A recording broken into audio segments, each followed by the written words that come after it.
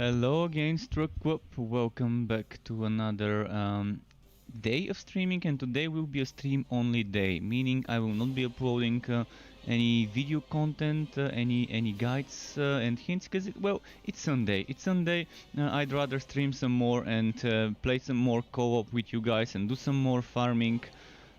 So more streaming, good news for those of you who love watching me stream and who want to come and chat with me and ask some questions and get some hints and tips on how to play your builds. So you're gonna have me to your disposal longer today. So let's enjoy this Sunday stream only day and keep the grind going. I still need just one item. I didn't sleep last night and then I slept in the morning. I tried to get this stupid item to get this build done.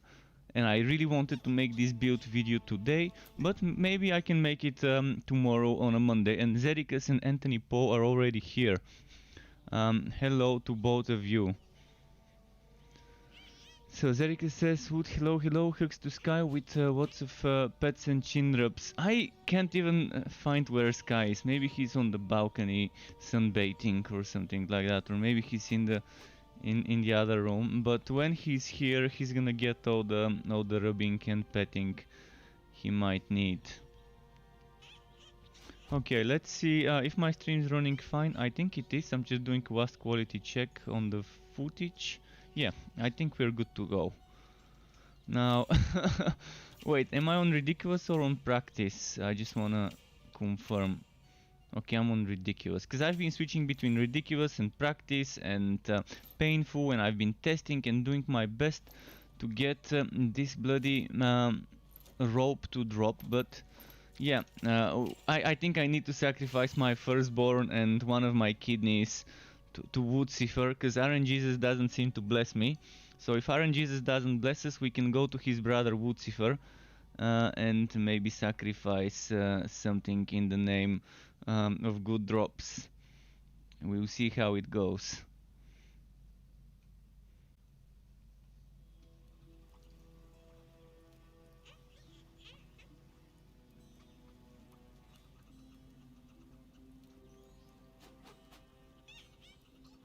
So okay, if you want to play co-op, let me know. I don't mind farming on any difficulty. So if you want to team up, just let me know about it. Okay. So much repeats.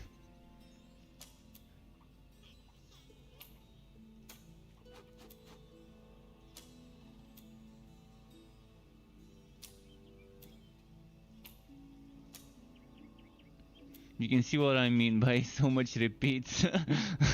It just keeps giving me the same stuff over and over and over. Let's take this here and let's. I just wanna make it easier to see what is a copy of what.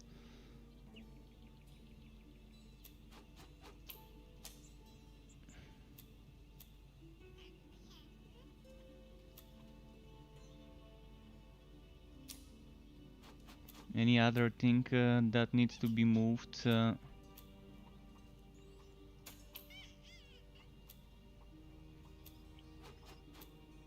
I think I'm just gonna move this and then this and put this here and put this there and put this there, and this I'm probably just gonna get rid of. There we go. Okay. So yeah, you can see how bad the work is when it comes to getting the same items over and over. 4 of those, 5 of those. I think I got another 1 or 2 of those, but on a different hero. And yeah, there's been repeats. The Stormblades are actually 4 of them. There's 4 Stormblades. Let's put the 4 Stormblades next to each other. Let's put those next to each other as well.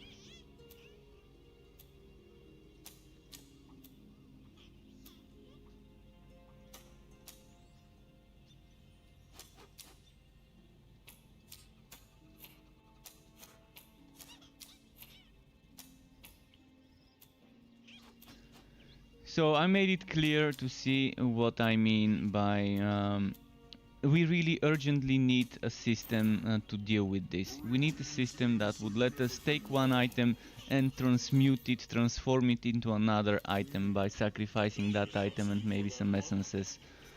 What I'm gonna do now is I'm just gonna do some sort of unique maps. Unique maps or gearwalkie maps, anything like that should be fine. I'm gonna go for some of the easier ones to do.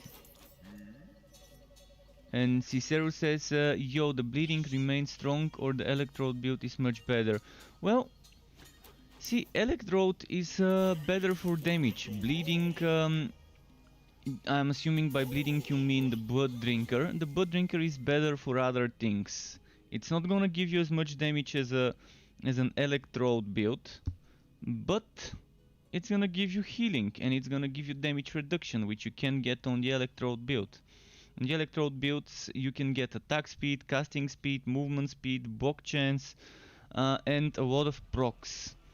A lot of procs. And mind you, yesterday I mentioned to some of you that are using the electrified build, not this version, that the White Wall Cave Breaker is no longer good.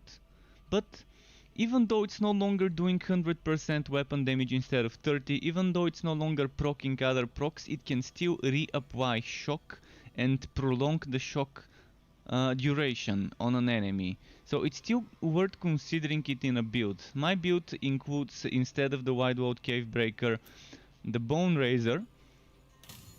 But for now, while farming lower and easier content, I decided to play a little bit with the Cave Breaker. So you will see me use the Cave Breaker a bit today. So yeah, it may not trigger other procs, but it still reapplies not poison, reapplies shock. And if I'm not using a weapon with chance to shock, it's pretty decent to have this Cave Breaker to reapply and apply shock. So it's an interesting synergy, but not the way I used to use it before. I used to rely on it to do okay damage and to trigger other procs. Now it can't do either of those things, but it still is not something too bad for a proc monster build, especially if your weapon or gauntlets don't have chance to shock and you're only relying on tingling sensation to shock enemies and to apply the shock. It's definitely worth considering using the Wide Wall Cave Breaker. And I've updated my electrified guide with information about the Cave Breaker being not as good. And I maybe should mention this thing I just said, that even though it's not as good as before, after they fixed it, it's still worth considering for reapplying the shock and keeping the shock on an enemy.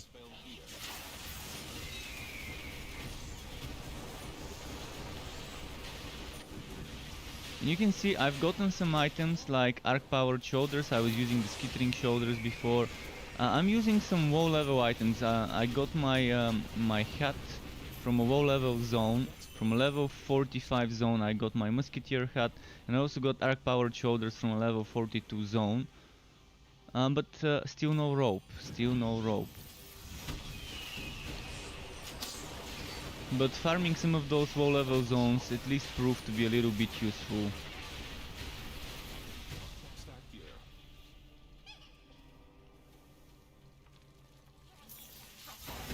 And Apok says, any early leveling guide for Sharpshooter? I'm playing Electrode. Apok, thank you very much for the question. I just updated 2 days ago or 3 days ago my Electrode guide on my website with how to level up.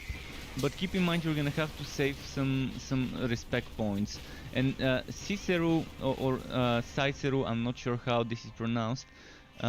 Pardon me if I did mispronounce it. Thank you for the follow. Welcome to the Struck Club. So Apok or Apok, if you're still there, check my website struckclub.xyz.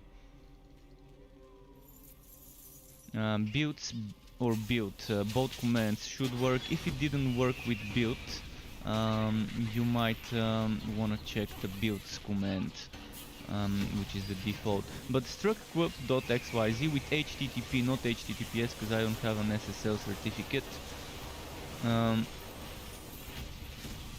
So yeah, you can try and following that guide, where we're leveling the build as a chaotic strikes build, and later when we reach the end game and we farm some items, for example the infectious shooter, then we can switch to the electrified sharpshooter thing. And this guide for leveling sharpshooters is good on any sharpshooter electrode, regardless of what you want your end result to be, of your end build to be. It is good advisable way of leveling up with targeted strikes and chaotic strikes. It's like the chaotic striker or the chaotic targets. Targeted striker, but targeted striker doesn't imply the chaotic strikes is involved.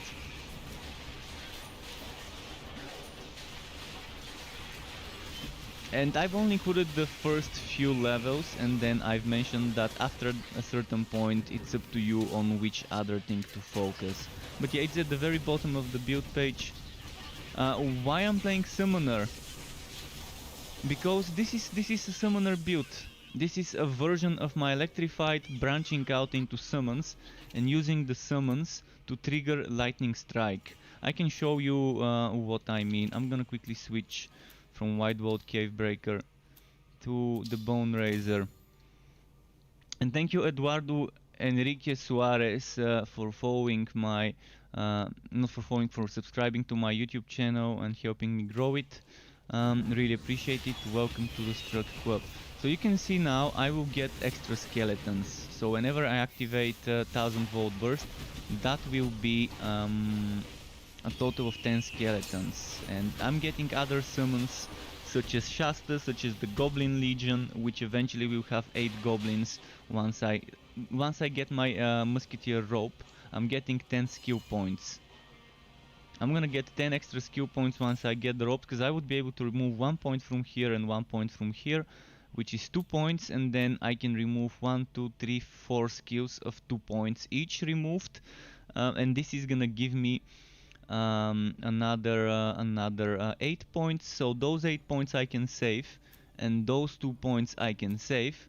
I will put into maxing out Goblin Legion to test how it goes with the brutes and everything there. And then I will put points into probably 1000 volt burst duration. And the remaining 2 points will go into Energizer. If I don't like Goblin Brutes too much, I can probably keep Goblin Legion at tier 1 and just lose 1 Goblin Brute and lose some of the cooldown reduction, but that would mean I would be able to max out this one and put more points here, maybe max out this one. So I will make few versions, suggested versions of how to play this. And you're probably noticing I'm not using Lightning Barrier for the Summoner build, just so I can have room for Goblin Legion in the build. But more summons means more things that can hit the enemies, and each hit on the enemies can trigger Lightning Strike. Which for a proc monster build is, at least for this proc monster build and the Electrified Sharpshooter, it's the main source of damage, one of the main sources of damage. This is why this skill, Scout's Bones with the Infectious Shooter, is so good, because it can trigger so many procs with every single poison projectile being able to hit the enemy and trigger a proc. It's pretty decent, and if you play it well, this build can take you far into the Fuzzier. I may not be a meta player and I may not be the best at using my builds, but there's people who have already reached stage 111 and 12, 15 with my build, with the electrified build. So if you've reached stage 100, stage 251 is doable, because 100 is when it stops becoming more difficult.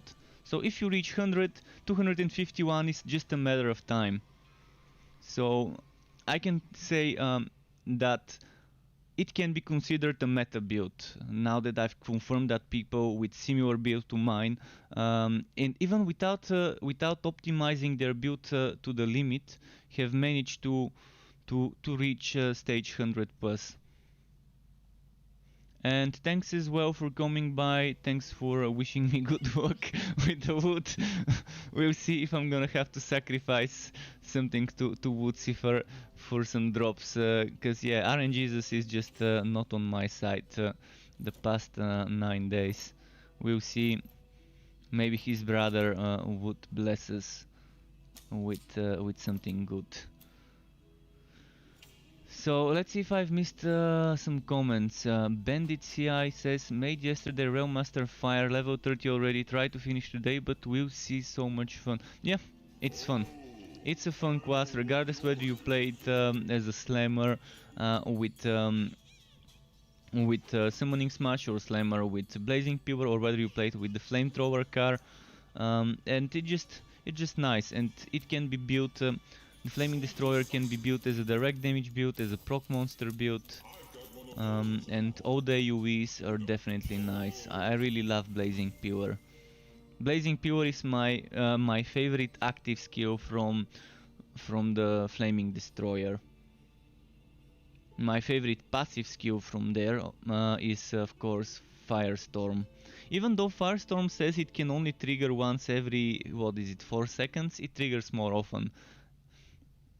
It triggers just as much, I think, just as much as this thing, which doesn't have cooldown and does the same damage.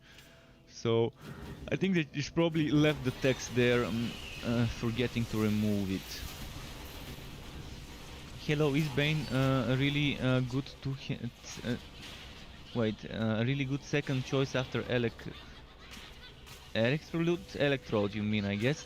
Any downsides with the poison one? The poison one, see, the poison one is for minion builds, and some minion builds are a little bit underpowered if you use the minions for damage, if you're not using a Realm Master. Realm Master with the train can be super strong, because Flamethrower car on a minion build, it can destroy content. It can destroy content.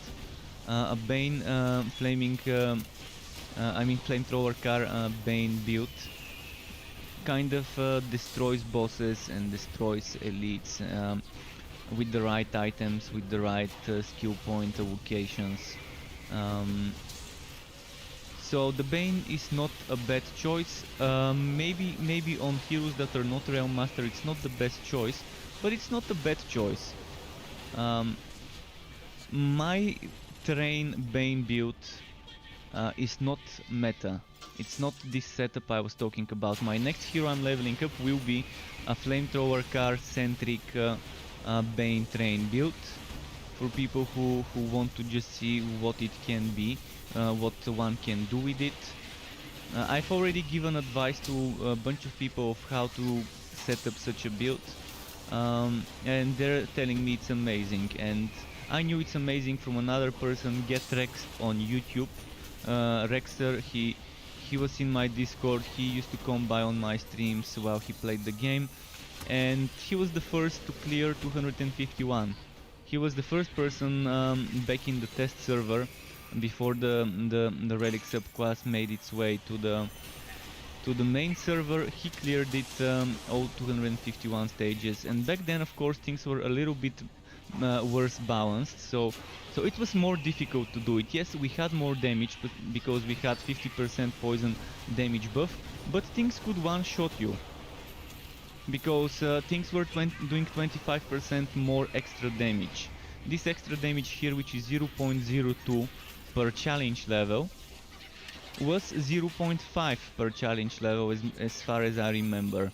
So he was saying that he was getting one shot by see those spiders, the automaton spiders, their poisoned versions would one shot you. If you step in the field on the ground, you would be dead. And the dude managed to do it with the Bane Train build even back then, with things just one shotting you because of being silly overpowered. You really had no time to react, just pure one shot. That's what he was telling me. I don't know exactly what his build is, but he probably still has it on his YouTube channel.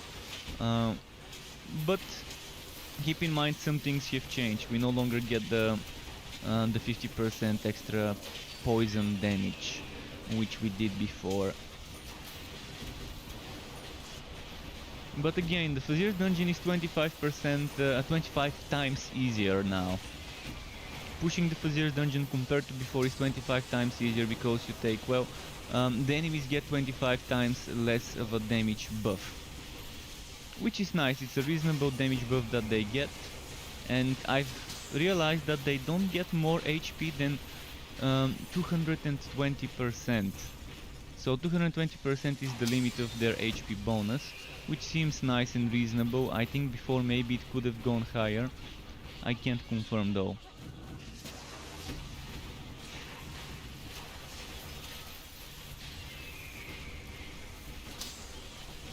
Okay, you've probably noticed how whenever I activated 1000 volt burst, it would summon an army of skeletons. 10 skeletons. I'm gonna go back to Cave Breaker for now.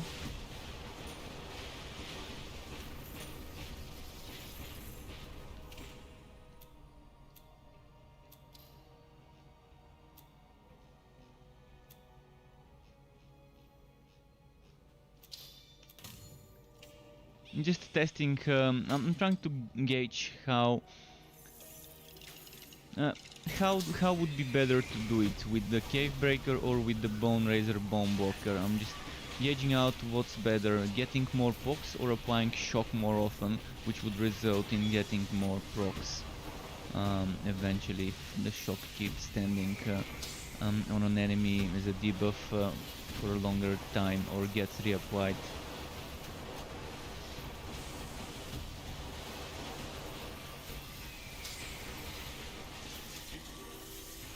I think I'm noticing better DPS with the Cave Breaker, because the Cave Breaker is all the time, and the Bone Razor Bomb Walker is just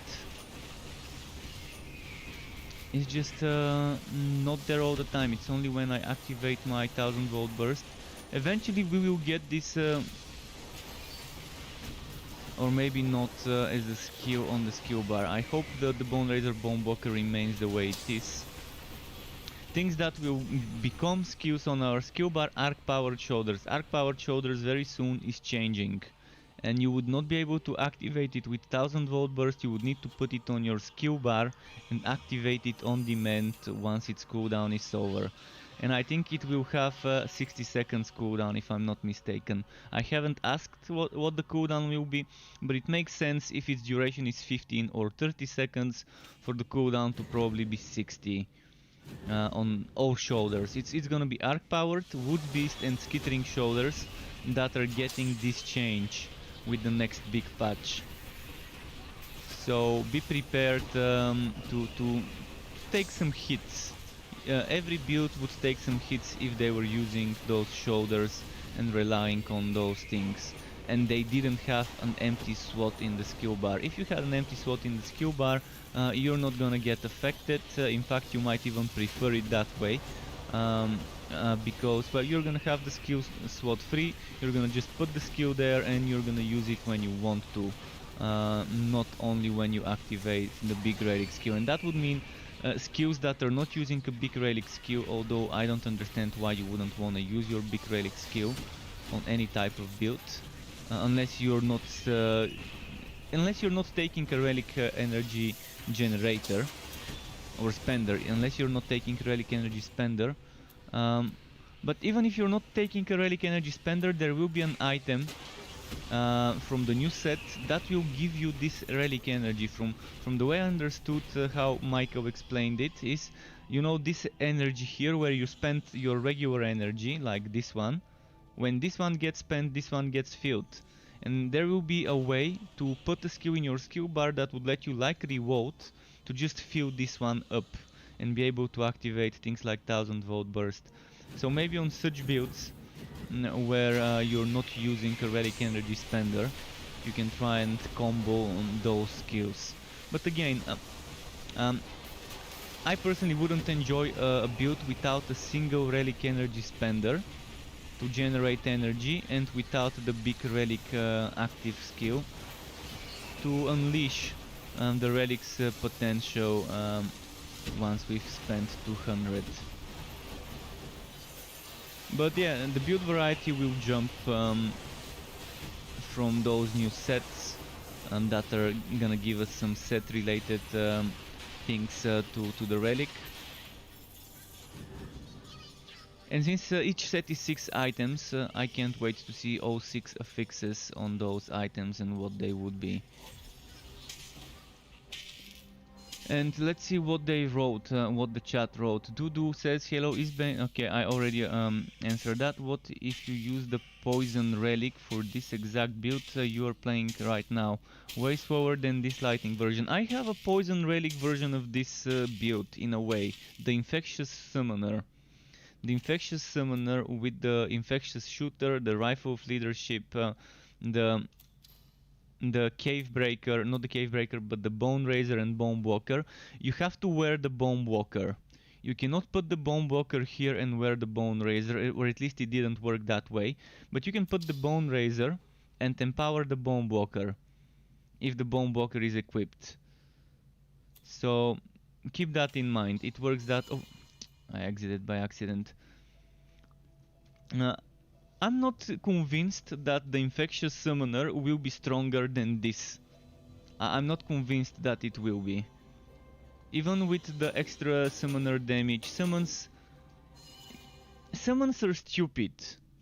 It's the best way to put it. You don't have an attack summoner pet attack button. For example, in Grimdown, I can, for example, say, let's say my thumb mouse button or my shift or out or whatever, or my number 7, or I could put some hotkey on the pet attack button, and with the pet attack I can tell my pets and my minions to move there or to attack this target if there is no if there's someone under my cursor. So I think this game really needs some quality of life in this regard for summoners, because summoner builds are super strong if the pets focus the same target. They can be very strong if they focus the same target, but most of the times they don't. Most of the time they attack whatever's closest to them. And most bosses have ads. They have certain phases where they would spawn ads, and yeah, this game can be better. We just have to give them the feedback that they need to make it better. Keep in mind, Extra is very good at soaking feedback and considering what works and what doesn't work, and what's legit and worth adding as a change, as a quality of life change, or whatever else. And Harshfully, thank you very much, Harshfully, for the follow on Twitch. Welcome to the Struck Club.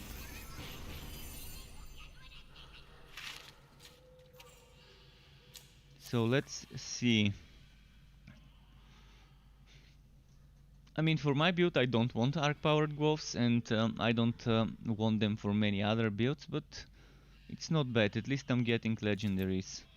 So eventually something nice might drop. But yeah, the pet system in general needs some improvements. Whenever they have time, I wouldn't mind seeing some improvements with the pet system. And I would also like to have those improvements applied to the minions as well. Some of them.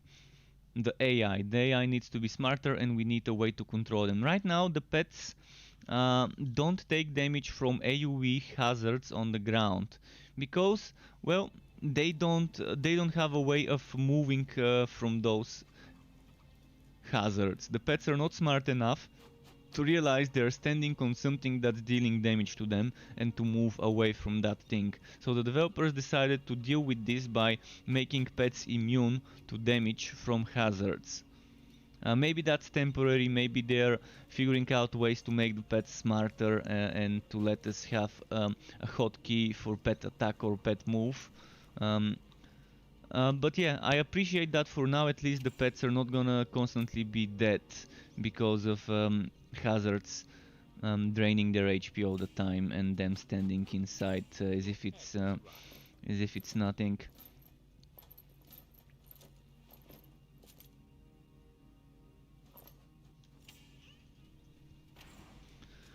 Okay, let's see where to put this thing. What do I remove? I'm going to remove. I need to get rid of something.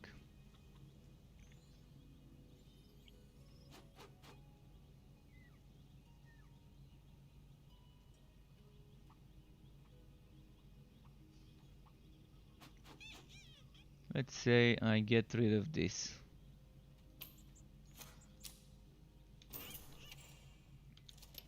So let's see what Eduardo Enrique Suarez said. What is your overall feeling about the game? Do you think it will be better than Chaos Bane in terms of engagement? Please let me know. I feel that I wasted money on Chaos Bane, don't want to do the same. So yeah, Chaos Bane, first of all, Chaos Bane has one of the worst communications with their community.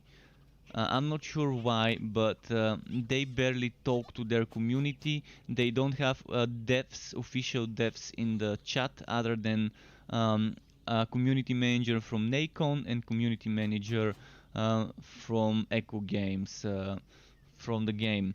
So Chaos Bane's devs are just not doing their job very well in many ways. First of all, the first couple of months of development after the launch on Chaos Bane were just wasted in the wrong way. And their balancing has still so many flaws. Elessa, such a fun character, yet so badly balanced compared to the others. So Chaos Bane has an upcoming update, November 19th, the same date when Cyberpunk 2077 is coming out. Very bad date to release your new Slayer edition, as they're calling it, on Xbox Series X and Xbox Series S. But Chaos Bane will get apparently a Witch Hunter class. So if you've played Vermintide 2, think Saltspire, Victor Saltspire, you're gonna get something like that in Chaos Bane. That's probably not gonna be enough to make most people return to the game. And there's so many things that just need to get improved in Chaos Bane, and the devs maybe are a smaller team than this team. I'm pretty sure they are actually a smaller team than Ectra, but Ectra, I think Ectra are a much better team when it comes to handling bugs, handling the feedback that the players are giving them, constantly communicating with the fans, with the fan base, and listening to that feedback and improving the game after soaking the things we've told them. So I definitely think that this game will be handled better than Chaos Bane, and I think both games have good potential, but this game is just listening. And when you're listening to the community, you're doing your best to try and make the game enjoyable for everyone. It's impossible to make it enjoyable for everyone, but I appreciate that they're trying to. Kudos to Extra Games for trying to and for listening and reworking the skills, reworking the relics so many times since alpha. I've just seen this game change from something that was bad, but I still enjoyed, to something that's mediocre and I still enjoyed, and I can even say that it's past mediocre now. It's getting close to a very good game. It may not be a great game yet, it still needs some polishing, it still needs quality of life, and still needs more endgame activity variety, but with enough time this game can become better. I really hope that the community doesn't abandon the game, because for example Chaos Bane had one major problem, drops. And they were much worse than the drops in this game, believe me. Yes, I needed to sleep 4 hours a day just to finish my first builds in Chaos Bane. In the first few weeks after launch, I had like a series where I would just sleep 4 hours a day, so I can have enough time to farm the items with the shitty drop rates. And it took them like 2 months in Chaos Bane to fix this. The developers here heard our feedback and on day one they increased the drop rates a little bit. I still think some things are dropping more than others. For example, while you're leveling up a hero or helping someone level up their hero in the quest zones, it does seem to drop a bit more than the Fazir, but it's not bad.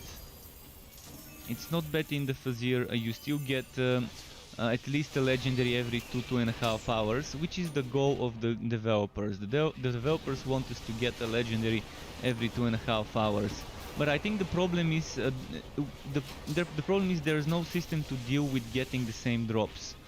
For example, take Chronicon. In Chronicon you have a system where you can take one set item and some crafting materials and then get another item of the same set.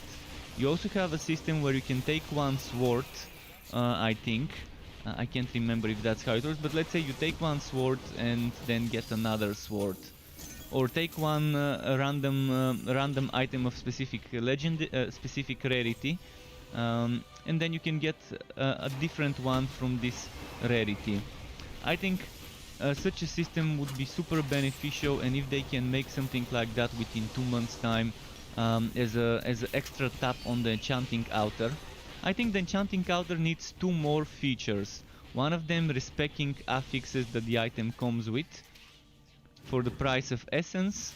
The other one would be transmute, or whatever they want to call it, which allows us to get certain items by sacrificing other items that share a property with them. They could share a property by being part of the same set, or they can be the same weapon type, like sword gives you sword, mace gives you mace, and so on.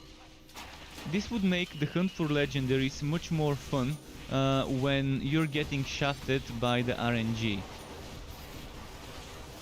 See, if RNG keeps equipping a sandpaper strap on and shafting you, you need a way to deal with it. You need a way to deal with it, and I think Chronicon is a game that did it amazingly well. I'm pretty sure there are other ways that did something similar. Just Chronicon is the most recent example of a game in the same genre, made by, I think it was made by a single person, if I'm not mistaken, or maybe just a very small team of devs. Yet the quality of life things in Chronicon were amazing, and many developers can take a hint from some of the things that have been done there. There's other things I might not have liked, with the endless being really endless in Chronicon and not having a final level like here, and with how the final difficulty is only available for those super meta optimized builds in Chronicon, whereas here everyone can play ridiculous. Not everyone can push for the final stage of the Fazir, but if you're doing ridiculous map works, you can do it as long as you have good items. You don't have to be a rocket scientist. Of course, you can screw up your build and have even in ridiculous map works some hard time, but I like this about this game, and this makes it stand out and be more suitable for people who don't really want to be meta. I think meta should be about min-maxing your items and doing the end game, the fastest content faster than others, the hardest content faster than others, rather than meta giving you a privilege of doing the hardest content in the first place. That's how I think it is. If you're a meta player, if you can min-max your build, if you're like that top 1%, I don't think you should have access to exclusive content that only you can do, but I think you should be able to do that content quicker and get wood faster than others, and that should be your privilege by being better than them. And being able to reach higher stages, another privilege. You have it, you have a badge. If you can reach 251, you have the bragging rights, okay. But of course the Fazir needs more rewards. I think many would agree here. But I've seen people saying that ridiculous is very easy and it needs to be harder. But again, that's what the Fazir is for. The Fazir is making ridiculous harder than the base one, than map works that don't give you affixes or damage increase or movement speed increase.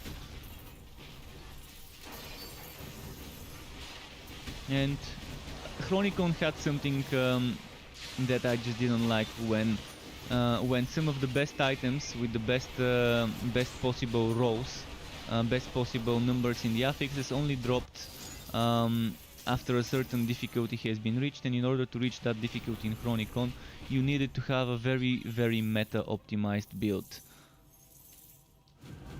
And it was just not fun to strive this hard, to try too hard to get this done.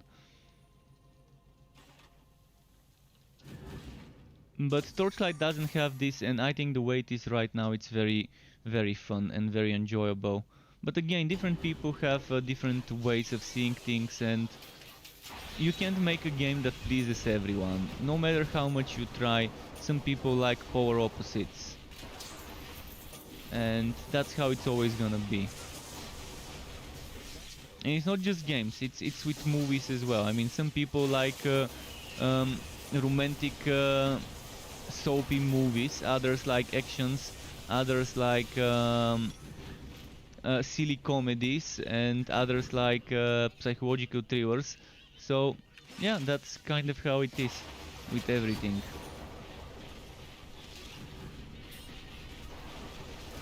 But you know, RPG stands for role-playing game. It's all about experiencing growth.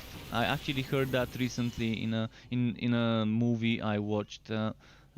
That they mentioned this that RPG is about experiencing growth, and I really agree with that. It's about experiencing the growth of your character and feeling the impact.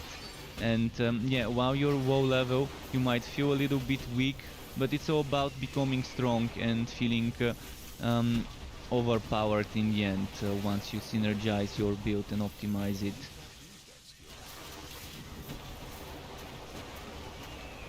And enjoying the journey on the way. Let's see what comments I've missed after this boss fight. If I'm not replying to comments while doing maps sometimes, um, pardon me for that. Sometimes I just try to focus not to die. But I try to check the comments in between maps every time. So I'm probably gonna write up this as a suggestion on Note. The transmutation system and the affix rerolling system. I'm gonna probably screenshot the enchanting UI and rework it as a mock-up of an example UI for the new systems with some of the assets they've given us. But yeah, basically I want to rework this UI. Let me check some of the comments now. So I got Cosmic Wolves 3 times in a row before the contract change. Before the contract change. Nice way of putting it. So discouraging. Chronicon isn't meta based at all. Almost every single skill can push to endless 400, which is considered peak. Very pointless to push after that.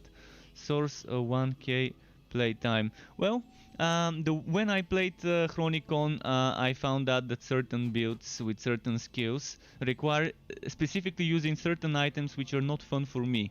The way I wanted to build my build was not meta. I had to use different items and I didn't like the way those items work. I didn't like the way those items force me into using a specific synergy instead of using the synergy I was going for. So it's not very well balanced, and not every build can push past a certain wave. In fact, I probably haven't even pushed the first wave of the endless, let alone the.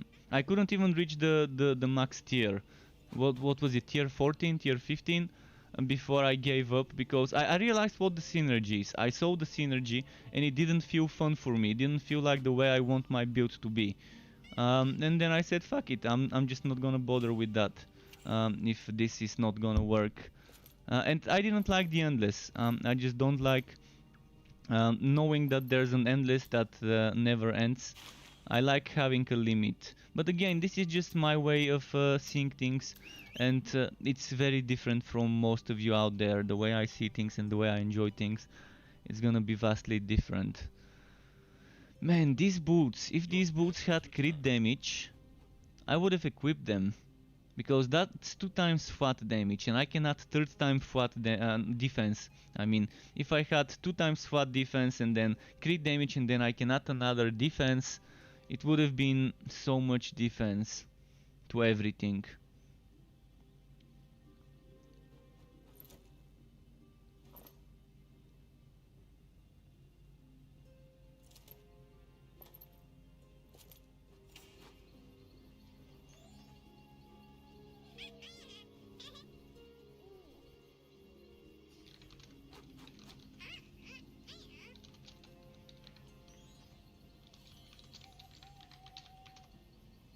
Okay, someone just asked me something on Steam about defense. And this is a good time to explain about this. See, this one says 2260 defense. This defense is physical, and physical damage gives you a resistance against every element. So if I remove, let's say I remove this, that gives me fire. And let's say I remove this, that gives me ice. And let's say I remove this, that gives me, I mean electric, and this one is electric and fire, and this one is electric. You can see now I have physical, and this is defense against every element. And let's say I equip something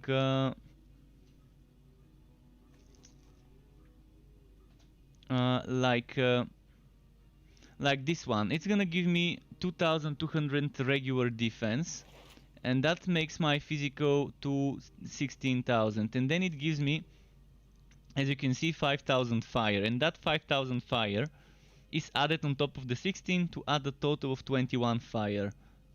So physical defense is not defense against physical damage, it's defense against all types of damage. This is something many might not realize. So this 24,000 is included in this number and in this number. And that's why physical is so good sometimes. Of course, the other elements are probably better if you can stack a full set for every element and then just switch between them. It's probably gonna be very nice, but I normally go for physical. But yeah, someone just asked me about this on Steam and as a PM, and I decided, okay, maybe someone else is wondering about this.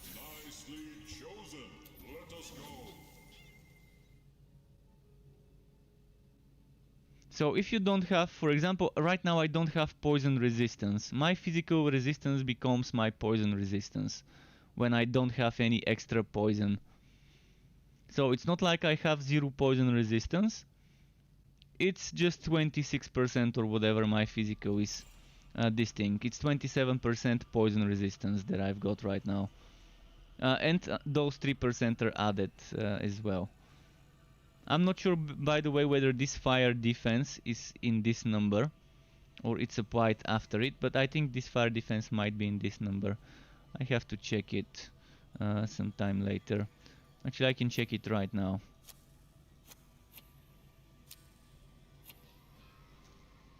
So with this I need to have 7,550, what, 53? 7,553, and I have 7,765. So I think this 5%, 4% fire defense is being added. Unless I'm mistaken and I'm missing something here. But yeah.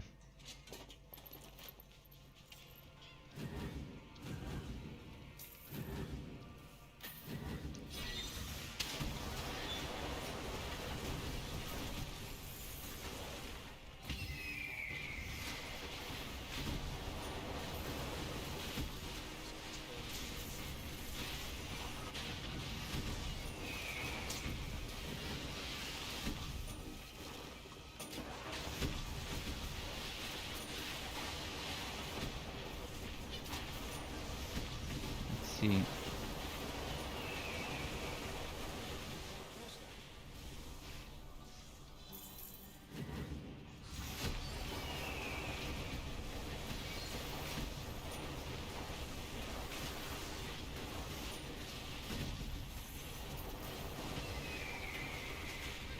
Yeah, I think using the Cave Breaker results in more DPS than using the Bone Razor Bone Blocker. So I'm going to mention either of the two are a good option. Either of the two are a good option, but maybe the Cave Breaker, by reapplying the shocks all the time and being there for you all the time, might be the better option, even on the Summoner build. Even on the Summoner proc build, the Cave Breaker might be the better option.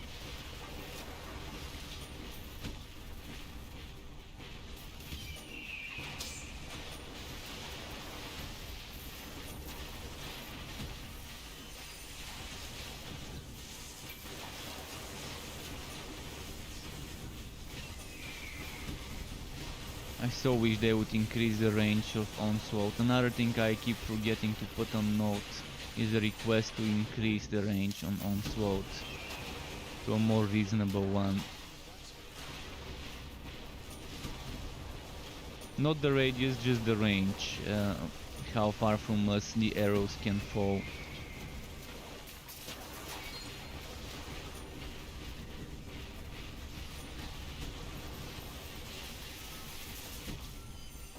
You can't use that skill.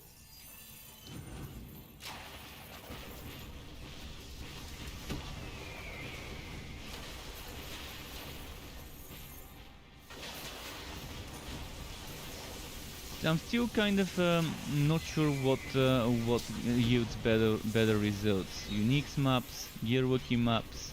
I mean, most of the drops I get from trash enemies. Most of the legendary items in this game I've gotten have been from enemies that are not champions. Just the basic enemies in the map.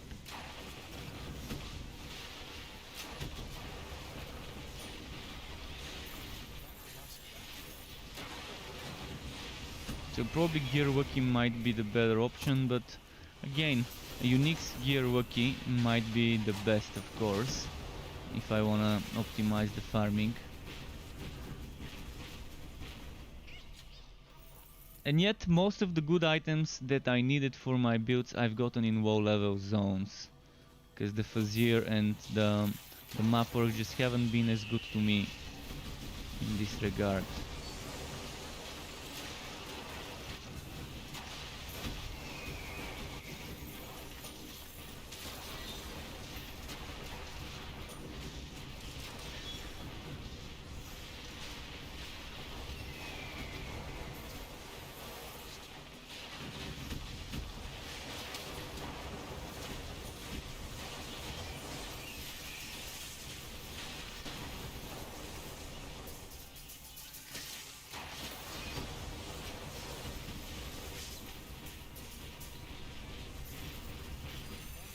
Okay, let's keep moving.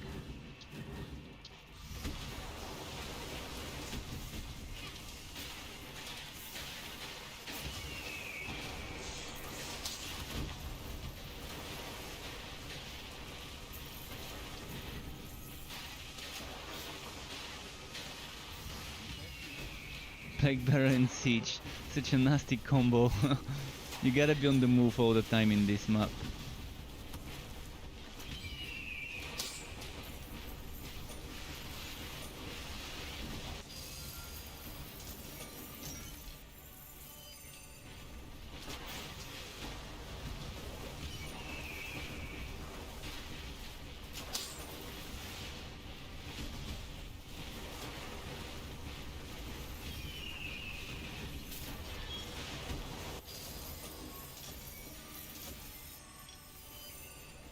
Oh, Spaceman, welcome to my Twitch channel. Thank you for the follow to you. Appreciate that. Let's see what this one will drop. Zippy Izzy.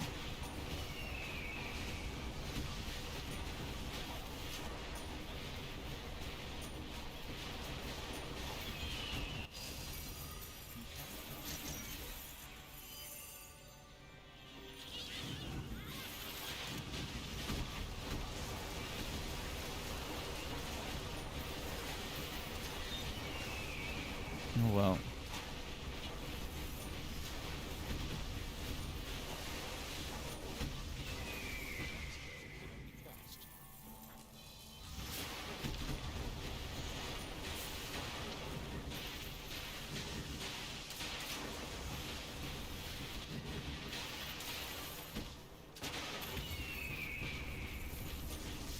Keep moving. Oh, actually, this is a great thing for this build. For this build, this shrine is amazing because, well, it lowers the cooldown of your what's it called, the Scout's Bones, and that's a good DPS boost. Having Scout's Bones recharge quicker. I can't wait for Revolt to get fixed so I can spam Scout's Bones 3 times in a row with max level Revolt. I just can't wait for this to be a thing.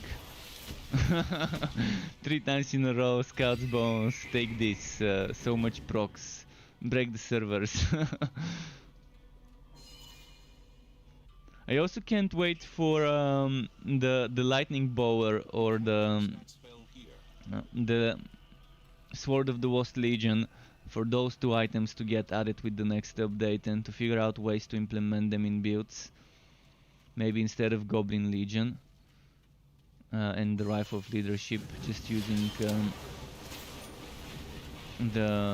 maybe just using this thing.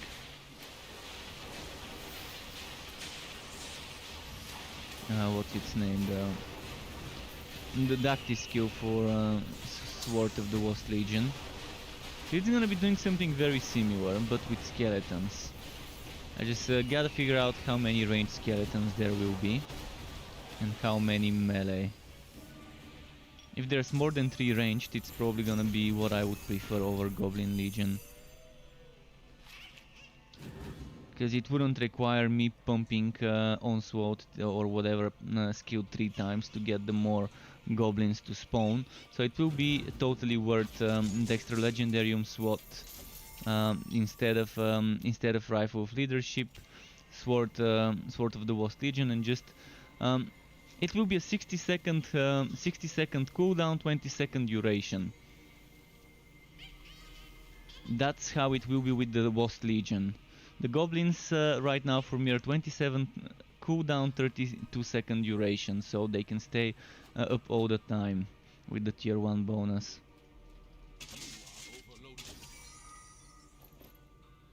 So there will be some downtime with the other one.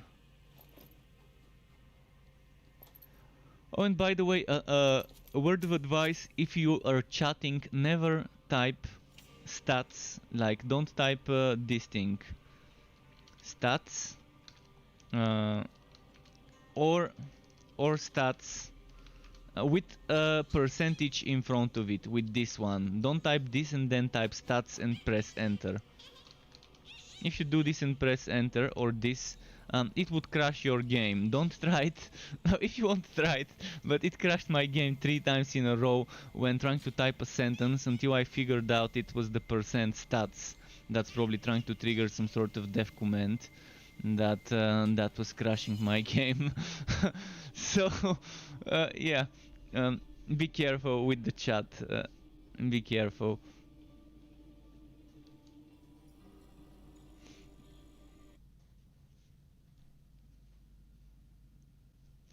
Don't throw people telling them to type it as well. But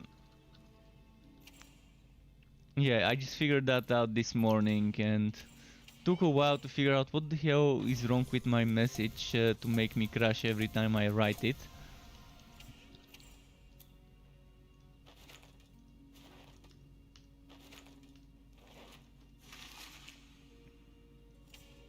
I read YouTube chat. In between maps I read it. How is Dusk Mage plus Electrode? How do changes pets...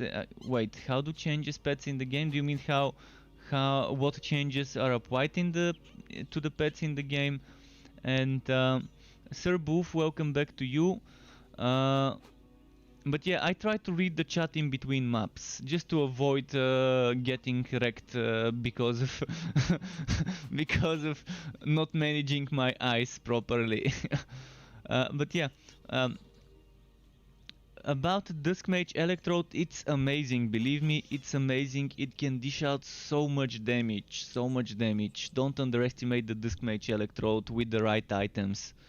It may be a little bit slower to level up and a little bit more difficult to level up, but once you get it going, once you hit level 20 and get Absolver and get Entropy, and then get your Harmonic Form Duration from Light Spear and get your Harmonic Form Duration from Energy Spike and get your extra damage from Celestial Gauntlets and 2 more other pieces of the set, and get your mana infused boots, and then get mana cost reduction for Absolver if you're spamming Absolver, or mana cost reduction for Radiant Blast if you're spamming Radiant Blast, whatever skill you're spamming. you want mana cost reduction, because Electrode gives you 50% casting speed with this, and it gives you 25 casting speed with this being tier 3. 75% casting speed, you're gonna be draining your mana, but casting skills quickly, like there's no tomorrow. So all that burst requires managing your mana, and to manage your mana, you need the Celestial Boots and mana cost reduction. You just can't get it sorted without mana management. So let me try and show you the Celestial Boots. Mana infused you get from them, and mana infused is just amazing. Mana infused with the set bonus triggers after using skills with cooldown, and you can use a lot of skills with cooldown. You can make Entropy a cooldown skill with the Molten Reach, which is my suggestion. Then you can use Dark Spears, and you can use other things like, for example, your Shadow Step can trigger the Celestial Boots. Where did those go? Those boots here.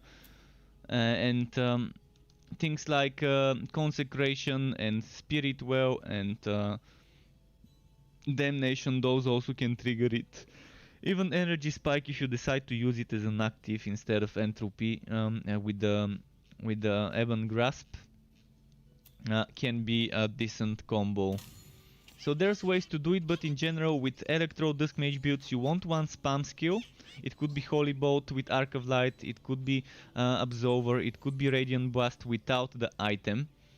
It could be Unholy Bolt, it could even be Holy Fury, but I don't know, I don't think Holy Fury is that great, even with the casting speed, making it do damage more often. What's my gold, by the way, at right now?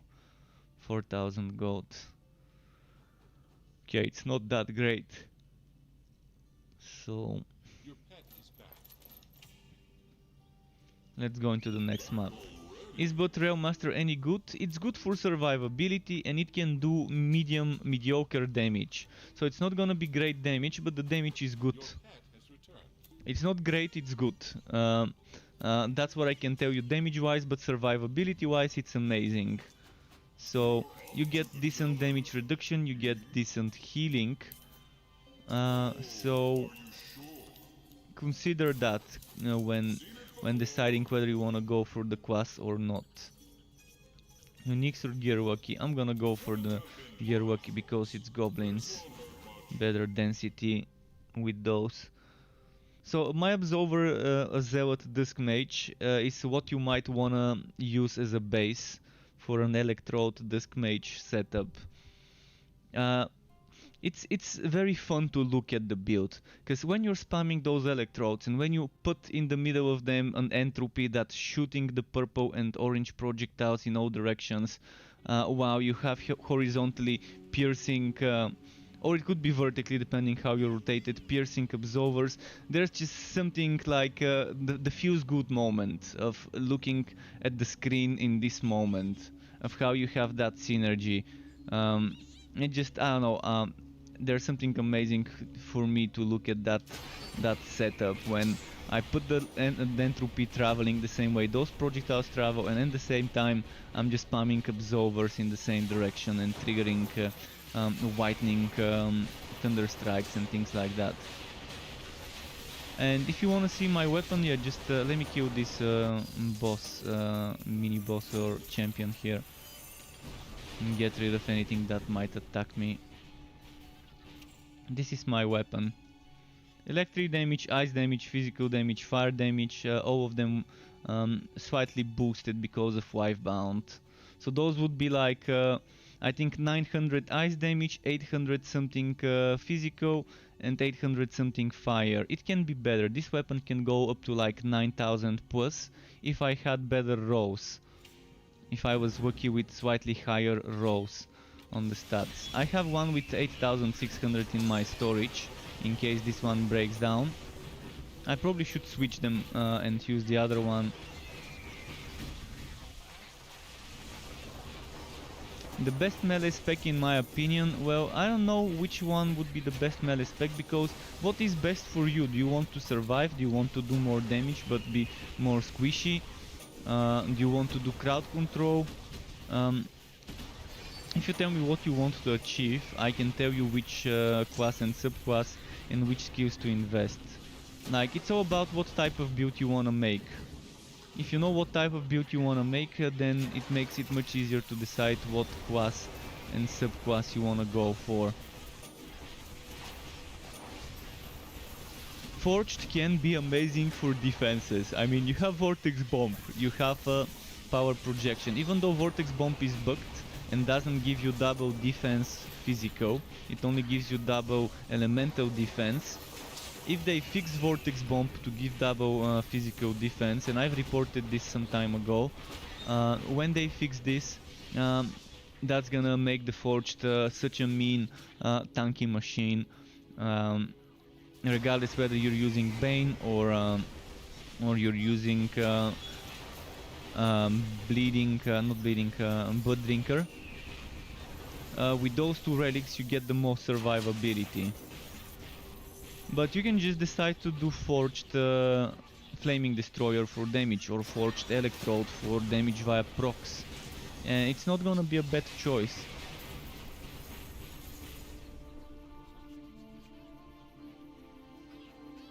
So what did I miss? War 187. If I have like 60% physical resistance and one item with fire and no gear with poison, will I still have some poison resistance? Yes, 60% physical resistance would equal 60% poison and 60% fire and 60% lightning.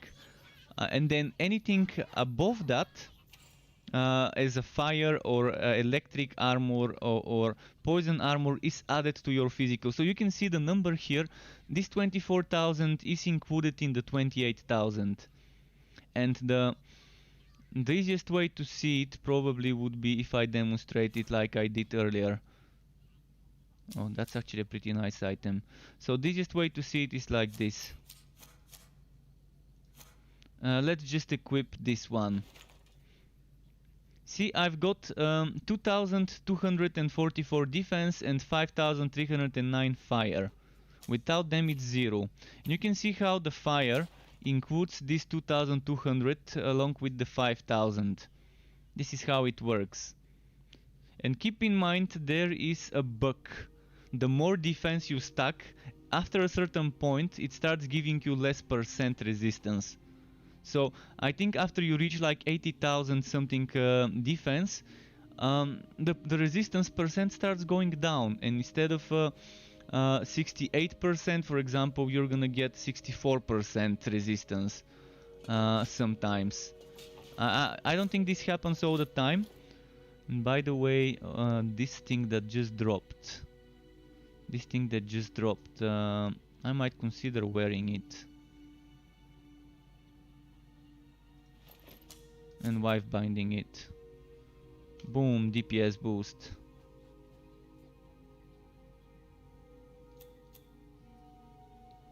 Now I've got a spare chest piece.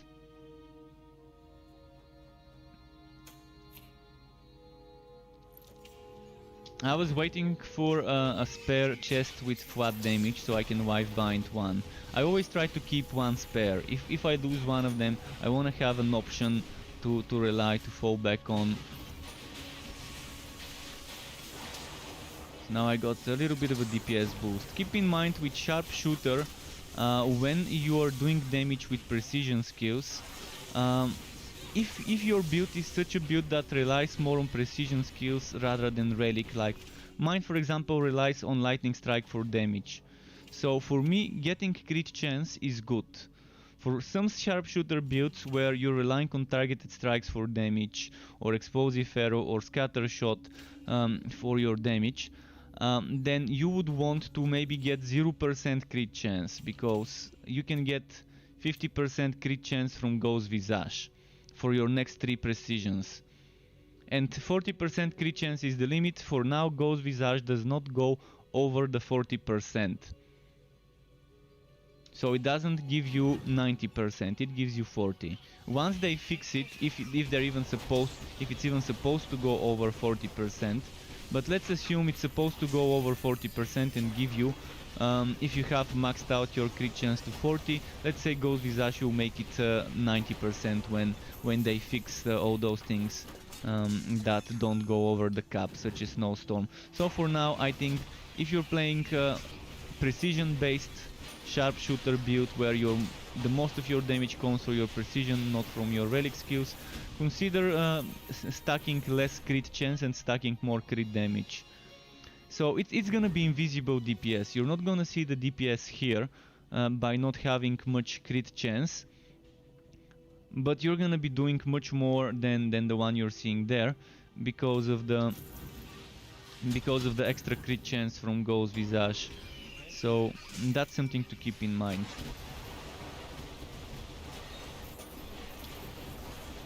For my build, it's good to max out my crit chance, or at least keep it at 35, 36, because again, most of my damage is not from my precision skills. In fact, what Onslaught does is trigger lightning strikes rather than do damage. I mean, it still does damage, but it's more useful to trigger lightning strikes rather than doing damage to me.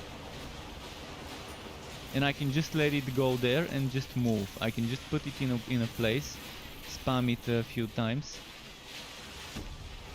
like this. Put it there and I can just move away and it's just gonna do its damage. I can kill other types of enemies with something else in the meantime.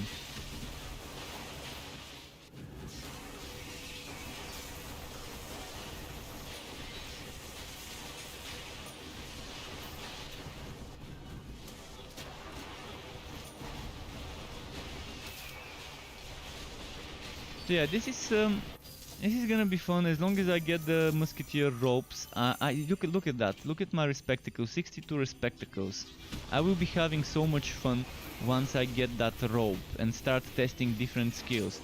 I will be testing tight grouping and to see if tight grouping increases the damage of my gauntlets, because my gauntlets are summoning summons, minions that shoot tight grouping. So if I level up tight grouping, would my minions that shoot tight grouping themselves get more damage? And thank you Timustak, thank you, I hope I'm not mispronouncing this. Thank you very much for following me on Twitch. And GB the Frey says I see what they say. Just give me a moment, guys, we need to get rid of those bots. So let's just get rid of it. And any way to get legendary maps for now there isn't.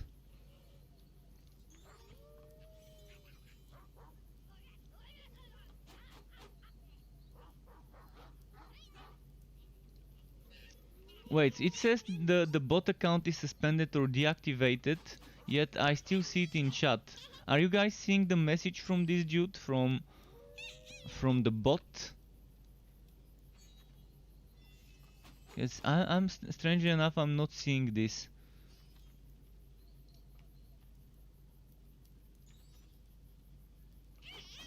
And thank you on Belliskner. So yeah, just a moment. I'm gonna quickly reset my chat on screen so that we don't see the annoying bot message. And now you're realizing why I have censored certain things like follow and things like that, and com. So let me quickly just remove this by refreshing the cache, clearing the messages. There we go. But yeah, it's not letting me. There we go, ban. It was weird. It was not letting me from my browser, from my Firefox, to ban this bot. And who else followed to Belliskner? Thank you very much. And you see Nightbot. No, I meant the bot. There was a spamming bot. You know those bots that spam, wanna do something? Go to my site. I will steal your financial info and and sell you other things. You see, those bots that are spamming smaller streamer channels, trying to sell you follows and subscribes and such stuff. I mean, regardless how much a streamer would want follows and subscribes and all of that, they should never trust a website like this with their financial info. You never know who's getting that info and what they're doing with it.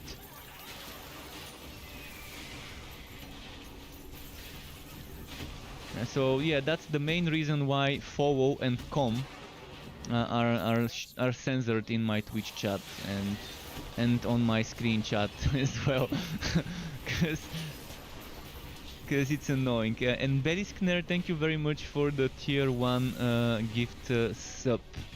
1 month tier 1 gift sub. Thank you very much. Congrats to the person who won that. To Timustak. Congrats Timustak on winning that gift sub from Belisner, right in the feels. Right in the feels, really appreciate this. It really struck a home run. And Ardown DK, thank you very much as well for the follow. Welcome to you as well. Welcome to everyone. Even to people in the background just watching. Really appreciate you being there and watching my content and my stream.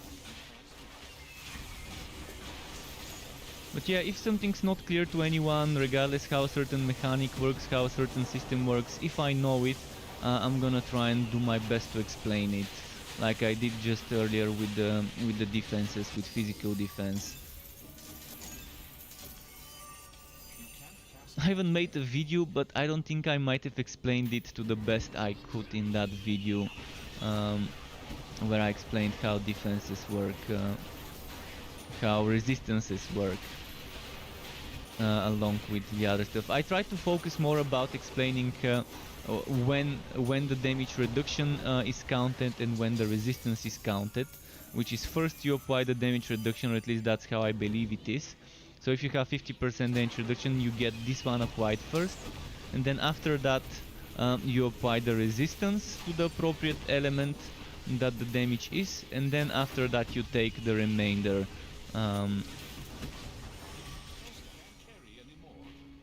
That's how I think it works, unless it's the other way around, but I think it's damage reduction first, resistance second. I'm actually gonna ask. Next time there's a dev chat, there should be a dev chat tomorrow.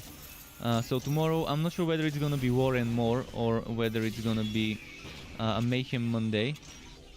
But I'm assuming either Michael or Sean should know how it works, whether it applies the damage reduction before applying the resistance to a certain hit you're taking, or vice versa.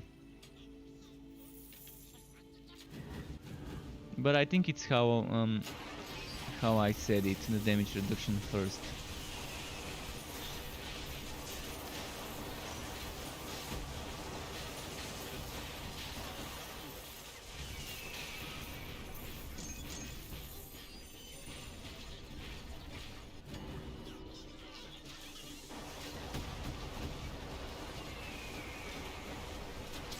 And in wait, Nepen, wait, I can't pronounce this. XI Nepen the IX. Nepenti. Let's say it's pronounced Nepenti. I hope I didn't mispronounce it. He asks if I've got a guide for this. So Nepenti, yes, I've got a guide, not exactly for this, but for something very similar, and it's something that people have used and modified to reach over a stage 100. So you can check my website struckquip.xyz. I'm gonna give you the links, and you can look for Electrified Sharpshooter.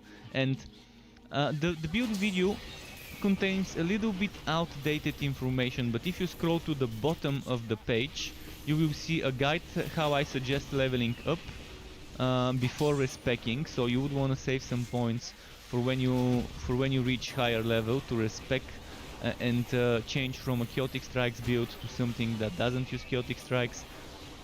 But that other build will not be the Summoner version. This is the Summoner version, and once I find the last item remaining for the build, I will make the build video. If I'm lucky, I'll find the item today and make the build video tomorrow, and upload the guide and everything tomorrow.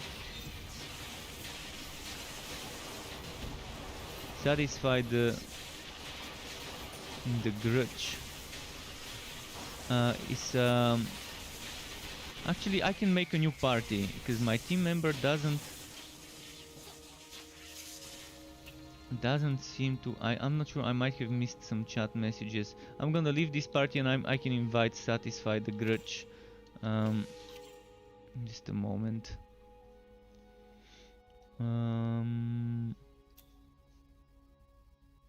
Oh wow, it left my instance. Really? While you're leaving a party, it leaves your instance? Even though it's your own instance in your own fort? I can invite Satisfy the grudge. While I'm here, might as well gamble. But yeah, check the Electrified Sharpshooter and pay attention to the bottom. The skill point location at the bottom is up to date.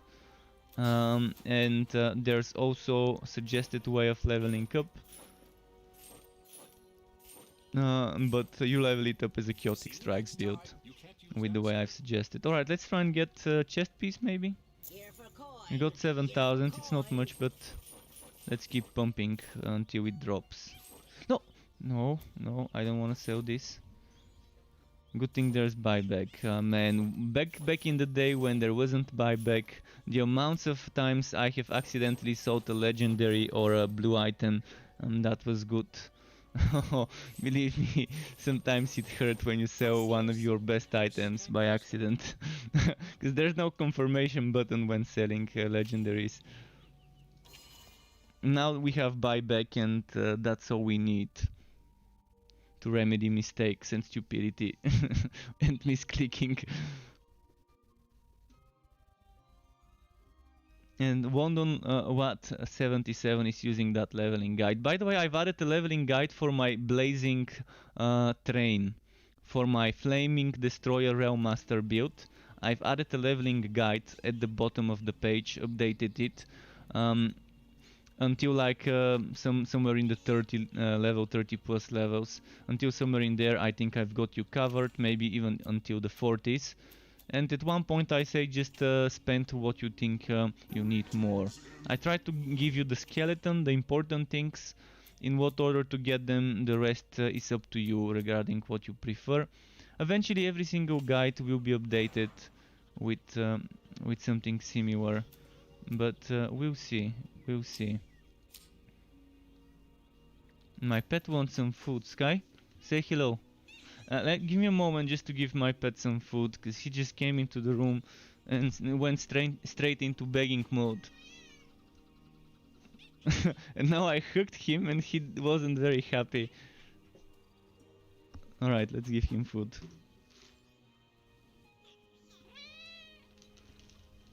There. Okay.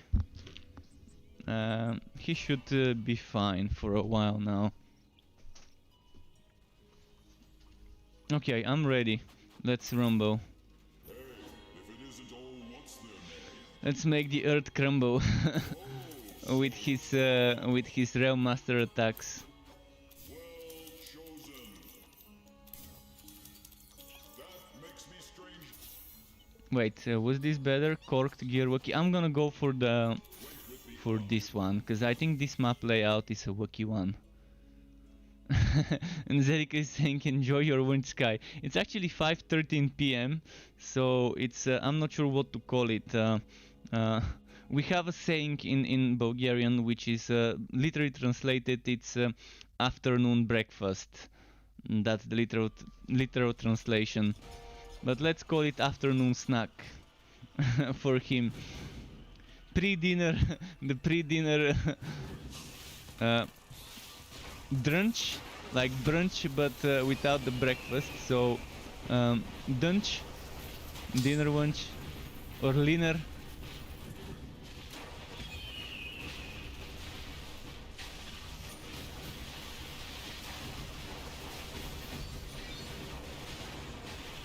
But yeah, this piggy is always hungry.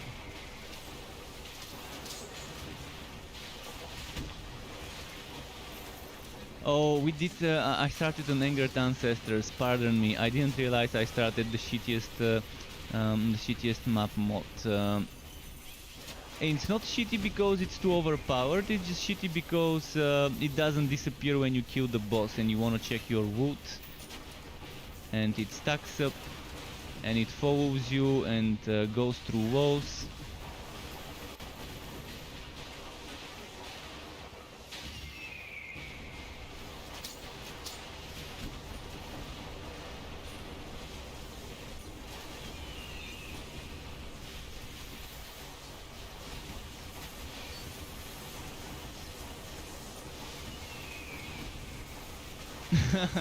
those those angered ancestors.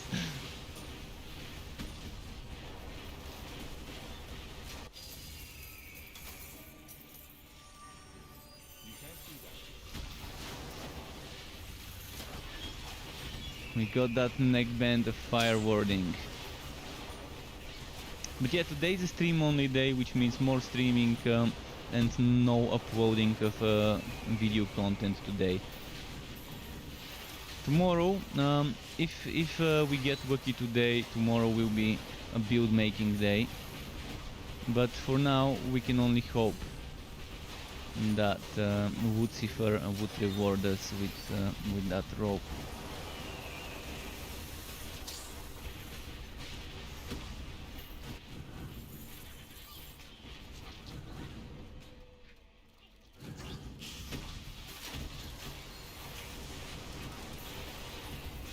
Ah, taking damage from somewhere.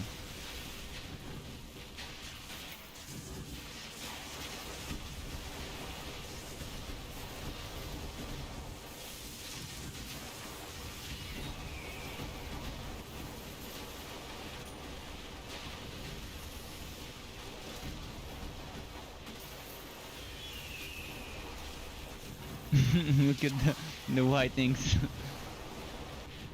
I'm keeping my distance, that's why I'm not using Onslaught, because it's not gonna do much until they increase its range. I hope I'm not the only one that thinks Onslaught needs a range increase.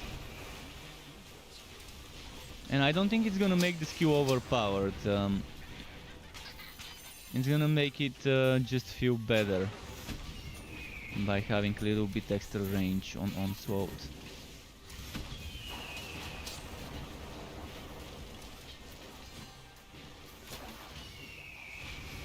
See. Wow, so many explosions.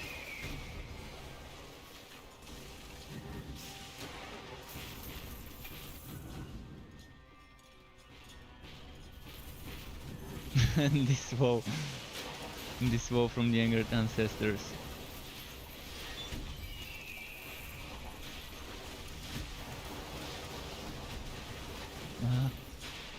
Got stuck for a moment.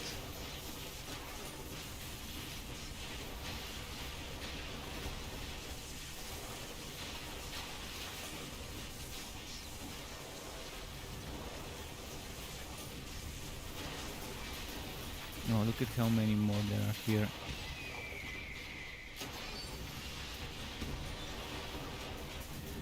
Normally with proc monster electrode builds, the more enemies you keep together, the better it is, because when one dies they would make a shock bolt, and that shock bolt would hit the others. So they're very good for clearing big groups of enemies. Not bad for clearing single target, but they truly shine the electrode shock bolt builds when there's more enemies on the screen.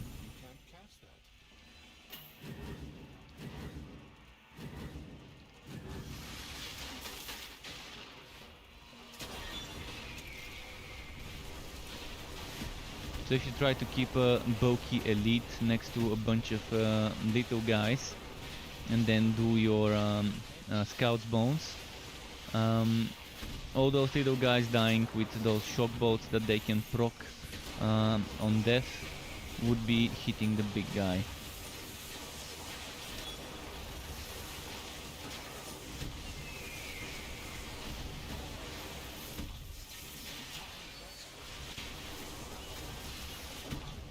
I'm wondering if his miasma 100% minion damage applies to my minions.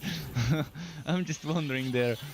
I'm pretty sure it doesn't, but wouldn't it be nice if it did? If that 100% minion damage from his miasma applied to my own while nearby.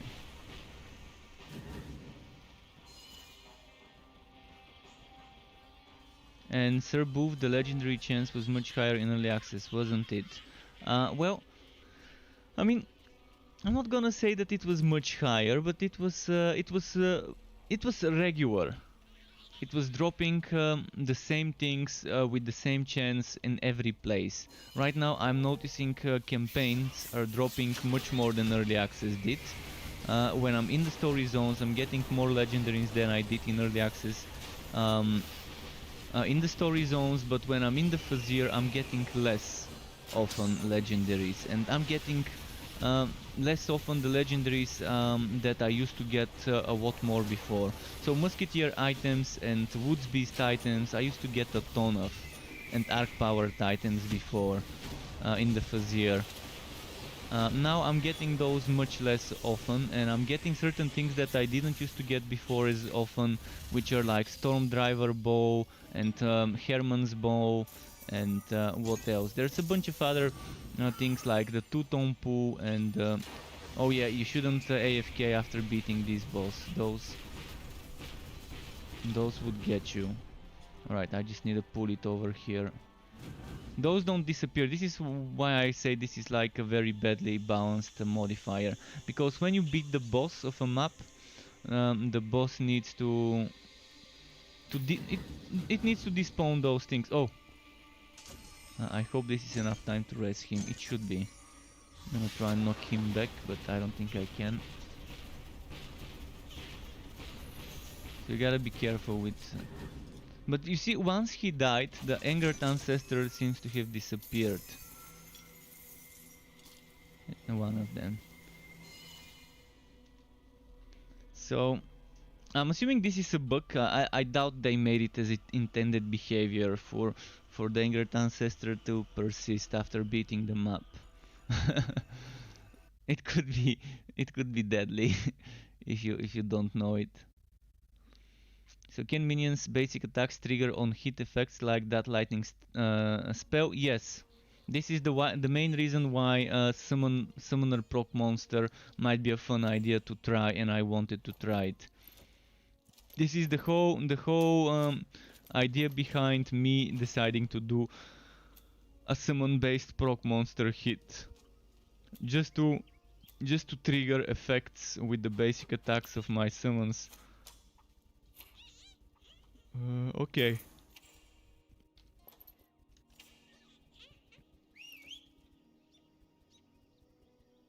And he said it's drinking time.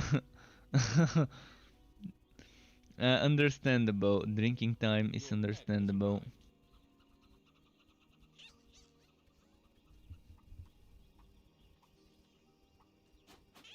Someone was asking about the highest challenge level. Let's tell him.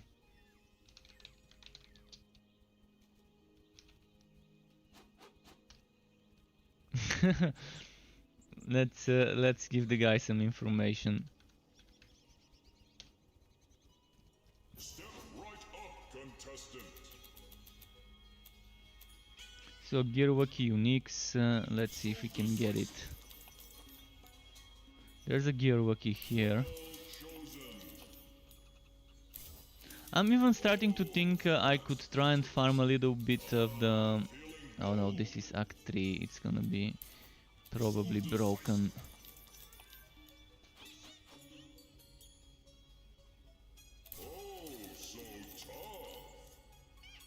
Let's see.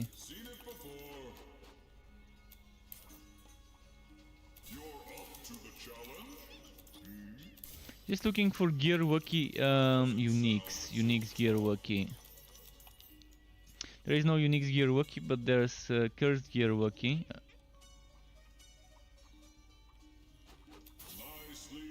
And someone that I was in a team with yesterday was doing the very first Fazir dungeon map, and he kept getting legendary after legendary after legendary after legendary, like 4 or 5 times in a row. He kept getting 1 legendary per map, sometimes 2, in the very first dungeon stage, where the enemies are level 46.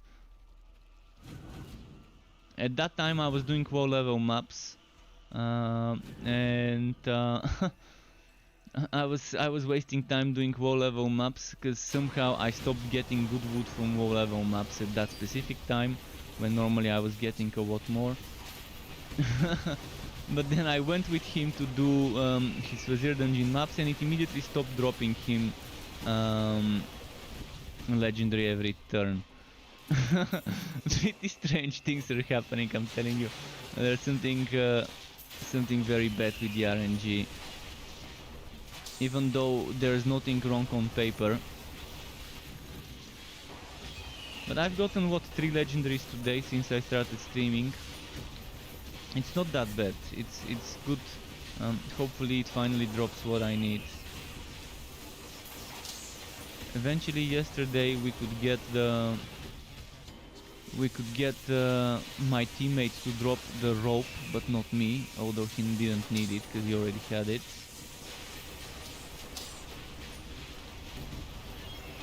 Let's see if I missed any other questions. I think the quality has also changed. Some item I got 10 times, others I haven't seen yet. Well, I confirmed this with the developers 2 days ago on the official dev stream on Friday.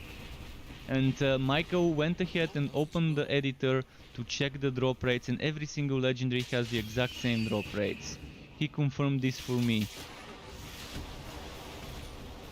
Why certain people are getting repeats? It's just RNG being a bitch. That's what it is, and that's why I was saying we need a system to deal with when the RNG is just not being good to us.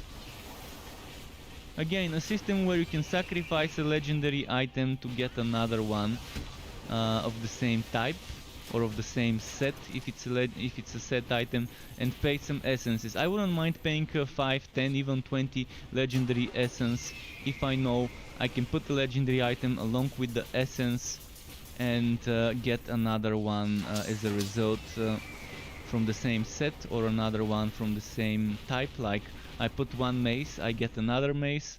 I put 1 sword, I get another sword. I put 1 rifle, I get another rifle, and so on. So I'm gonna try and use Photoshop to make a mock-up using the current enchanting interface, and maybe make it like a proper visually nice looking UI mock-up that they might consider implementing. But I think this needs to be a feature of the enchanter outer, along with re-rolling affixes.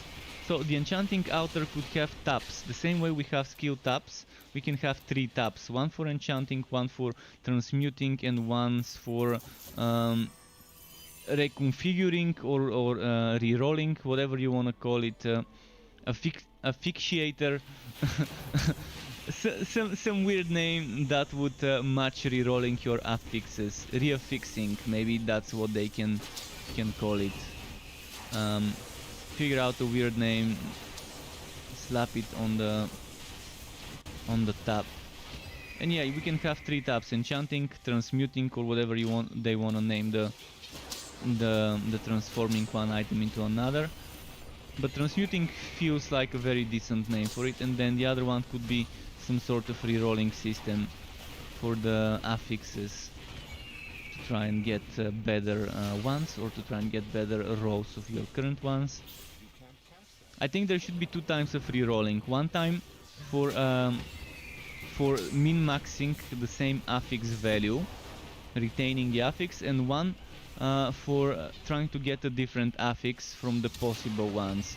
So let's take let's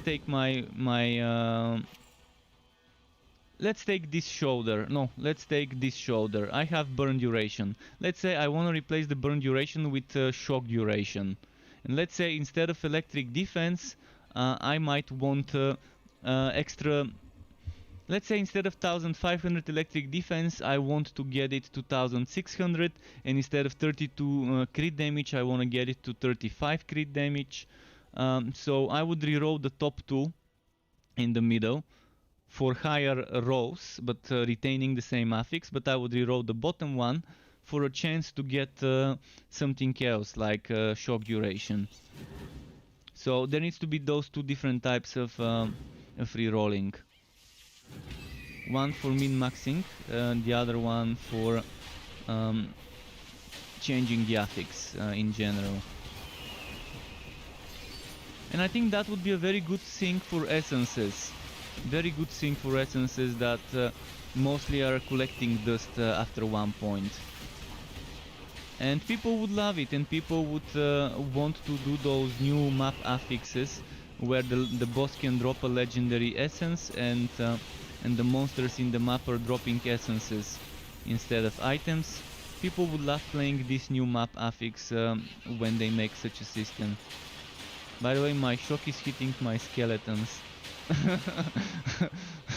So if you're wondering what is he talking about, what is he on, this is the affix I'm talking about, the essential affix. Monsters can drop essence, and the boss drops a legendary essence. Those are coming with the next big update, maybe next week, maybe 2 weeks from now.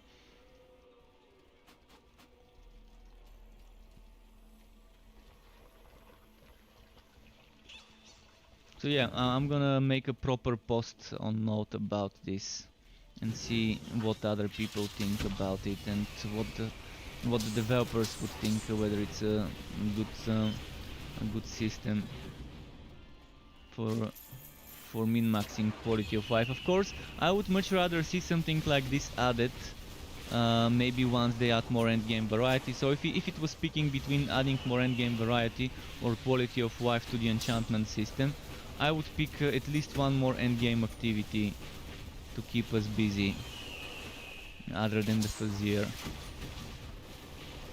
But who knows, maybe some people would think the other way is better.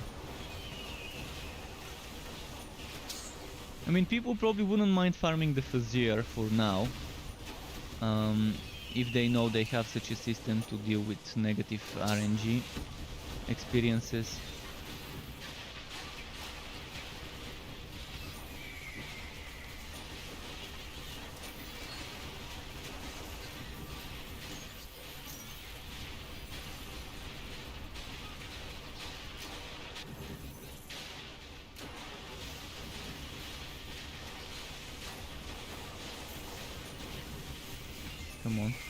Come on, show yourself. There should be an elite spawning soon.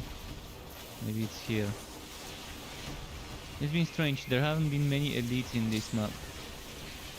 And I'm gonna go back to your messages, just give me a moment. And Jin Chengni, we can play together. What was your Steam name? I'm assuming you were... I don't see you here. I kind of remember your name. Yeah, I'm gonna remember the name if I see it, but I don't see your name here. And I think you were in my... Even if you're not in my Steam, add me. If you're not in my Steam, you can add me. This is my Steam code. We can play together.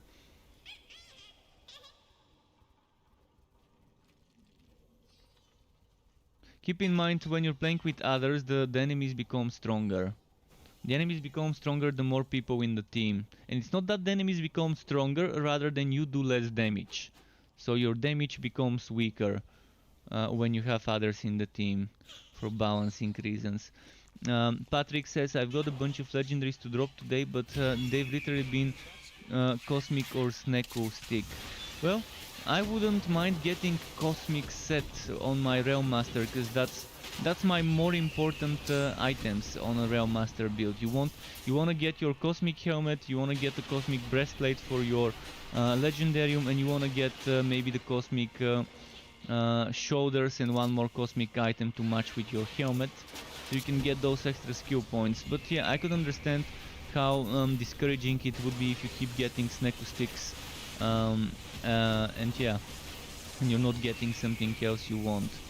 Again, the transmuting system would be perfect for for the player base, as a way of negating just getting the same item over and over again, and as a way of sinking our essence into something that benefits us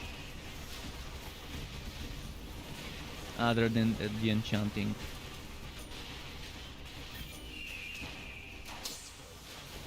I'll play later tonight in Photoshop and do some user interface mockups and submit them on Note, see how they get received.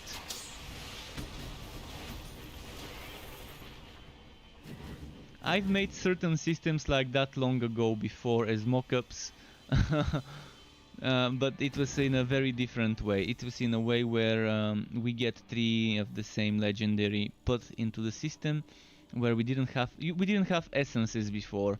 Now it could be just put that one item, and put essence instead of having to put multiple items. Come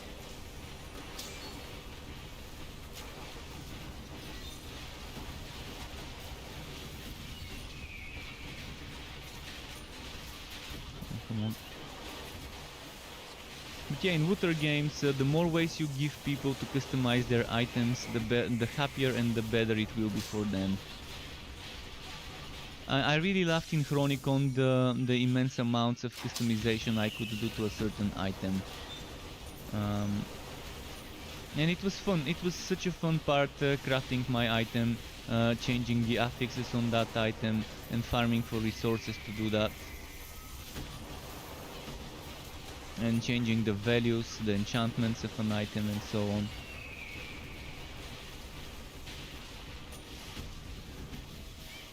And having an item drop being hard to get an item would make sense when you know that once you get this item you don't need to get it anymore. You get it once and you know, okay, now I just need materials. I need resources to reroll the affixes and to reroll the values on those affixes. This would make sense when you're not getting the items easy.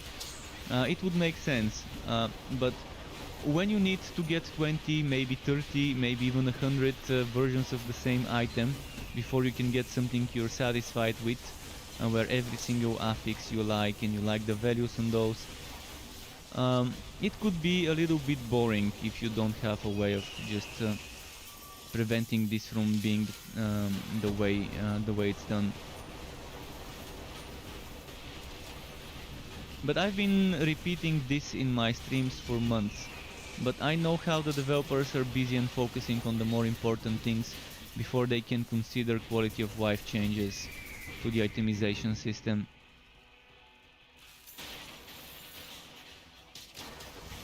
I mean, if you look at the big patch notes for the past 4 or 5 months, they have been so busy at work fixing so many bugs, and that's amidst coronavirus and wildfires, because their studio is in San Francisco, and other bunch of things. I think, was there a flood or something at one point? I'm not really in the loop with certain events, but I'm pretty sure yeah, there was corona and wildfire affecting development and everyone working from home. And even then there were cases where we would get a patch with 4 different separate blog posts of bug fixes and updates and quality of life additions and rebalances. 4 separate blog posts on Steam, because one was not enough, 2 was not enough, 3 was not enough. Due to the character limit, they had to split them in 4. And that was not a single occurrence. I think multiple times it was 3 pages, many times it was 2 pages, and I think 1 time or 2 times it was 4 pages. The Relic class update, the Relic subclass update, was definitely the 4 pages one. Update for dummies, I'm pretty sure was 2 pages. The Fazier was either 2 or 3 pages. But yeah. I mean, when I say page, I don't mean actually page, I mean separate blog posts. One blog post could be few pages long. So maybe pages was not the right word to use here.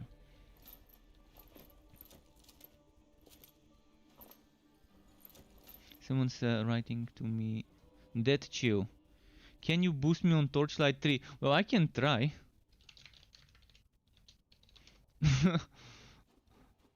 I can try to boost him. Let me check some comments now. I'm gonna go to my town and try and read some comments. I've got a bunch of legendaries to drop today. Okay, I read that. And Mukia Mursu is saying it's been a while. It's been a while, Mukia Mursu. If you're still there, welcome back. Nice seeing you again. And Patrick says, I was fourth defense invasions you can invite your friends to help with. Oh yeah, I was thinking of something like this some time ago, where you can make some sort of separate version of your fort. So you have your homepage fort, your fort for visitors, and then a new mode where, for example, you go over here. Let's say you click on the stairs on this door, and this door takes you to the expanded fort experience. The expanded fort experience, where you maybe can have multiple floors of fort editing, but again, this something should be for later, for when we have more endgame variety. But yeah, you click on this door and it brings you to a whole castle that you can edit with one floor, second floor, maybe third floor, and you can make it a home. And this would sort the problem with loading time. See, if you make the fort bigger, there's gonna be bigger loading times whenever you load into a passage. But if you keep this fort and the other fort separate, you can have something amazing as people who want creativity. And you can also have a fort defense mode. You can have a fort defense mode, so whenever you click on this one, it brings you to a new layout of the fort for some sort of endgame activity like fort defense, where all those buildings and things are gone, and you're placing defenses, you're placing certain things. See, something like that could work, and this would probably, forgive me for saying the word, but it could bring Fortnite players into this game. It could bring the kids. But do you want the Fortnite kids with the trait? Do you want those kids here? But yeah, it could bring people into the game to play the game within the game. But again, this should be something that shouldn't be a priority. It should be done once you've sorted the main game, you've sorted the quality of life, you sorted the end game experiences. I wouldn't mind a DLC for forts and stuff later at a certain time, and an end game activity where you're defending a fort from an invasion could be nice. Defending your fort from an invasion of enemies would be fun, and it really fits the whole theme of forts in Torchlight 3. And let's see if someone accepted my friend request. I mean, if someone sent me a friend request for party. So Vitoxin is back. Welcome back, Vitoxin. And the vid says, can you please show me all the skills so I can get a picture? Okay, keep in mind I'm missing skill points. I'm missing 10 skill points. So I will show you the skills, but this will be level 8. This will be level 4. You can take a picture of this. You can clip it. You can clip it and take pictures later if you want. I think you already took this picture. So this 8, this 4. This one will be level 4. This one will be level 4. This one will be level 1. And this one will be level 8. And this one I will consider testing whether I want max tier Goblin Legion or whether I want tier 1. So at first I will test this as level 8 plus 2, and then I will test it as 1 plus 2, and then eventually here, this one I will test this as level 6 and this as level 2 with the remaining points after Goblin Legion is level 8. Once I go back to Goblin Legion being 1, I will test this being level 10 and whatever points I've got left to put into Energizer. So I will be experimenting, and after that my next build will be a basic attack build where I would rework my skills with Shocking Force, tier 2 Scatter Shot and tier 3 Explosive Arrow, and I will be using a two-handed bow. So I've got 2 builds planned, the Summoner Electrode and the basic attack Electrode build.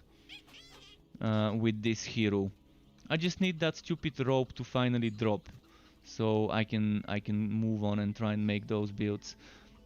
And Troy says, where did you get the water decor? Water decor? Wait, This one? This one was there. What other water decor is there? I'm not sure what is a water decor. But yeah, let me invite that Chill into the party. Unifex, is it viable to farm fame for legendary gear bundles? There's no more legendary gear bundles. You can get legendary from blue or green gear bundles. Yesterday for 200 contract levels, I got 7 legendaries on my level 6 sharpshooter, opening those gear bundles, trying to get that rope to drop. So 200 contract levels, I'm not sure exactly how many green and blue gear bundles that is, but yeah, I got 7 legendaries on my level 6 sharpshooter. And yeah, Patrick, I definitely agree with this horde mode. The horde mode would be nice. I wouldn't mind. There was a game, very good game, amazing game called Global Agenda, and you had something called Dome Defense, and you would stay in the middle, like clustered up and defend enemies coming from all sides.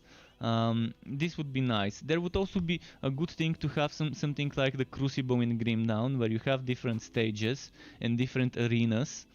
And you have different checkpoints, and you get points as you keep killing enemies. And after each checkpoint, you have a pause, and you can decide: do you want to buy buffs? Do you want to buy maybe some turrets, maybe something like that? And where do you want to place them?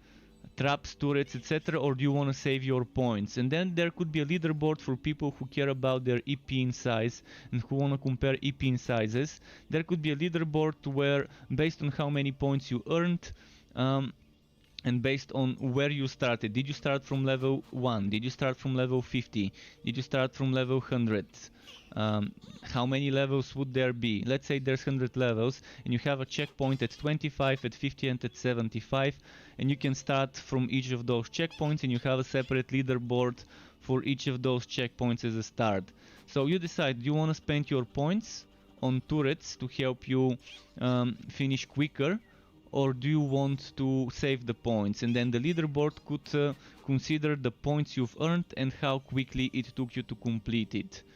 And time taking priority over points, maybe, or something like that. I don't know. I'm not I'm not a game designer, so I can't design this. But I mean, I've got plenty of ideas about endgame activities.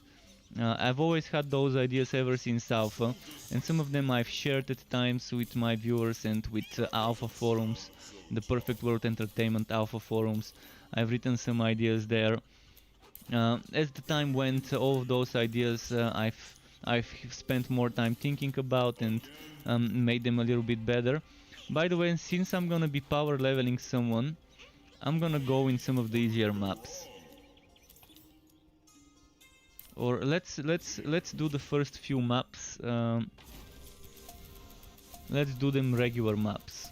I think that would be perfect.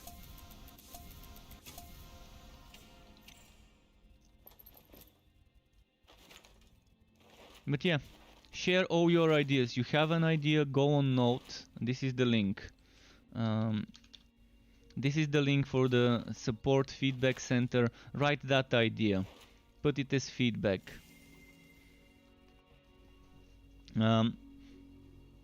Upvote each other's ideas so that the developers see what the player base wants. Note is such a great system. In fact, I'm probably gonna do something to something Note related soon. Not just posting things, but other things Note related without saying what. But yeah, apart from posting things on Note, I've got some other things Note related. I was planning on doing it today, but I was like, oh, fuck it, let's just do it a stream only day. It's a Sunday, people wanna watch some gameplay. More guides can be made in the week. So I'd rather be here and able to answer some questions today, because it's a Sunday, and rather show you some gameplay, answer some questions, give you some hints, strategies, and whatever you might need.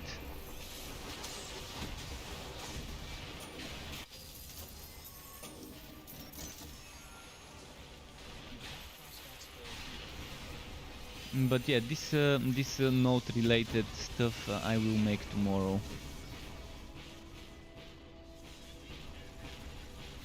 So yeah, this is a good way to level up people on those regular map works. They don't have affixes that might end up one-shotting your teammate if they're a lobby.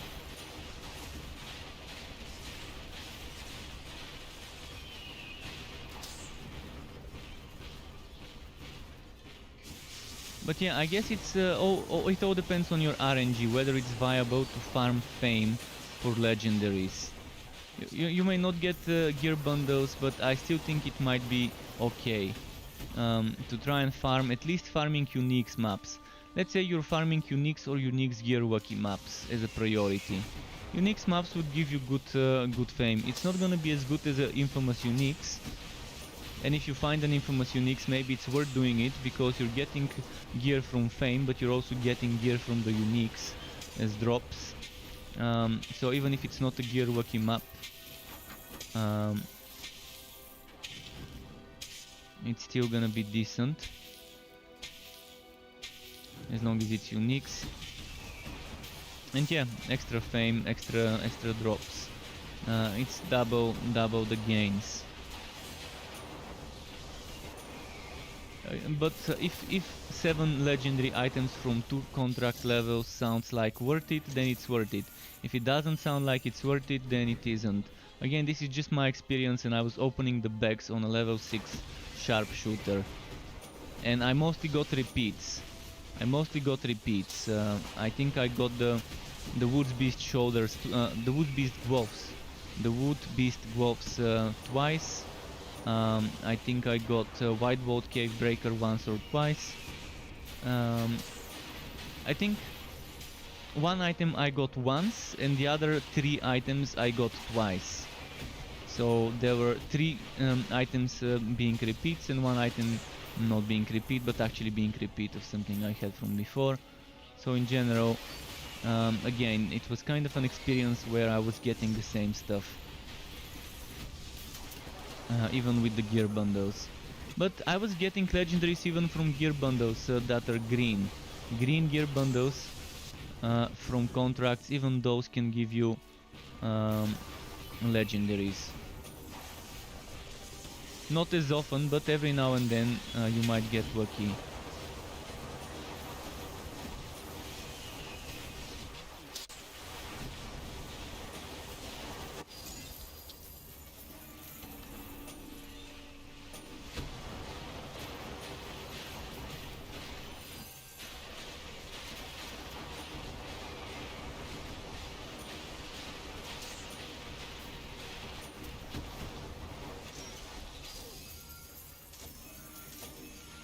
Let's see. I'm seeing some more chat here. You can get flat damage on pants. Yes, you can get not only flat damage, but you can get flat damage and then matching percent damage underneath it. So I can get 900 or 850 ice, and then underneath it I can get 8-9% ice damage. And you can get the same on a chest. On pants you can get crit chance as well, along with the flat damage, and on chest you can get crit damage, not crit chance, along with the flat damage. So if you wanna super min-max your damage, you would get, for example, let's take electric.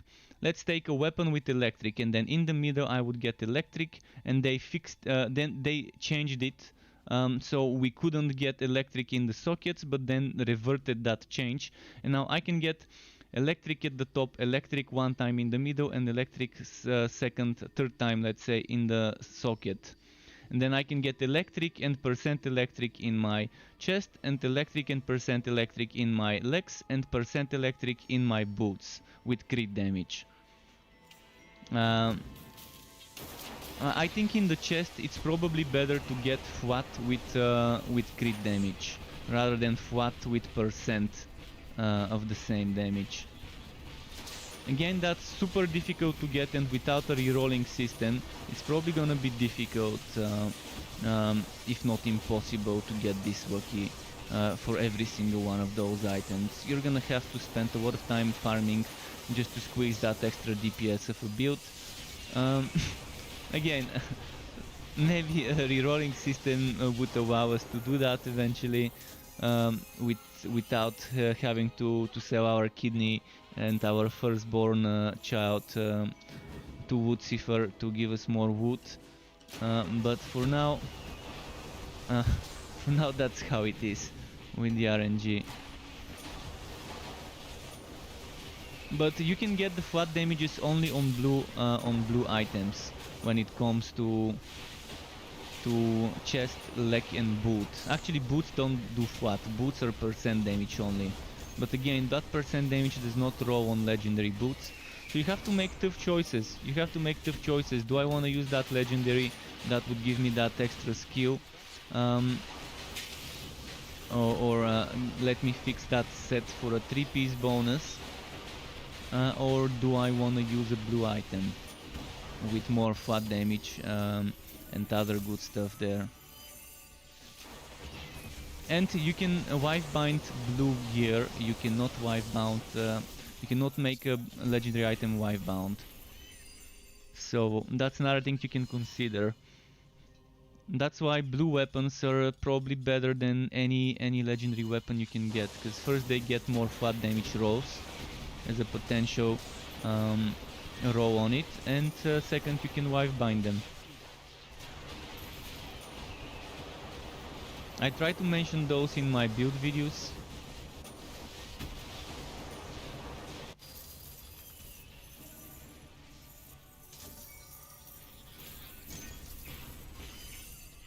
Not sure if Dead Chew is listening, if he's on my stream or whether he's just in my...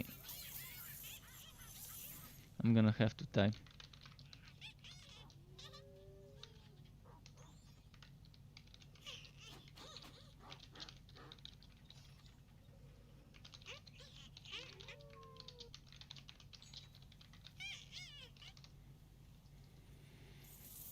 I think they can. He can just chill up there until I kill the boss and then jump down after that. So let's see what comments I've missed. Normally, keep in mind, I may not answer every comment immediately. If I miss your comment, feel free to ask it or type it. I try to answer comments or look at the chat in between my maps.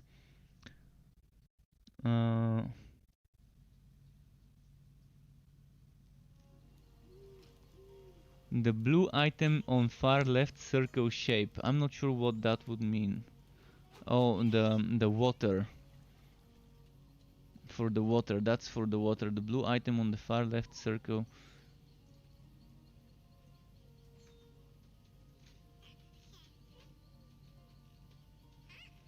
There is no water. Maybe it's the cart. Maybe it's this one. And the reliquarium. This is the reliquarium. This is where we used to craft relics. Relics used to be something you craft. Long ago. If that's what he was referring to. And everyone should get that. The other one is the Netherrim Seal.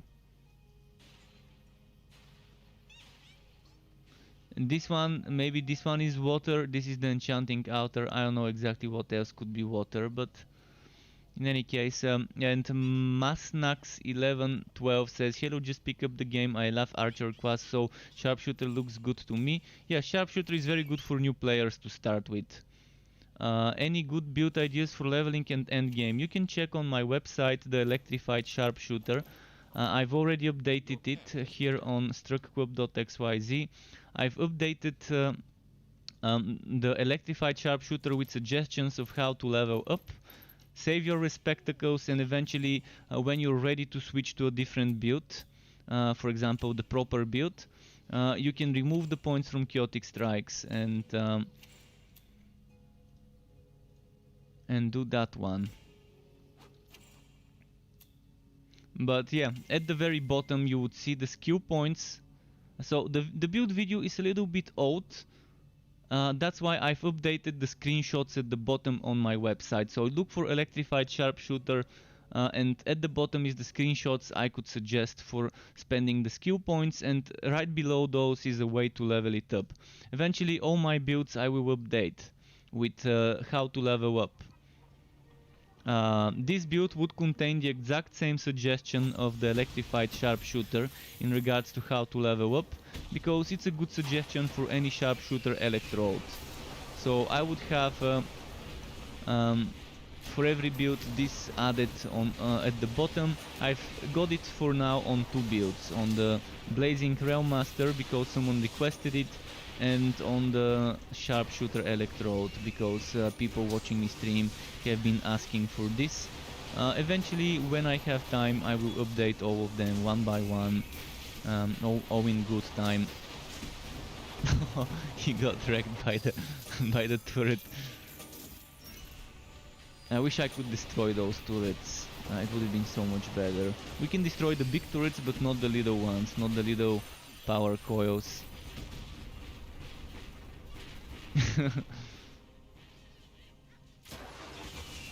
What else? War 187, I think it's less chance getting legendary at level 60 from green blue woodbecks. Got 0 at level 60, but when I switched to war level character started getting quotes of legendary from woodbecks. Okay, that's good to know. Yeah, make a wobby open woodbecks. Save your contracts and start opening the woodbecks on a wobby. Maybe that's the way to do it. Maybe it's just confirmation bias and we don't have enough sample data, but in any case, wobbies do seem to get better wood because wood seems to drop more in wobby zone. So it's not whether you're a wobby. Even when I was helping a WoW level character I was helping one of my viewers once 3 days ago after stream. At the end of Act 2, actually at the end of Act 1, at the beginning of Act 2, at the middle of Act 2. So for 2-3 hours, for 3 hours roughly, I helped him level up. And for that time I was getting a lot of legendaries while just running around helping him do his quests. In fact, I think this is the better boosting way. The better way to boost people is, instead of getting them into high level zones, get them through the story, give them waypoints. Give them portals. I mean, let them teleport to you when you're at the boss. You would be breezing through the story, and but that's only good if you want low level items. If you want high level items, of course it's better to do what I'm doing right now. But again, right now, even if it's level 1, I would be fine getting that stupid musketeer robe. If it's level 1, I would be wearing this. I don't know where he died. Oh. Okay, that's probably what happened. Some enemies spawned behind us. And they might have gotten him.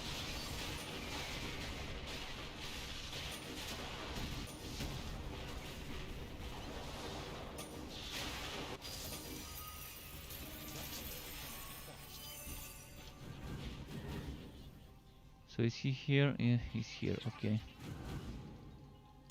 And are there legendaries meanwhile you can just get with max level? There are legendaries that you cannot get unless you're level 60 or the enemies you're fighting are level 60. So there is a list, I had it yesterday on my stream. I'm gonna show you this again. I'm gonna show you this list. So let me open up my browser and show you the items that only drop at level 60. One of them is the Bone Razor, another one...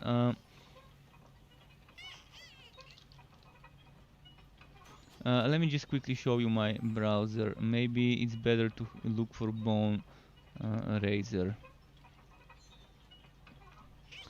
So let's look for Bone Ray.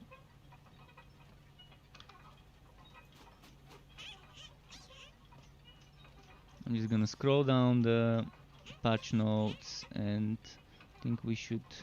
See, those are the items. Herman's Masterwork, Molten Reach, Panopti Fist, Head of Blast Butt, Soul Flask, the Tenderizer, Berserk Crusher, Wingspan, Firewall, the Holy Icon, Bone Razor, Maestrus Sword. I don't really like this, needing level 60. Those items are not so overpowered that they would warrant for a level 60 only drop. But they were experimenting. It was early access, they were experimenting. As long as we tell them that we don't think this feels right, they probably wouldn't mind changing it. If enough people say they are not big fans of this system, needing to be level 60 to get those items. Again, those items are not something, they're not a new rarity, they're not mythical items or whatever you want to call them, they're not heroic items, so it makes no sense, but in a way it does, because many other games are doing exactly the same thing, needing certain levels to get certain items. But the thing is, they really don't make you overpowered, but I understand why they would want to keep it that way and why they may never change it. But the thing that does not make sense is Bone Razor dropping at 60 and Bomb Walker dropping even at level 1. This I don't understand when they're a set. Shield and sword set.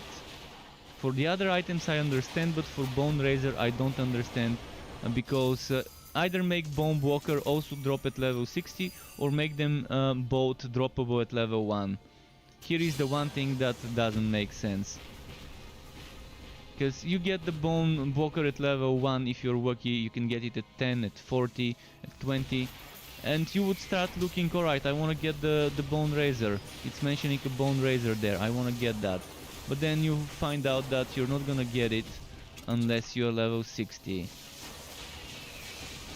And this is the only thing I don't agree with that change. Splitting one set to drop at different levels the two items of the set.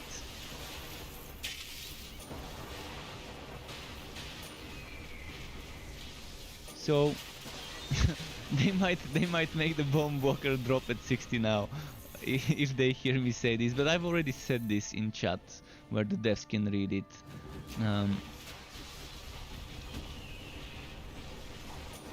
So whether it's gonna go one way or another or just remain as it is, we'll see. But it's nice to be able, at the same time you can get one of the items, to be able to also drop the other one and benefit from that bonus. But games like this thrive on good feedback.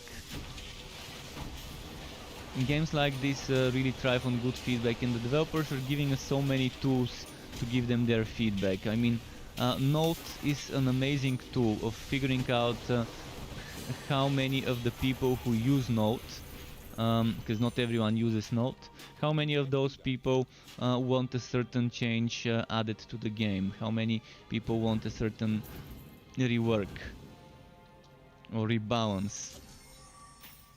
And it lets them figure out how many people care about something stupid and silly like fishing, where we can get more important things like endgame prioritized rather than something stupid and silly like the fishing minigame from Torchlight 2.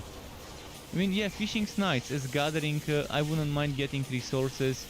The pet system will be very overpowered if they add the fish system from Torchlight 2, where you feed your pet a fish and it transforms.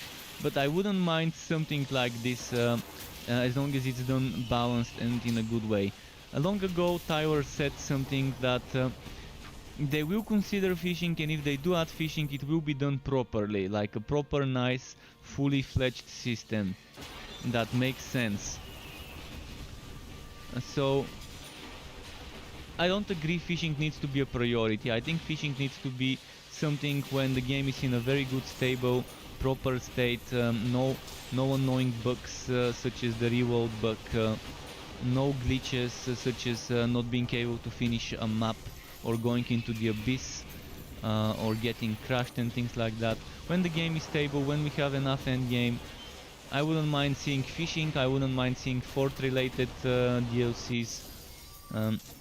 There was this joke, fortified the DLC once in a death stream. So yeah, fortified the DLC, or maybe it wasn't in a death stream, maybe it was in a Discord chat. But again, Endgame is what keeps those games alive. And we only have one type of it right now.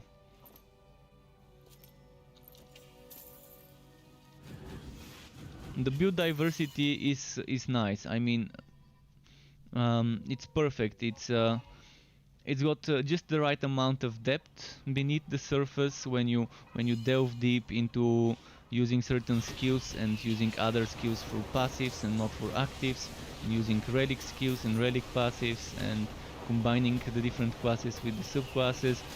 There is a nice amount of depth there, and I think it's enough. So when it comes to build diversity, they can just not release another relic and another class for a whole year, and people would still have a lot of variety. But we need something different than the Fazier to do, for sure. And see, they keep adding new items. Adding new items also adds build diversity. So with them adding the lightning bower and them adding this the thing here, this thing. This is the lightning bower mace, which would shoot a big shock bolt, and from that big shock bolt there will be other little shock bolts being spat out in different direction, and this will be a great sword that summons those skeletons on a 20-second duration, 60-second cooldown, and you would put it on your skill bar. So as long as they keep adding new items like that, the build diversity will grow. Now let's see some comments, some chat. Now hold on, did you call fishing stupid? Yes, I did. I did. I liked the fishing in Torchlight 2, but it wasn't something great. It was just a mini game you can do, and you can get some fish and you can feed it to your pet. And it's not intelligent in any way. It's definitely stupid, but stupid is not bad. It's just what it is. It's simple yet effective way of getting some additional way of transforming your pet into one more thing. So let's see, what other comments did I miss? Can you link the patch? Which patch? Which patch Vitoxin? The one I was mentioning, the one I was looking at.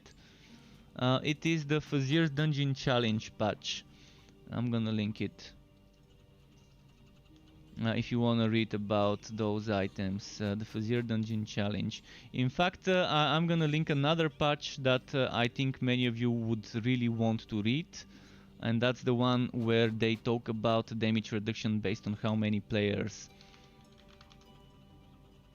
Just a moment, I'm gonna find you.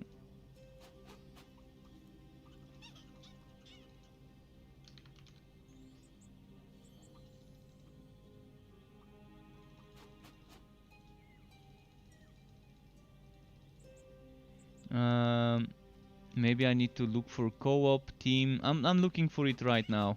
Just give me a moment. I'm gonna share my screen so you're looking at what I'm doing.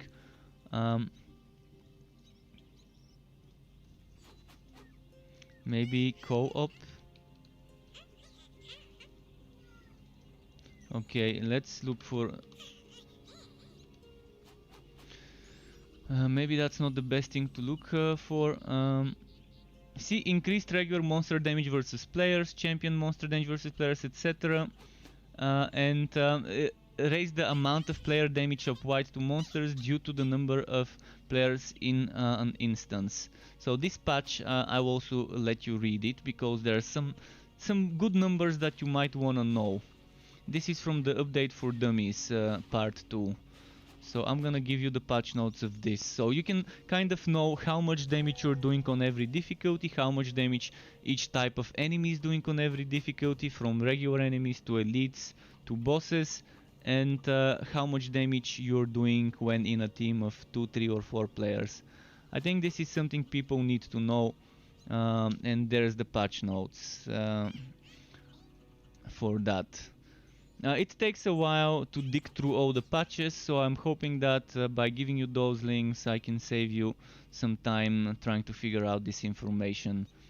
Again, the wiki hasn't been updated much during the alpha and beta and early access, so hopefully all this information would start making its way onto the wiki now that it has been hopefully set in stone. Of course, there's always going to be more rebalances and certain things would need to be updated again. Let's do an easy fuzzier dungeon map since I'm power boosting him. Might as well do one of the easier fuzzier challenge levels. Like Honestly,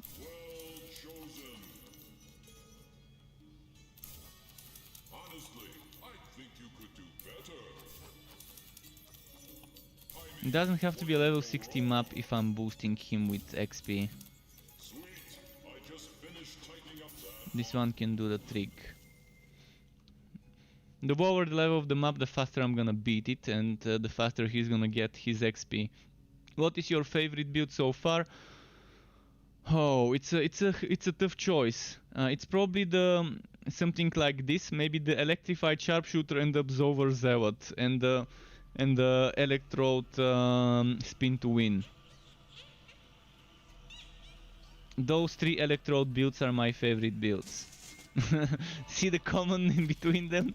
Electrode being the common thing. So Electrode Spin to Win on the Forged, I love it, but I don't love what they did to Cyclone mode with the movement speed reduce. The Electrified Sharpshooter, I love it, and the Absolver Zealot Dusk Mage, I also love those. So those are my probably top 3 favorites to play. But it's hard to pick from, there's so many builds and all of them offer a different type of experience in regards to how you play it and how you approach the content. I also love my Drain Shooter Strikes and my Punchbot Drain a lot. And the Punchbot Drain a lot I haven't tested as a spin to win because it was broken back then. But I wouldn't mind testing a Punchbot Drain a lot spin to win version, like the one I've got in my skill points at the bottom of the Punchbot Drain a lot. So Cyclone mode Drain build is also pretty fun. Not as good damage as an Electrode or Flaming Destroyer spin to win build, but still decent. And I like it. I like casting Drain around the enemies around me and having the enemies around me put with Vortex Bomb and spinning with Cyclone mode. It's a decent synergy there. And Matthew Ivy, and what is yeah, I hope this I hope this answers his question as well. He said, what is your preferred character and build, so I don't go into this blind, could you think? I think for new players, Sharpshooter is a great choice. Even if you pick the worst relic right now, which would be the Cold Heart, Sharpshooter can still do damage with things like targeted strikes, an explosive arrow, and tight grouping, even on a build where the relic is not doing much and it's not pulling its weight. You can do okay on a Sharpshooter without needing this much investment into gear. Whereas with the Dusk Mage you would need some investment into specific items and it's not bad. It's in fact, it might be better than Sharpshooter if you have a very nice optimized synergized Dusk Mage with the best items in slots and so on. It would be very nice. And Forged can be very strong if you don't focus that much on Forged, but focus on someone did level 251 with Flaming Destroyer Forged. by focusing on the Flaming Destroyer and only using Forged for the survivability, for the defense, and probably for the debuff with Sonic Pulse. I mean, I would be surprised if they didn't use Sonic Pulse. And just good damage.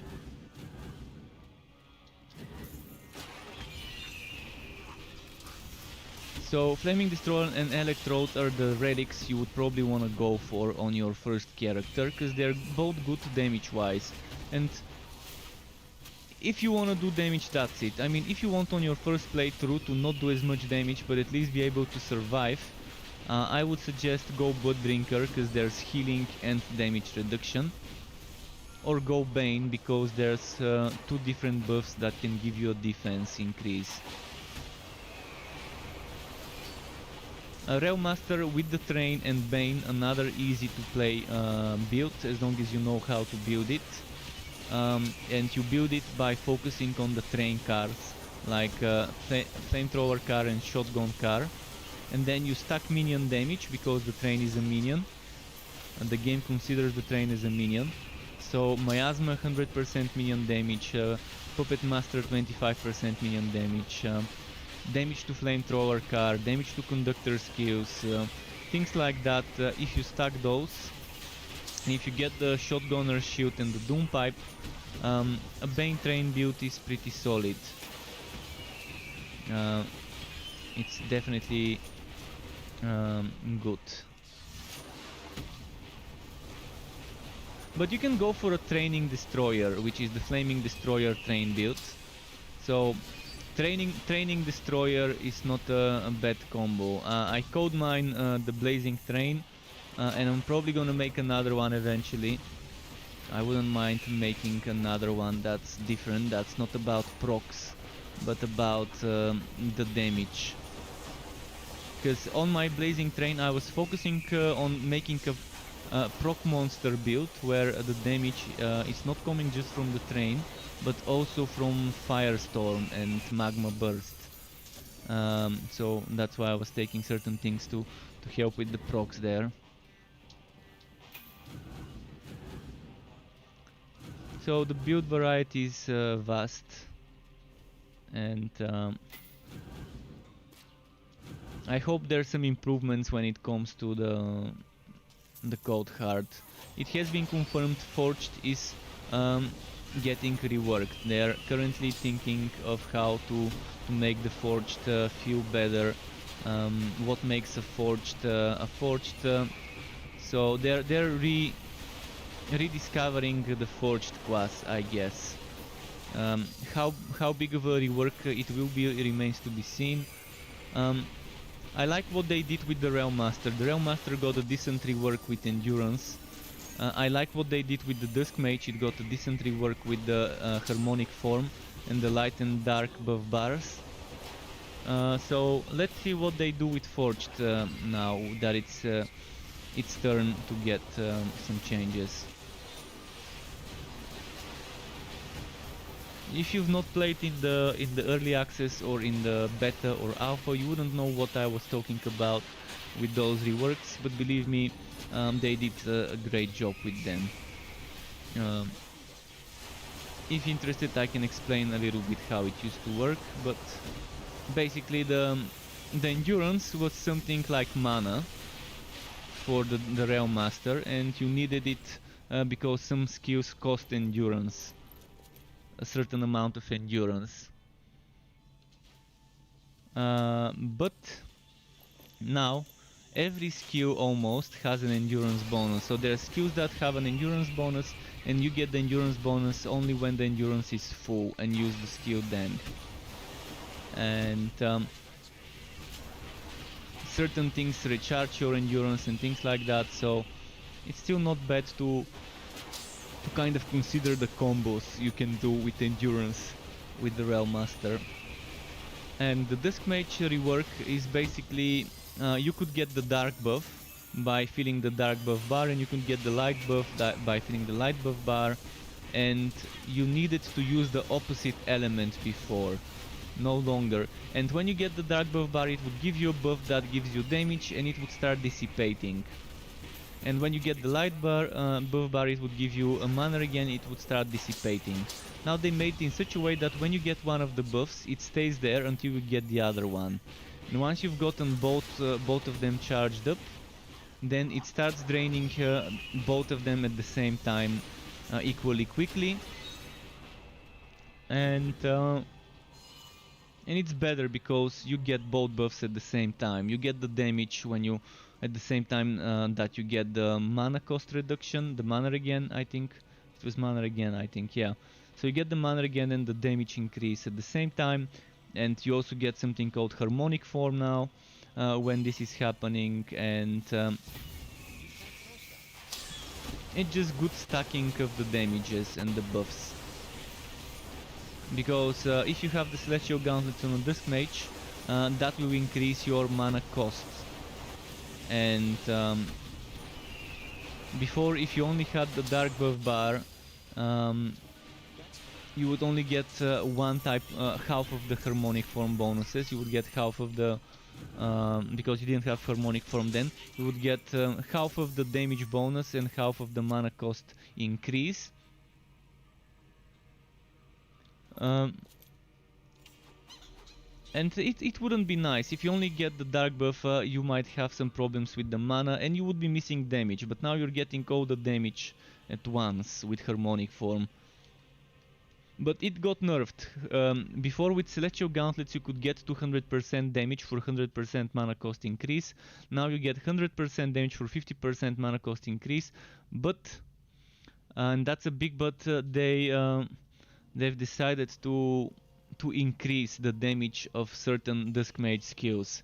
And one of those links I gave you, the first one I think I gave you from the update for dummies, or maybe it's the second one, but in the update for dummies they increased the damage the Dusk Mage does with almost every skill except Spirit Well. And they nerfed slightly Dark Spears. Everything else got buffed. Light Spear got the best buff in regards to how much compared to its old version. So let's see here.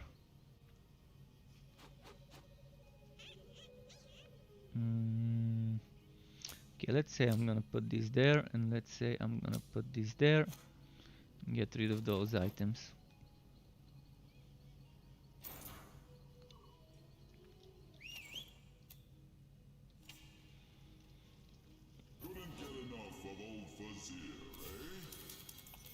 I'm not gonna do this because it's gonna be just taking so. When I'm power leveling people, I'd like to do it quicker. So let's do something a little bit easier. Double HP, I'm not sure I can call double HP easier, but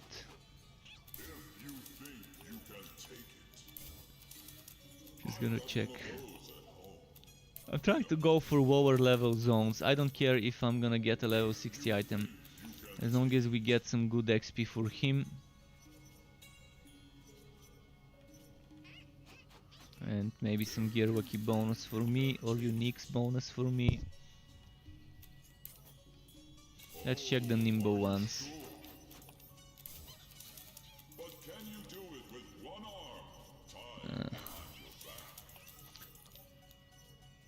Oh, I can try and power level him in a gauntlet map. And it will be good to power level him in a gauntlet map, but the one problem would be I'm not gonna get much wood. So I'd rather kill two birds with one stone and try to get that item I need. I'm gonna go for the Gearwaki map. I think it's my best choice here.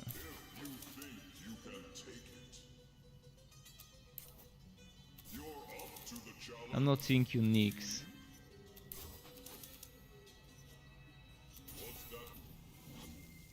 So let's see what chat messages I've missed. Matthew Ivy, oh, I've seen you playing lately. Is the Electrode character? Is it your favorite so far? There's one reason why I'm playing this character. It's the game is not giving me the one item I need to finish my build. Believe me, I did my best last night. I didn't sleep last night until the morning. I kept trying to try and get this item and I couldn't. I just couldn't. All evening, all night, until like 10 in the morning or 9 in the morning, farming, trying to get this musketeer rope, and it just doesn't drop. It's super painful when that's how it works, but there's not much I can do about it.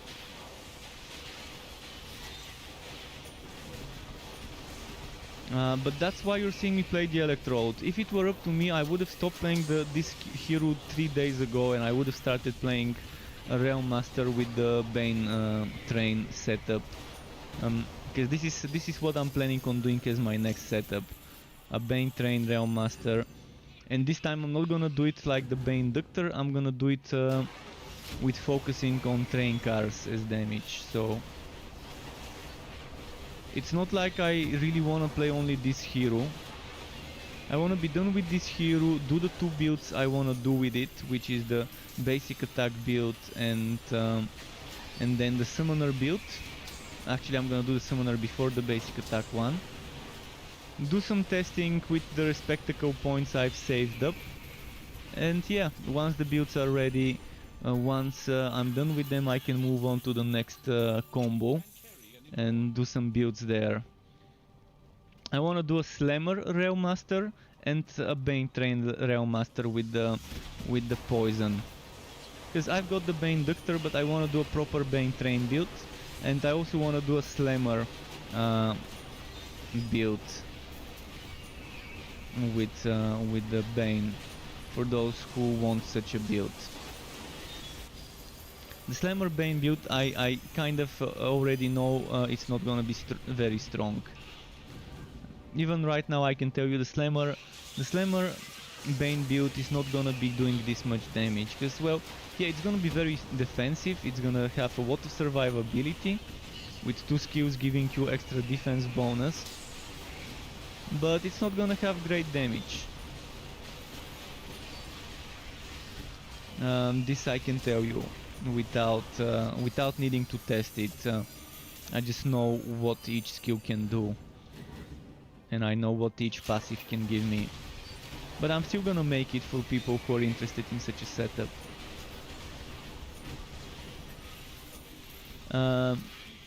30 Shutty, thank you very much for the follow on Twitch. Welcome to the Struck Co-op. Enjoy your stay.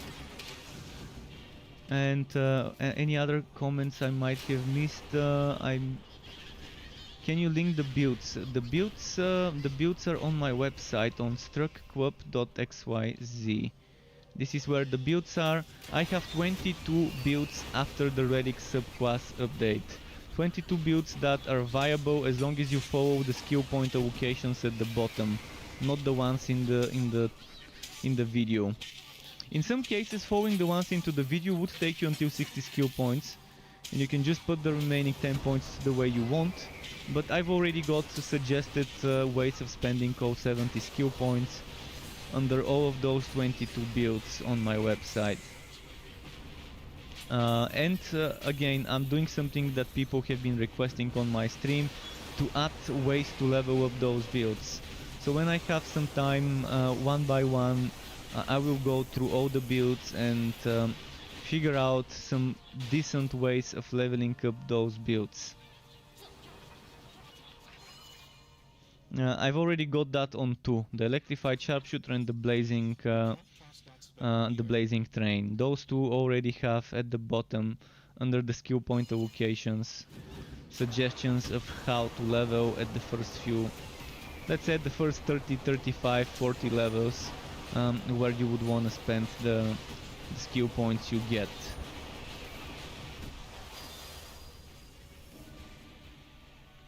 Again, I will keep the content coming for this game. I'm probably gonna take a break around November 19th, I think was the right date, where Cyberpunk 2077 is coming, and I'm gonna stream and play and maybe make some content for Cyberpunk 2077 then.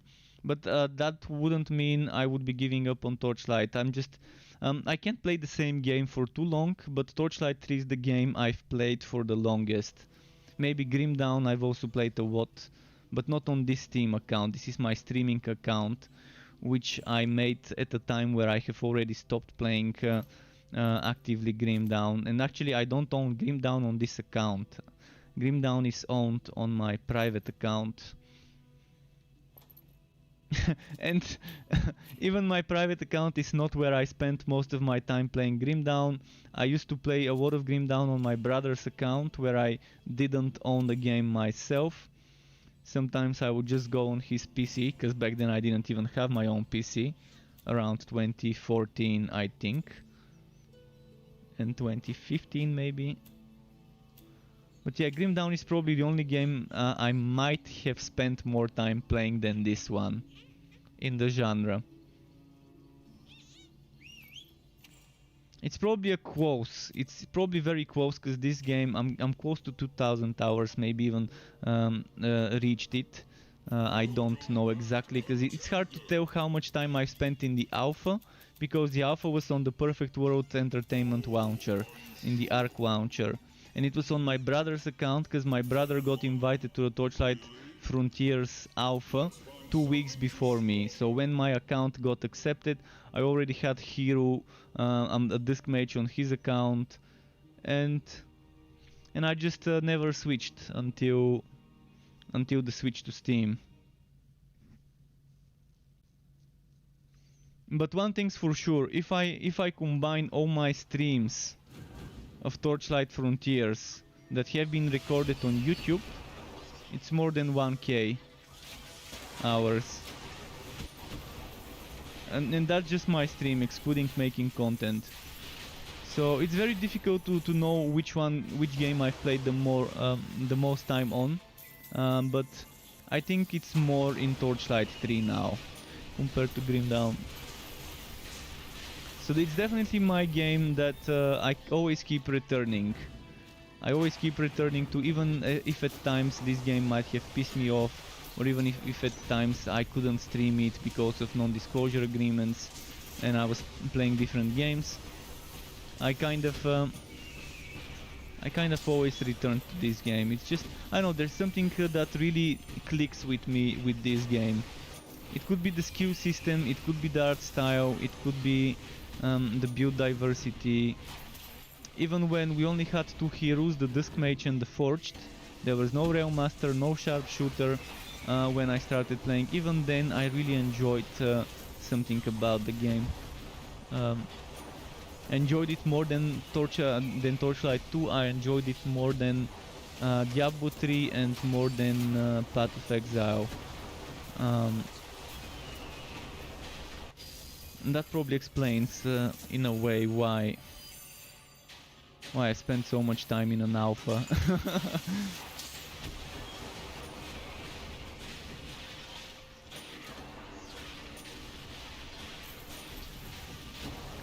Shocking. Let's see who triggered that. Bruno, thank you Bruno for subscribing to my YouTube channel. If you're watching, of course, I really appreciate you helping me grow that channel. Keep in mind, if you're not replying to your comment right now, I try to do that in between maps or when it's a little bit quiet like now. Sonia, this game... wait, what about Sonia? Sonia, this game worth the price or no? Is it... Oh, I think that's autocorrect, probably. So, this game, I think it's worth the price if you don't expect too much. I mean, I'd much rather ask you, what do you want in a game like this? Because I can tell you the biggest pro of this game is 160 builds you can make roughly, maybe more. In fact, it's gonna be more once they add some new changes to itemization, such as items giving you active skills you can place on your skill bar. And this is gonna break or make certain new builds. And certain old builds, and as long as they keep adding new items, there's gonna be a lot more variety. But right now I can think of 8 builds on every class, subclass, which is times 20, because there's 20 combos of a subclass and class, and that's a lot of build variety. 160 builds at least. Of course there's more than that. I'm just giving you like a bare minimum number I can think of. without going into builds that are very similar yet still different. But the biggest disadvantage of this game compared to other games is it only has one endgame activity and a half. What I mean by a half is you have the Fazier's dungeon, which is maps rifting with different affixes, and then you have map portals that you get from contracts that open up a stripped down version. A version without affixes, with just you kill enemies, you get into a boss room, you kill the boss, you get wood. So the same as the Fazier, just without the affixes. And without the extra added HP, movement speed and damage. And there's a lot of other good things about the game, such as a very interesting skill system, which maybe some people may not figure out how it works immediately. Maybe some people would not see beneath the surface of the skill system and just count the number of skills and say this game barely has any skills. There's not enough variety, but that's not true. That's not true, because every skill that's active has 3 passive skills attached to it. The passive skills could affect this skill itself, or they could affect your character. So that would mean in certain cases you would invest into a certain skill and use it only as a passive. Like for example, let's say I don't use sacrifice to goose, but I want this 10% sharpshooter skill cooldown. I can invest into the tier 2 bonus and then just not keep it in my what's it called, skill bar. The same can be said about tight grouping. I could invest into tight grouping tier 2 for relic energy charge rate and stack this relic energy charge rate with this relic energy charge rate and with the relic energy charge rate I can get by using this. And that could be very nice for a basic attack build. With recharging the relic energy with basic attacks and using basic attacks to proc certain things. It's not gonna be a bad synergy.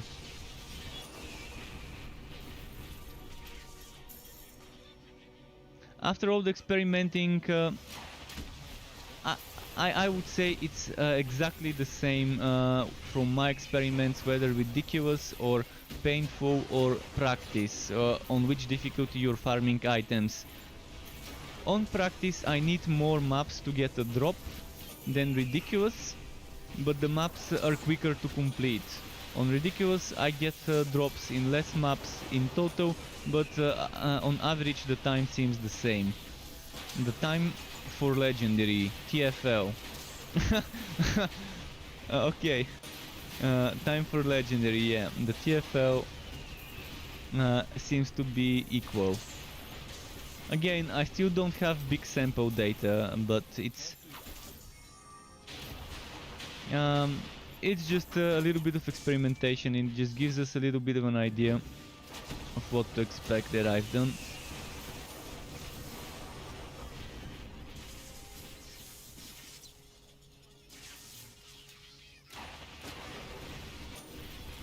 Wait, he respawned?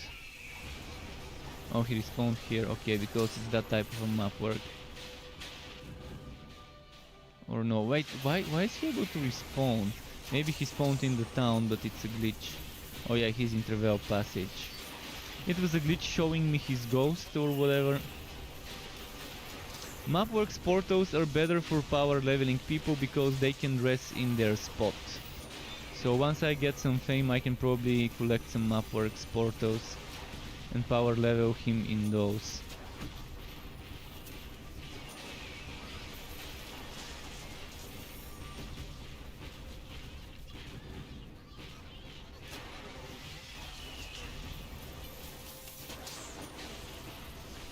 And Illusiona, thank you very much, Illusiona, for following my Twitch. I'm sorry if I mispronounced the name. Some names I really am wondering how to pronounce them properly, but thank you very much for the follow on Twitch. Welcome to the Struck Club to you. And let's see what other comments I've missed. Again, apologies if I'm not replying to your comments immediately while in a map. I try to do it when I'm in my fort. Uh, Romulo says which is better, Torchlight 2 or Torchlight 3. This depends from one person to the next. You will see a lot of comments online, a lot of people reviewing the game and telling it's nothing like Torchlight 2, and people saying that if you like Torchlight 2 you would be disappointed from this. But I like Torchlight 2 and I didn't get disappointed from this. I in fact like this one more than Torchlight 2. If we take Torchlight 2 and remove the mods, I like this game much more. Even when we add the mods in Torchlight 2, I still think this game might be a little bit more fun, maybe because I've played Torchlight 2 enough already, and I don't know, there's a lot of things in Torchlight 2 I think could have been done better, like the enchanting system for example, like the skill system for example. They could have been done better, and I'm not saying this game's enchanting system is perfect, but I'm saying it's a good base to be expanded upon.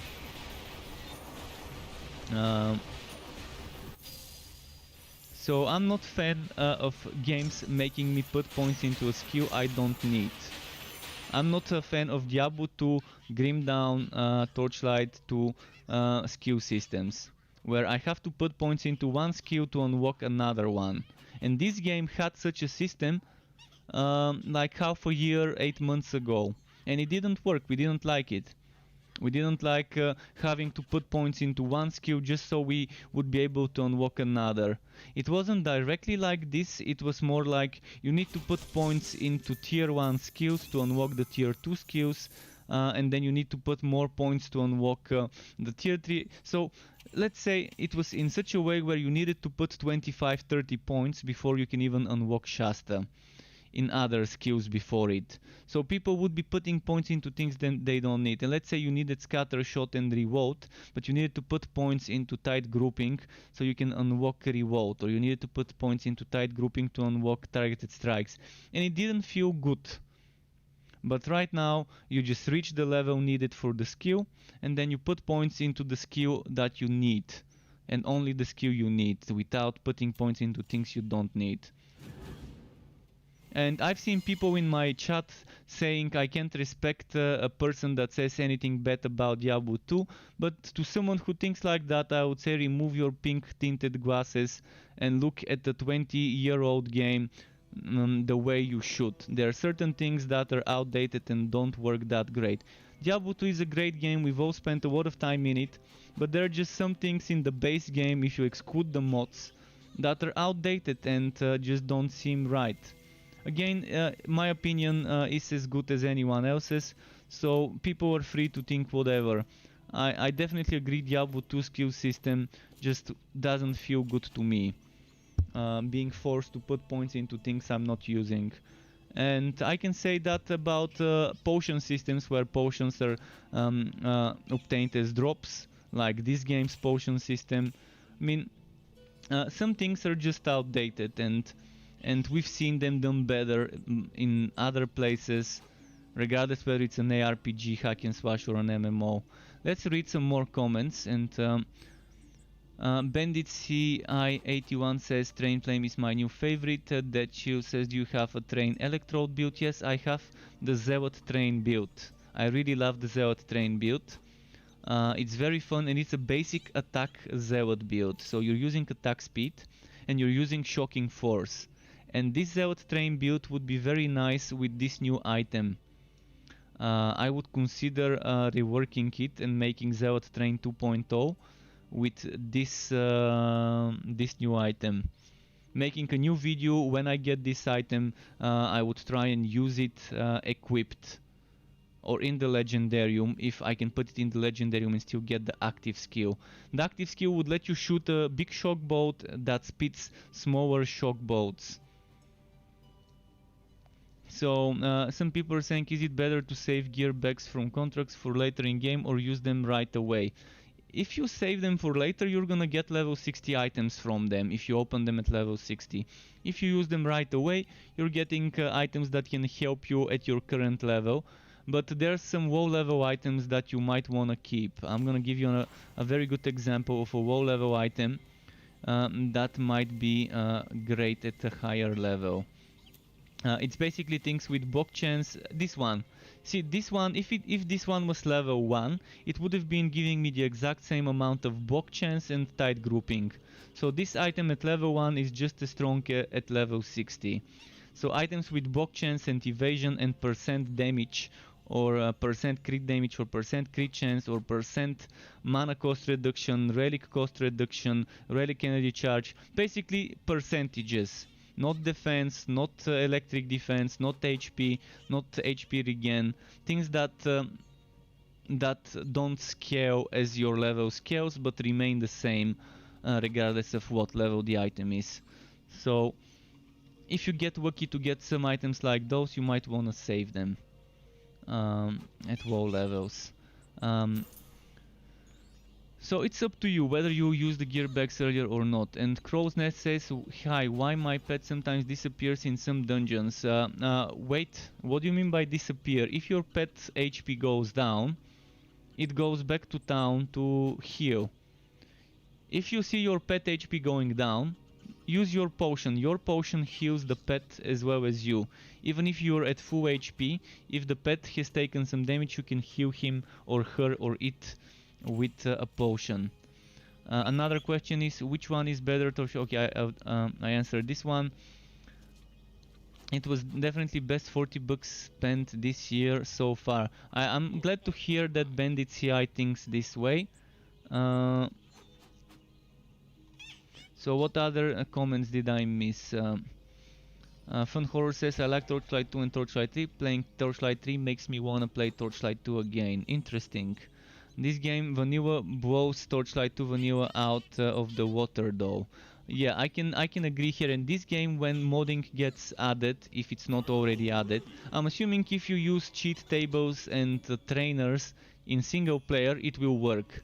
Most likely if you go to some sort of cheating website, they probably already have trainers for this game. But I don't consider trainers modding. I don't consider cheat tables modding. But for the single player, maybe this already works. So I can't wait to see mods for this game. I can't wait to see the sandbox mod, which I'm gonna explain in a moment what it is. Fun Horror, thank you very much for the follow as well. So I would like a modder, if someone is watching and is a modder, I would like a mod where I can get instant level 60 for sandbox build testing purposes and to have NPC that sells every single legendary. Then I can go in single player, test out builds, and then I can say, hey, this build is actually nice, you might want to try it. I've tested it on the sandbox mod, where I can get every legendary for 0 coins from the NPC and I can be instant level 60. So sandbox mod to test builds for people who want to theory craft and don't want to just watch a video or don't want to just read a guide, but want to experience the build themselves and see if they like it. A sandbox mod would be amazing. Instant level 60 and every legendary being purchasable from an NPC with random rolls, but still being there. And yeah, go in single player, test it for a few minutes, 20-30 minutes, an hour, and feel out the build for yourself. And if you like it, then maybe go for this build in the live server, in the online server. So I would love such a mod. For content creators like me and all the other content creators out there, it would be amazing as well to test out stuff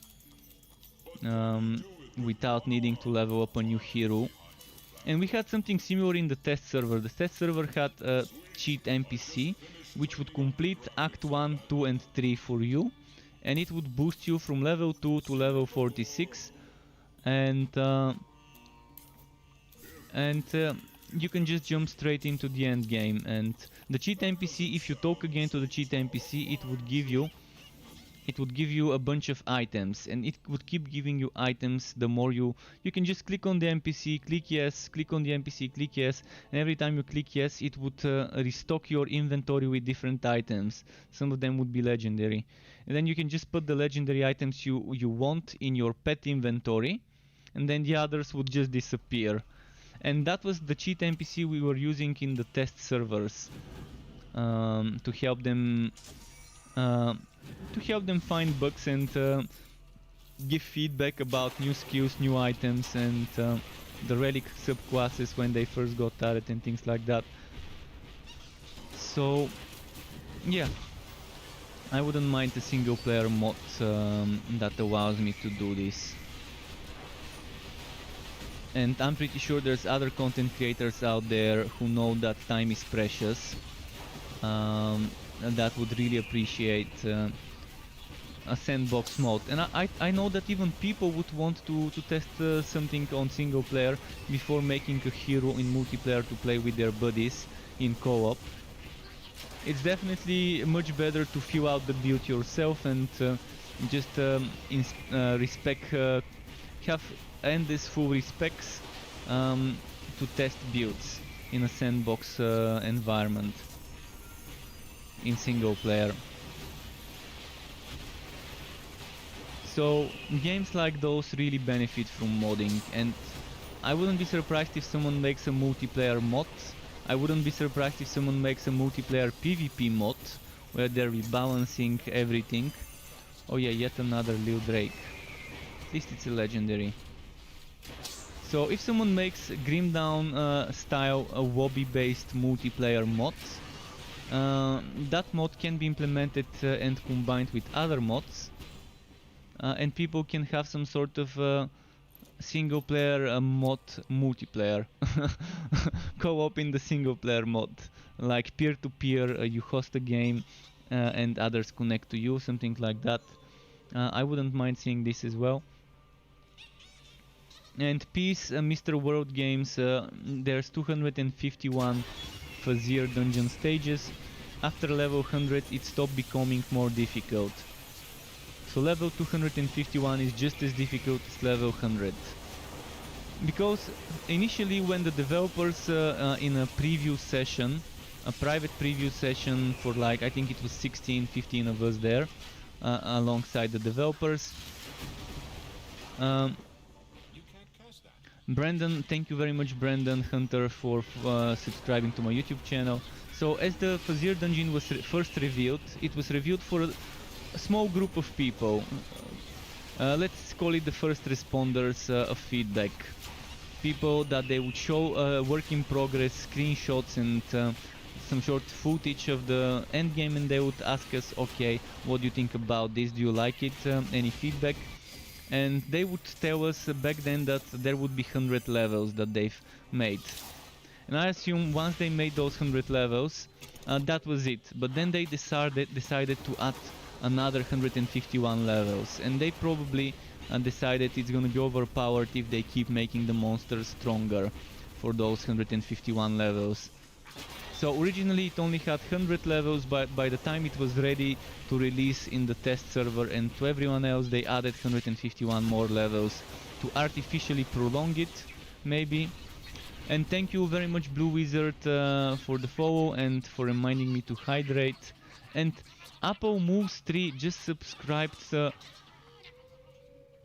Apple Moves or Apple Mouse 3, sorry for mispronouncing it, subscribed for 1 month. Thank you very much for the 1 month subscribe on Twitch.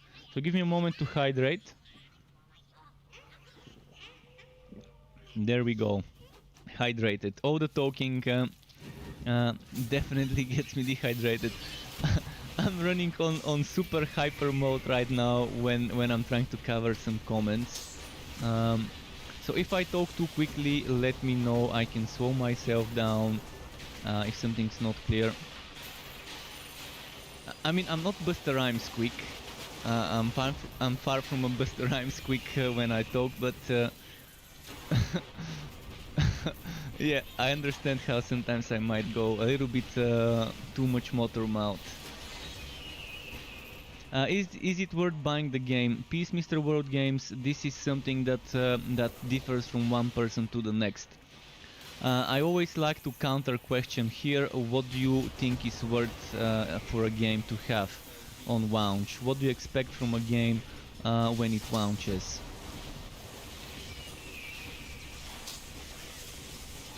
Or maybe I already answered this question, did I? Because someone asked this earlier, and maybe that's the second time I'm answering the same question today. But for me, it's worth it. For me, if they didn't give me the key for free in the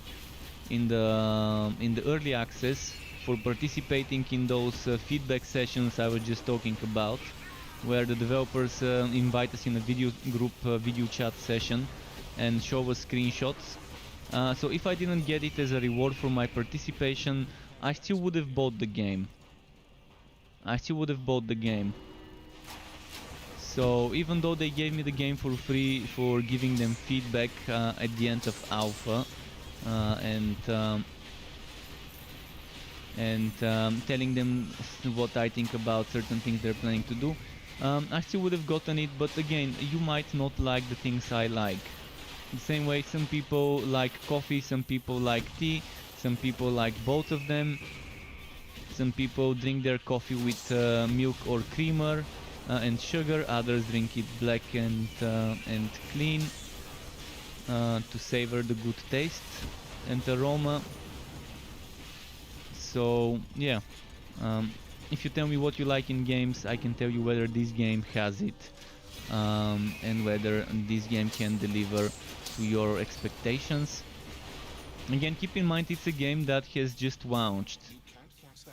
Don't expect a game that just launched to have as much content as Path of Exile or Grim Dawn, which have had years of development.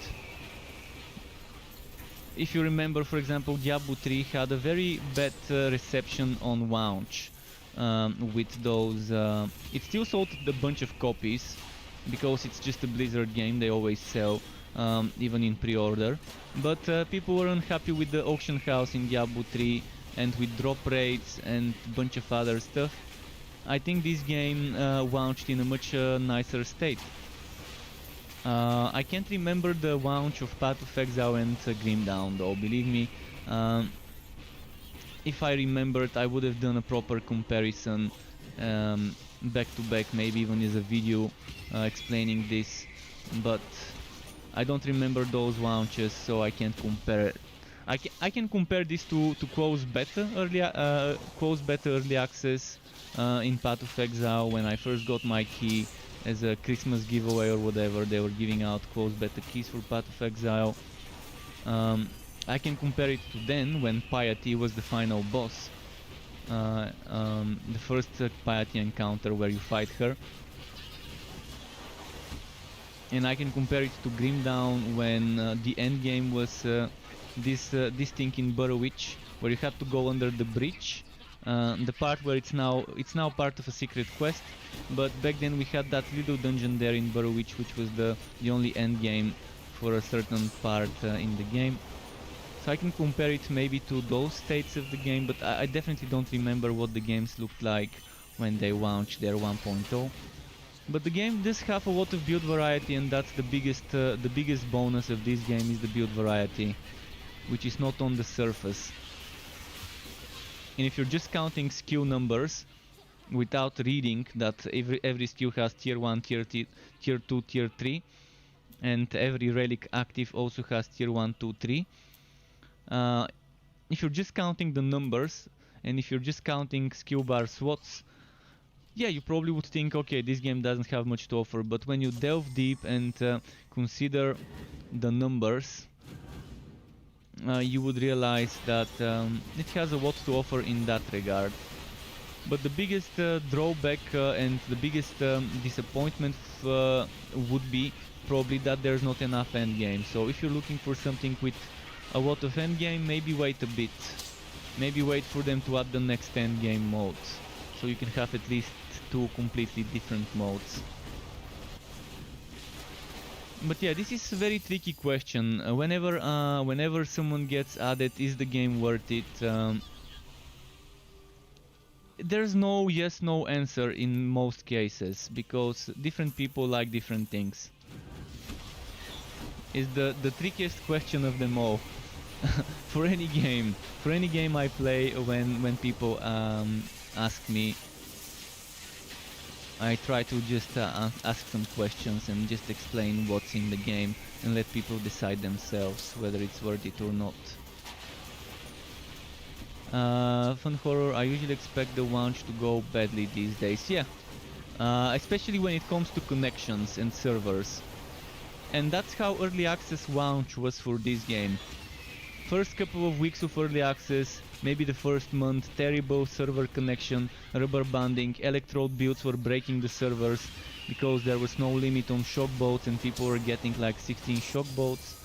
It was just when you're playing from people with cross-region, like US people on EU servers or EU people on the Asian servers, there was a lot of rubber banding and things like that, but it was expected on an early access soft launch to have things like that, because that's what early access is about. Fixing connectivity problems, fixing bugs, and giving the developers feedback about what you want in the game, what you like, what you don't like. And it was to be expected, so most of the bad reviews this game were during the first month of early access. Most of the reviews the game got. And it was mostly from fanboys of other games that were just unhappy because this game is different, doing things very differently. Even fanboys of Torchlight 2 were saying this game is not Torchlight. But to me it is. To me it is Torchlight, it's a new Torchlight. And it's doing certain things better than Torchlight 2. Certain things maybe not as good, but in its core it does feel like a Torchlight game to me. And I like how they're not trying to copy-paste. See, Max Schaefer, he's a legend. The guy is one of the fathers of Diablo, and he's one of the fathers of Torchlight. And him and his team, including Tyler Thompson, who was the project lead in the World of Destruction expansion in the Diablo 2 game, them and their team, they're trying to do things differently. They're trying to do things that they've not done in their previous games, because it's very easy to copy paste what you've done in a different game. It's very easy to copy paste the same things you did in Diablo 1 and 2. It's easy to copy paste the things you did in Torchlight 2, but that's not progress. Copy pasting your old ideas, okay, it's good if it makes sense, if it's nice and if it fits, good. But I understand how developers would want to do things differently. For example, Max Schaefer has said that the way they made Torchlight, the way Torchlight originated, is they wanted to do something that is not Diablo. And I understand how this game originated as an MMO, free-to-play MMO. That was the main idea. They wanted to do an MMO in the Torchlight universe.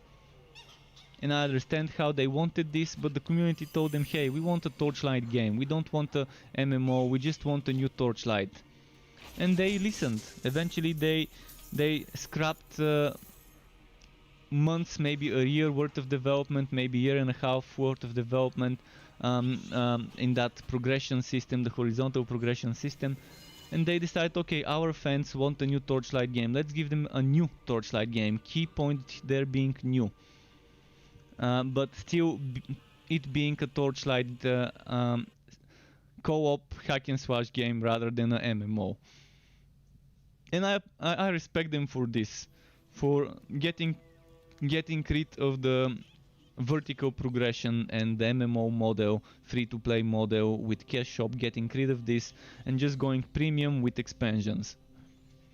I think it's commendable that they were not afraid to say, okay, rewind, let's do a big change.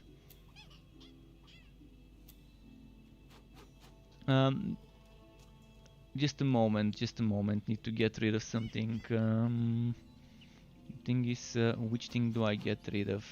Let's say I'm gonna get rid of this and put this here. Wait, did I get disconnected or am I just lagging? I think I might have gotten disconnected. Or maybe there's a bug. Oh yeah, I think I gotten... Oh no, never mind. See, it's fine now. That was some sort of a whack or whatever. Okay.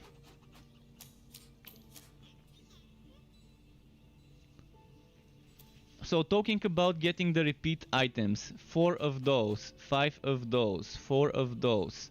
I think I've got another one of those equipped. 3 of those, 3 of those.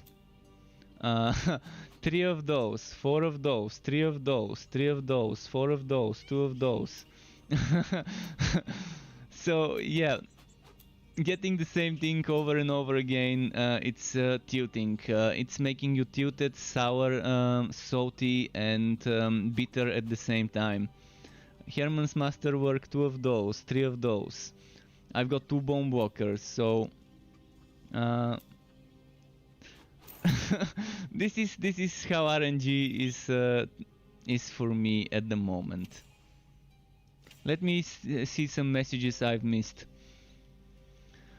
Your pet is back. Brandon says just bought this game and looking up Disc Mage builds. Struckquip.xyz, that's where my Disc Mage builds are, and that's where all my builds are. Absolver Zealot, Pyromancer, and Hemuturge are fun builds and that I really like. And the Absolver Zealot, people have told me, can be very strong and can be clearing things very quickly with a second Disc Mage for support.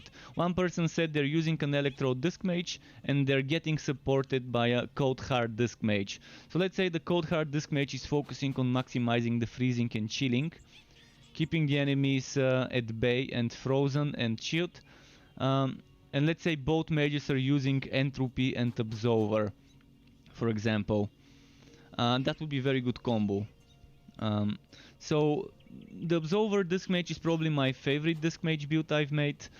Visually looking good and damage wise very nice. Another one that I like visually is the Drain Disc Mage, the Hemuturge, the Blood Mage. And another one I really like is my Pyromancer. The Pyromancer, I couldn't maximize, I couldn't get Molten Reach to test it with, but it's also gonna be a very decent one. So other things that I see in the comments, I usually expect the ones, we already talked about expecting the ones to go badly. Blue Wizard says, hey Struck, thanks for the content. In your build you don't talk about the damage over time of the weapons. That part works on skills, or you go for the flat damage only. I go mostly for the flat damage because I'm kind of disappointment of damage over time. I use chance to shock, chance to stun, chance to bleed and things like that. Mostly to proc things that depend on shock, like shock bolts, like lightning strike, like magma burst, or firestorm, or rupture, or spread of death. You know, those procs that require you to have the enemy afflicted by the ailment. Ailment builds in this game are not gonna be great, even if you try and stack 4 or 5 different ailments. Let's say you try to stack the damage ailments, burning over time, poison over time, bleeding over time, and maybe shock, which zaps and stuff like that. Let's try to stack those for a rainbow build, as we call them. It's not gonna be as great as where you would stack your direct damage. I mean, yeah, damage over time is good, extra damage, but in most cases direct damage probably would yield better results. I mean, I've not experimented much with ailment builds recently, so maybe they became better, maybe they didn't. But chance to shock would be great for builds like this, where I'm using lightning strike. You can get 10% chance to shock here. You can get chance to shock from a weapon or from a gauntlet. I don't have a gauntlet, and I think on a weapon it could be, I haven't confirmed it, but it could be better to sacrifice one time flat damage for chance to shock. It could be better, consider testing it. 2 equal weapons, one of them having 2 times flat damage in the middle, one of them having chance to shock in the middle. Or both of them having 2 times flat in the middle, but you replacing the flat damage in the enchantment with shock, chance to shock. See how it works, but you can get chance to shock on gauntlets. And another thing to consider is White Vault Cave Breaker. can be used to proc shocks. It may not do much damage, and it may not proc other procs anymore after they fixed it, but it can reapply shock and it can prolong and reset the duration of shock. Another thing to consider, which is the thing that this build will be using, is Bone Razor. Summons, each summon hit can trigger procs. So also pets can shock, pets can bleed, pets can burn. So if you use attack speed on the pet and the chance, you can get some good stuff. Okay, let's see some more comments. The game has overtime damage. Yes, the game has damage over time, which is poison, bleeding, and fire. And poison used to stack up to 3 times. I'm not sure if it still stacks up to 3 times. And bleeding and burning used to stack 1 time. Until they reworked a bit one of the relics, the bleeding one, to have a bleeding skill which does a separate bleed that stacks 4 times. And you could have one bleeding which stacks 1 time only, and another additional bleed that stacks 4 times. And then they added the relic rework update, and I'm not sure whether now it's like that after they reworked the relics to subclasses. So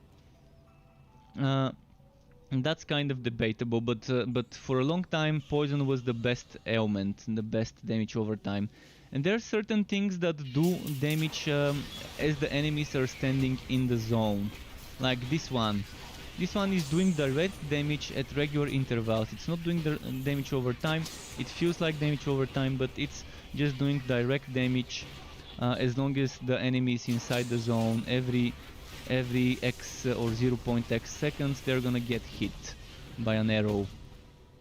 And there's other things that work in the same way. Some of them would be damage over time, but in most cases the damage over time works as direct damage applied every X or 0.X seconds. But there are other things that are real damage over time, where you're actually inflicting burning and inflicting bleeding and inflicting poison. And that's for me the real damage over time. Not a field on the ground that's burning anyone who stands inside it every 0.x seconds or every second, but things that actually apply burn, and the burn itself. This is what I would consider real damage over time. Although the other thing is, in theory, still damage over time, just not burning, not bleeding, not poison. Now see, this one is actually this is damage over time, just not burning, bleeding, or whatever. So there are those two types of damage over time.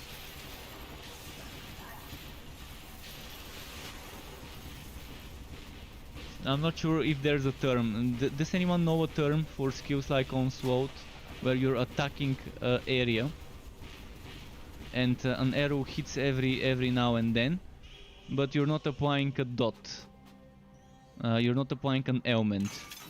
I'm not sure if there's a term for damage over time that doesn't include an ailment. Ghoulbuster says, I'm gonna have to open my eyes because I've seen no damage over time. I started the game last night. So again, I'm gonna try and find you damage over time to show you.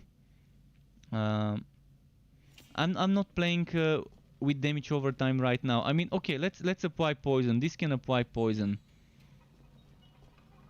The thing is, things die so quickly you can't see the damage over time. See? This green... they die too quickly. First world problems. My monsters are dying too quickly. Because they're trash mobs. Let's try and find an elite enemy and show you what I mean. Look at the... See? That was damage over time. The green skull. That was poison damage over time. And you can see them, see this one, they have that poison glow around them. This is the poison damage over time. See? It was 2 stacks. This one got 2 stacks on it. And as I said, it can go up to 3 stacks.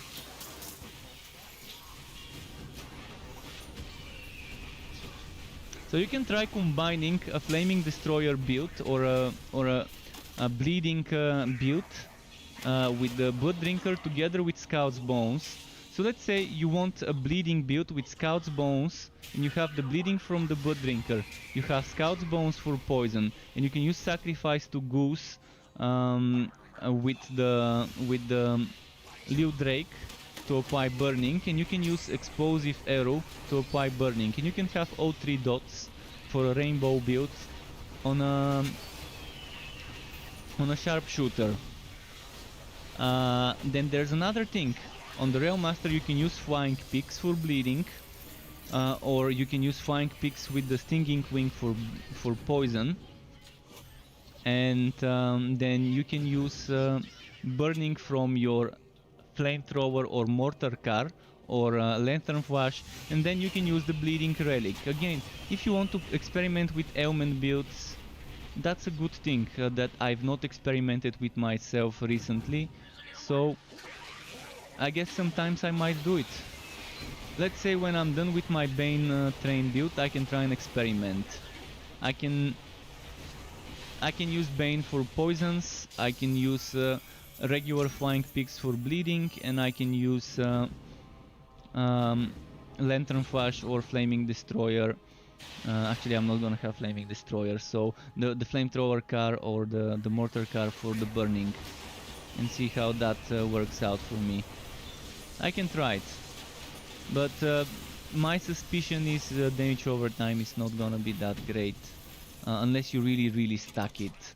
Like, you focus stacking all those damage over time affixes. And again, this is something I've not tested, so I can't tell you if it's gonna be good or not. Feel free to test it, the opportunities are there. You can enchant an item with chance to bleed, chance to burn. You can take a weapon with chance to burn and enchant it with chance to bleed.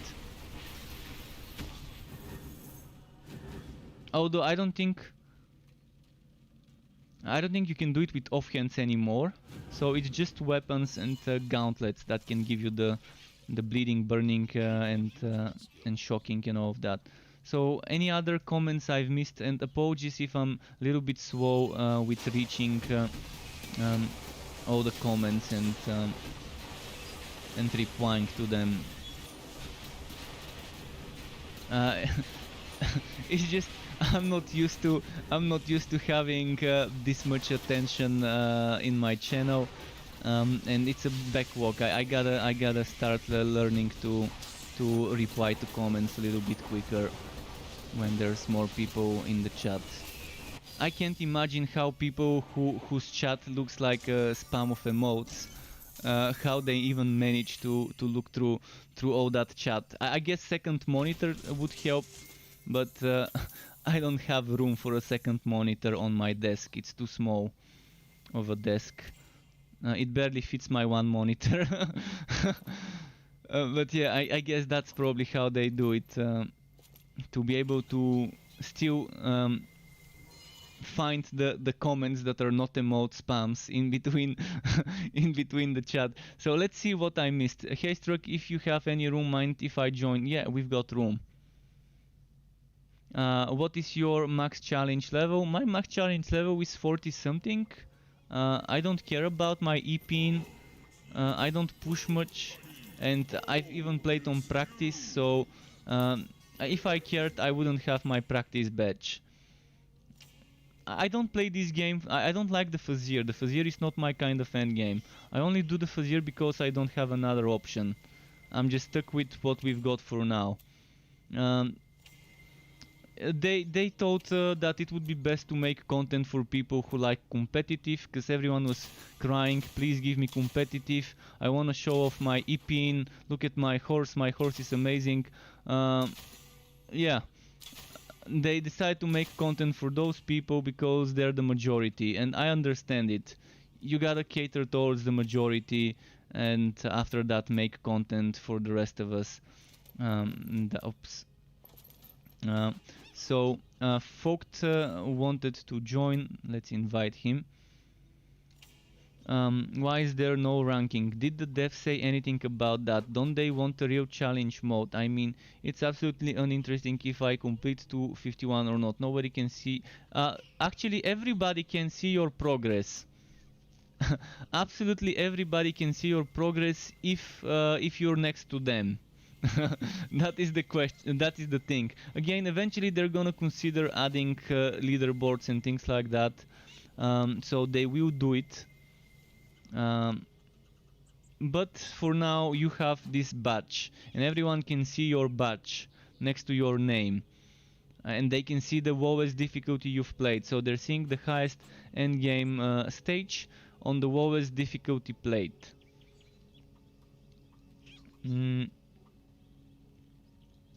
But again, I don't care much about this endgame, so I would just want to see it become more rewarding. I would like to see something that makes me, hey, I want to do the Fazir because it rewards my time. And I don't want it to just be those new set items that we only drop from the Fazir. Because there will be a new set, and that would be Relic Synergy set. With various relic related modifications.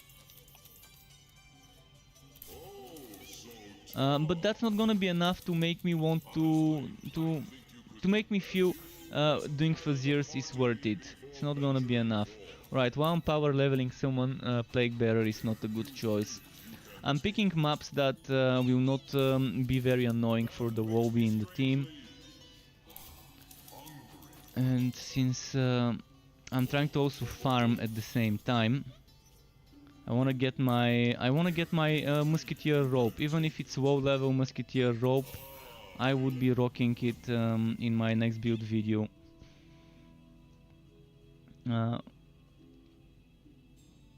Second run, you don't need that much XP to level 60 as first run, right? I haven't heard about anything like that. That's not true. You'd need exactly the same XP as you needed before. That's actually gonna be fun if they make it in such a way. But no, you need exactly the exact same XP for every level on every hero. That's one of my problems right now with the game.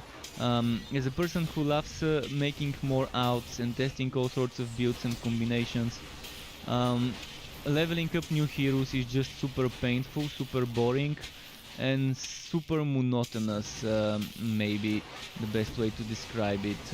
It's just boring, it just doesn't feel fun. It feels like doing chores, like hand washing your laundry. Something like that. When you know you can have a, let's say, it feels like hand washing your laundry when there's a washing machine in the next door, and your laundry doesn't need to be hand washed. That's how it feels in this game, because they're intentionally deciding to make it that way. It's not like they don't have an option to make it easy for us to level out. They're choosing to not let us level up the outs intentionally. They're choosing to make it slower and to take more time, to be more time consuming to level up outs and to be boring. So it's not something that they're doing because they're forced to do it that way. It's not like it's not gonna be easy for them to make such a system. I mean, what is it gonna take? 1, 2, 3 months of development to figure out a proper system to allow outs to be a little bit quicker to level up? I'm fine with leveling up an out 4 times. Actually 3 times. 1 time on the main and 3 times on each other hero.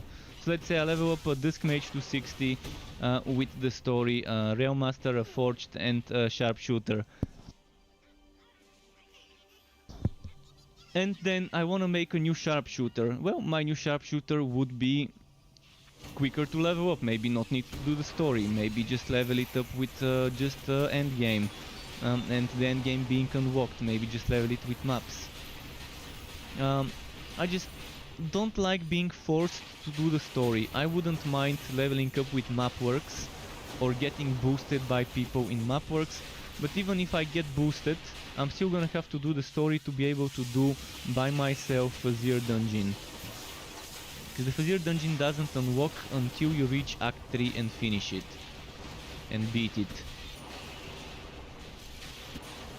Let's say I have leveled up one sharpshooter and I've not touched the other heroes, but I want a second sharpshooter.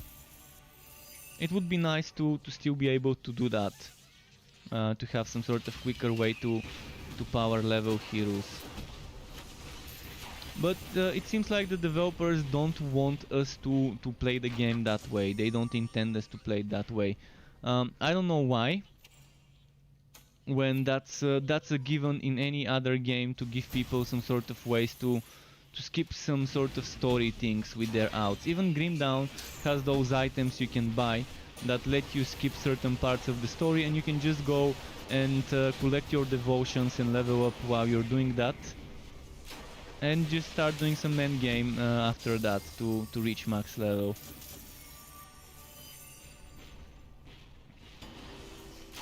Because even Grim Dawn realized it takes too long to level up new heroes and having to do the story, compared to just running around collecting devotions without doing quests and then moving on to some endgame and some dungeons and stuff like that. In fact, they made it much harder by removing mapworks from the shop. There was an NPC that used to sell us white and green maps, and we could just run those maps for levels. And they did even further. We used to get 6 times more maps in the contracts. Every 9 levels you could get 6 mapworks portals, blue mapworks portals. Now you get only 1 every 9 levels. So you get kind of to realize what difference it is. It's one thing getting 6 maps, it's another thing getting just a single map. And mapworks is, for me, mapworks is my preferred type of content. I prefer doing mapworks over Fazir. The only reason I do Fazir is to get fame so I can get maps. And now they made collecting maps even more boring, because, well, look at that. I click this and now this fills up 3 slots in my consumables. Before we used to get 1 stack of 3 or something like that, I think, when it was for the blue ones. Now not only do they not stack, so you have to keep clicking here. Basically there's someone out there thinking of how do we make the players spend more time clicking on buttons and right clicking on things instead of playing the game and killing stuff. I'd like to hope that's not the case, but imagine if there is someone who is actually thinking of how to make people click more in the UI instead of spend their time killing stuff and farming wood. Because there are just so many things that are exactly the opposite of how they should be in the UI. The same with the Fazir. Why do we have to click on every map once and then 3 more times to reveal the 3 cards without revealing the cards having anything to do with our rewards? And that's a very nice way, for example, to add a system. Let's say you click on the challenge level and then you see the flipped cards, you see the back side of the cards. And let's say if you only click on 1 card, you get maximum rewards. If you only click on 2 cards, you get a little bit less, but still more than what you would get if you reveal all 3 cards. So blindly selecting 1 card instead of revealing all 3 could be rewarded. Otherwise, what's the point of having to click on each card to reveal it? And that's again making people click more, spending more time clicking on menus instead of killing stuff and looting stuff. And no one enjoys clicking, and I mean, I'm not playing a clicker game. I can go on my mobile phone and install a clicker game and just play that clicker game if I want to. But ARPG hack and slash games are not clicker games. So why make things involve so much clicking? To do a simple action as collecting some rewards, why don't we stack those gear bundles to like 20 or 25? Why don't we stack the greater gear bundles Why don't we stack the resource bundles and the essence bundles and see, all those bundles need to stack. And when you click collect, that shouldn't make you every 10 or 9 collects to go back into your inventory to just get rid of those items. I mean, it's common sense. It doesn't take much to think to figure this one out. If you think from the user's point of view, if you think about usability and navigating through the UI. So it's as if they intentionally are making us click just to take longer to do certain actions in the game. I'd like to think that's not the case, and I hope that's not the case. I hope they're not designing the game in ways that would make us click more, as if we're playing a clicker game. But again, I get tilted sometimes about little things like this, because they were much better before and now they're much worse. Especially with those green bundles where you get each one of them separately. And they just fill up that inventory much more. But I'm kind of that type of a person. I get very heated about those things. Because I spend so much time in the game and I've seen it be better, and I know it can be better, and I know it used to be better in certain ways when it comes to those things.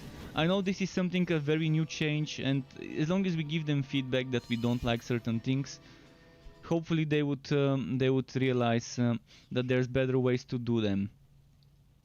It's common sense to keep stacking certain consumables in games and make things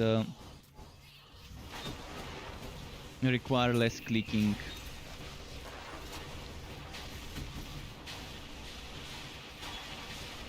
And yeah, I'm trying to just bring those to the attention of people who might want to get themselves into the game.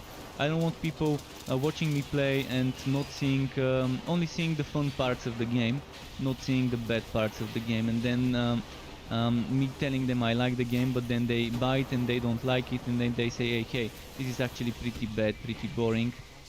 So I'd rather be upfront with people and not sugarcoat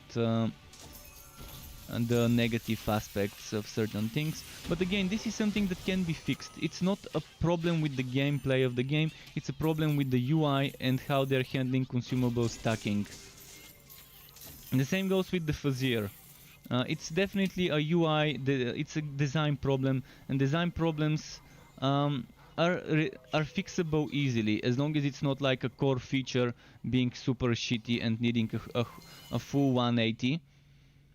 As long as it's not something like this, like they did multiple times with the skill system and the relic system, it wouldn't take too long to realize there's better ways to do it. I'm gonna write all this feedback on Note. I've written some of it before. I've sent emails to feedback at Extra Games with some of my feedback instead of putting it on Note. But again, let me check some more comments. And do you think basic attack builds would be viable? I know basic attack builds could be viable. Maybe not meta, but viable. Every build can be viable in this game. With every build you can, if you play it well with the right items, reach Fuzzier's dungeon at least 60, 70, maybe even 100. And if you reach 100 with enough patience, you can reach 251. It's not about whether a build can reach 251. It's more about how quickly you can reach it, how quickly you can clear it. And I think that's good. I think that's good that you're giving people a lot of freedom of builds to choose from and that are viable, and just let the meta builds do it quicker. Let the meta builds be the ones that beat the game quicker than others, that clear maps quicker, but let everyone enjoy the content. Don't make it just exclusive content only for the super optimized builds. And basic attack builds can be fun. In fact, this will end up being a basic attack build after the summoner build. I've got 62 Respectacles. I've got enough Respectacles to make a summoner build and then to do some testing with explosive arrow and scatter shot for a basic attack build. How long does it take from level to level up from 0? I think with proper leveling up, power leveling people, maybe 6-7 hours the most. If someone is doing it better with a meta build and power leveling someone in regular maps or boosting someone through the story, you probably can do it in 4 hours. Don't know, I really don't know, but if you want to level it yourself solo, if you want to level up an out yourself, you're looking between 8 and 12 hours based on how quickly you're doing the story. 8 to 12 hours, it's not too much to level up an out, but it's still 8 to 12 hours for every out you have to level up. And if you want to do all 20 different outs, that's what? 160 to 200 to 240 hours. If you want to have 13 heroes on the online mode and another 7 heroes on the single player mode, so you can have all 20 combinations. Unless they add another 7 character slots in the online mode, so you can have all 20 combinations in the online mode. Because you start with 10 hero slots, and then you get another character slots from one contract, second from another contract, and third from the third contract. So you can increase the character slots from 10 to 13 with the 3 you can get. Gearwaki, lower level. Let's see what other comments I missed. So if you're still having trouble getting legendary drops at the end game, just keep rerolling characters until like level 8 and just get free legendaries. How? How do I get the free legendaries until level 8?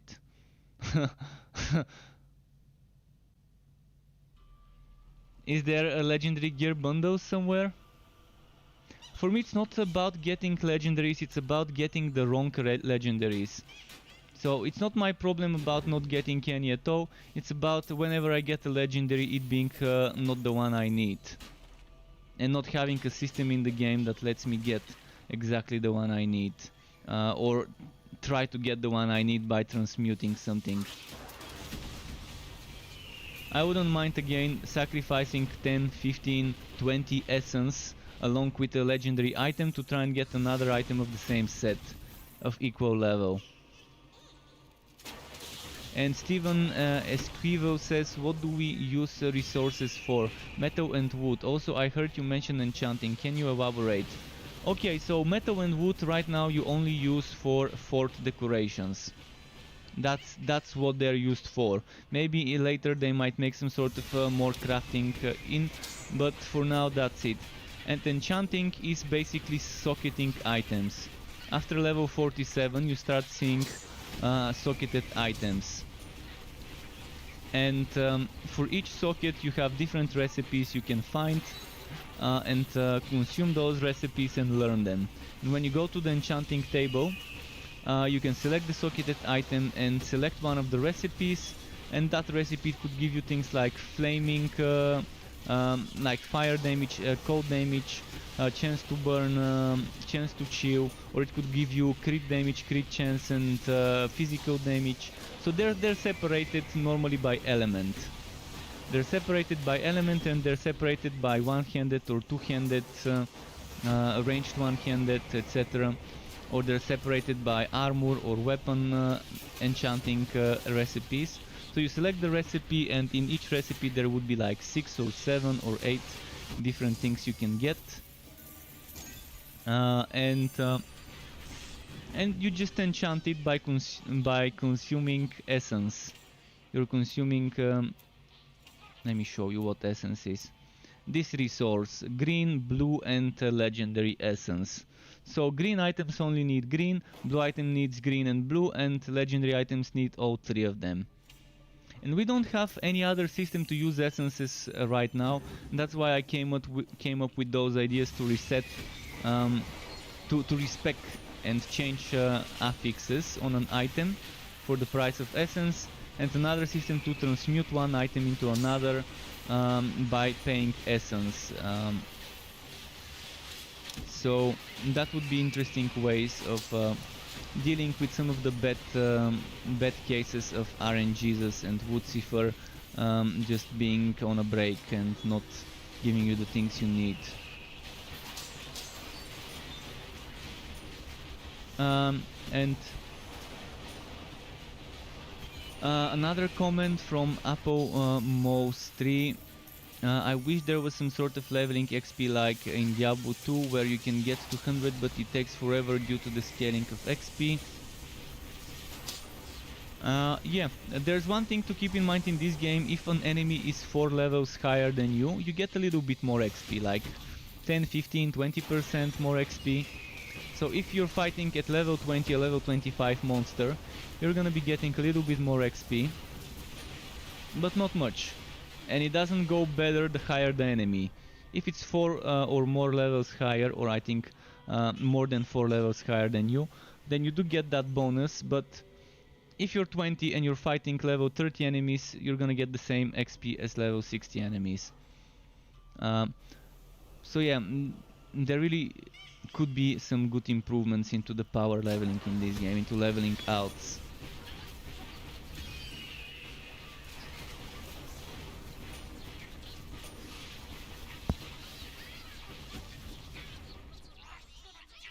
Sorry, had to mute myself to sneeze. So let's see what other things I missed in the comments. Someone said to death chills cause you just get 1 point from the helmet and another from the set bonus if you got 3 pieces. Actually, you get 2 points from the helmet and 2 points from the chest if you have 3 pieces. Otherwise it's just 1 point, yeah. So it's for those class specific sets, which is the Musketeer, the Cosmic, the Celestial and the Mountain King sets. If you have 3 pieces equipped, you get the set bonus. If you have 3 pieces equipped, you can put a 4th piece in the Legendarium and get the set bonus for the 4th piece as well. If you have 2 pieces equipped and put the 3rd piece in the Legendarium, it's not gonna count as the set bonus, being unlocked. So you want 3 pieces on you, and in most cases you would want the helmet being one of those pieces, even if you're swatting the chest in the Legendarium, which in most builds I do, because blue chests can give you so much damage with the right stats, and you can life bind them. You would definitely want the chest there in some builds in the Legendarium. In this specific build I want to test wearing the chest. I want to test wearing the Musketeer robe and having the Bone Razor or the White Vault Cave Breaker in that 3rd Legendarium slot. So another comment, I'm catching up with the comments bit by bit. Legendary drop percent has seemed so much higher early game than in maps. Yeah, in the story zone I can confirm you get more drops. It's not supposed to be like that. It's not supposed to be like that. Right now it's a little bit overpowered, the amount of legendary you get in the story mode. Basically the developers are saying you need to be getting around 1 legendary every 2.5 hours. That was their ideal drop rate. I would prefer 1 legendary every hour, maybe even 2 every hour, but that's because we don't have an item rerolling system. If we have item rerolling system, I wouldn't mind 5 hours for legendary, because then I know once I get the item I need, I can reroll its stats and I can just use that one item without needing to get it another 10, 20, 30 times before I get one with the stats I want on it. So for now I would prefer better drop rates, and later if they add affix rerolling, I don't mind them nerfing the drop rates then. So right now on high level zones like the Fazir, Dungeon and Mapworks, you would see the difference. You would see how little you get compared to going into the story zones. That's why I was farming in the story zones. But sometimes even on a high level hero in the story zones, if I'm solo, I would get unlucky. And Troy Troyvan Orman says, also what appears to be bad drop variants where you get one item 10 times and others. Yeah, that's my exact case right now. I just can't get that one single item. I'm already on the 9th day after creating this hero. So I've played this hero for 9 days already. I started playing a few days before the game launched with the head start after the wipe. And yeah, 9 days and I still haven't gotten that one item.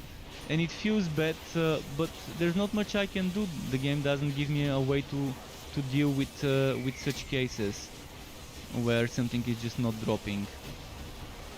And I really wanted to make the build. I know people want to see this build ready, but I don't want to give you a build that's not ready. So we're gonna have to be patient before I make this as a build video. At best I can make the basic attack build first and play with the basic attack build until the summoner one is ready. But even for the basic attack build I still need the rope. See, that's the problem. I need that item for both builds I wanna make with this relic and hero. If I had the rope and I didn't have the bone razor, alright, fine. I'm gonna make the basic attack build and just worry about the bone razor later. Musketeer hat, that's actually pretty nice. Because it's gear work and crit chance. And it's chance to evade, but I'm not sure if I should stack chance to evade. I've got 0 evasion. So this brings me at 16. I'm losing gear work and I'm losing electrical defense and regular defense. But let's say this evasion would be a great choice for now. I can try and get more evasion from other items and some more block chance. And let's see what other comments I missed. Vitoxing, anyone wanna start a hero in hardcore with me? Not me for sure. But yeah, YouTube and Twitch, if you wanna start a hero with Vitoxing, I can be the mediator and let you add each other. And the Great Mock says, did you prefer your Electrode or Flaming Dusk Mage? I prefer the Electrode. And the one reason why I prefer the Electrode is casting speed. It just feels, it's got that feels good vibes in it. Because of how quickly you can cast. And it really forced me into min-maxing my mana consumption. My mana cost and my mana regeneration. It forced me to use my brain a little bit more to make sure I don't run out of mana than some of the other builds where maybe mana regeneration in the helmet and the mana infused would be enough. For the Absolver Zealot I needed to find items with cost reduction for Absolver mana cost reduction. And another reason why I liked this more than the Flaming Destroyer, than the Pyromancer. The Pyromancer build, I never got Molten Reach on that build, so I never could fully test it. So if I had the Molten Reach, it would have been much better. It would have given me better DPS. And it would have been different, it would have been nice. And keep in mind, you can play each of the builds you can play similar to the others. You can play the Pyromancer with Absolver, you can play the you can play the Absolver Zealot without Absolver but with Radiant Blast. The thing is, I was trying to make builds that look very different. I didn't want to make just the same build with a different relic and call it a new build, which would still be a new build, but I was trying to make every time I revisit a quest to try and use something slightly different in both the quest skills and the sub-quest skills. Eventually I will be revisiting every combination. One by one I will revisit every relic, quest, sub-quest, etc. combo. But it's gonna take a while. For now what I'm doing is once I gear up a certain hero, I'm gonna try and do multiple builds, because I know there's not gonna be wiping anymore, and I'm not in a hurry to make one of each, because I already have one of each. But yeah, I will be bringing the builds, I will be keeping the content coming, you can rest assured about that. Mr. Drew, thank you very much for the follow on Twitch. Welcome to the Struck Club. So, any other questions I've missed? Is this game nice? Alan89, it is nice for me. I can't say it will be nice for you because I don't know what you want in a game. So, if you tell me what you like in games, I can tell you whether this game can deliver. And Fun Horror, I wish they would add dual wielding. See, for dual wielding they said that it's a little bit complicated because they have to make new animations. For every hero, for every type of new item, they have to make dual wield animations. And I suggested an easy way, well, easy in brackets, it's still gonna take a lot of animation, a lot of art, a lot of rigging, and a lot of designing and coding. But I suggested to handle dual wielding as two-handed weapons. So you find a pair of guns that are dual pistols. So they work like a two-handed weapon where you equip it in your weapon slot and you don't equip one in this one and one in this one, but you find them together. And you can find dual daggers or dual swords or dual maces or dual axes or dual pistols. But find them as a pair, and that way, the way the game handles this, it can count it as a two-handed weapon, and it can still be equipped the same way you equip a two-handed weapon, disabling your second slot. But that would still require for them to make specific animations for when the hero is using basic attacks with those two weapons, to fire one shot, fire the other shot, hit with one weapon, hit with the other weapon, and have some sort of a combo. And that's rigging, that's coding, that's development time, man hours. So if they do dual wielding, I would like to see them do it well. And this idea I had about handling dual wielding weapons as just pairs and dropping them in pairs instead of mix matching them from one weapon and another for balancing purposes. Because keep thinking about how imbalanced it would be if you can equip two weapons right now for dual wielding. So the one way to avoid the imbalance is to make them pairs and design them the same way you design two-handed weapons. And that's good enough for me. I'm getting my visual satisfaction of dual wielding stuff, and we're avoiding the design challenge of how do we deal with equipping two weapons, in one in the offhand, one in the main hand, and the challenge of how much of the damage from the offhand we remove to make it balanced. So if they handle them like this, it's gonna be nice, and it's gonna save them a lot of headaches. But again, it's gonna require a lot of animation rigging, a lot of coding, and maybe in the future, who knows, maybe we can see dual wielding. I mean, I would love to have some sort of berserker style build. Especially imagine it with the blood drinker once they fix some things there, and proccing those spinning blades with dual wielding, or with the or with dual pistols and the cold hard basic attack synergy once the cold hard becomes a little bit better.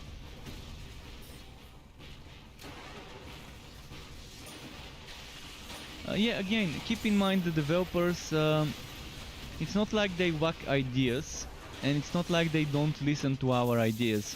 It's just they're a small team and there's only so much they can do in a short amount of time, especially now with work from home and other things happening that might impact development. In fact, it's impressive they managed to release this game this year with these little bugs. Yeah, there's still a decent number of bugs, but some of the major bugs have been sorted. There's still annoying bugs that would let you have to repeat a map because there aren't enough drops, but they won't fix those bugs unless we report them. We need to give them the D, the control plus D. They want the control plus D, so give them those control plus D reports. When you find a map that doesn't have enough drops, go to node, and before you exit the map, press Ctrl and D and paste the information the debug info somewhere, and then report it. Report the map as this map doesn't have enough drops for the quest, this map doesn't have a boss spawn, and whatever it is. Because I know those are annoying bugs, they're progression breaking, and they're forcing people to repeat the same challenge over and over. And they fixed a lot of those. Believe me, there was a time in the early access where every second map you do would be broken and you would have to go and pick a different one. And for example, from 3 choices, 2 of them being broken means you only have 1 choice in between the 3 cards. And before you realize it, you have to actually figure out that the 2 are broken. If you encounter such a map, my advice is Ctrl and D, paste it in a notepad to not lose it, and then paste it later in the debug info when reporting it. And then don't do the exact same map card, select a different map card, because chances are the same map card will be broken and you would have to pick another one the 3rd time because of insufficient drop rates. I know it's annoying, I know they still exist, but they're so much less. And thank you to everyone in the alpha, I'm not the alpha, in the early access who kept reporting those maps as well. I was reporting such maps when I would actually make a list sometimes, a few maps, and then go ahead and report them. Like I would keep a notepad open, I'm keeping one right now, and then whenever I encounter such a map, I'm just gonna copy paste my debug info there and then report them one after the other. Sometimes I would make a break while streaming and just report it on stream. And speaking about taking a breaks, I might go and take a quick peace break and grab myself something from the kitchen after this map for like 1 or 2 minutes. It's not gonna be long though, just to go and do what needs to be done. Stretch my legs, stretch my spine. Let's see. And let's see if I've missed some messages again.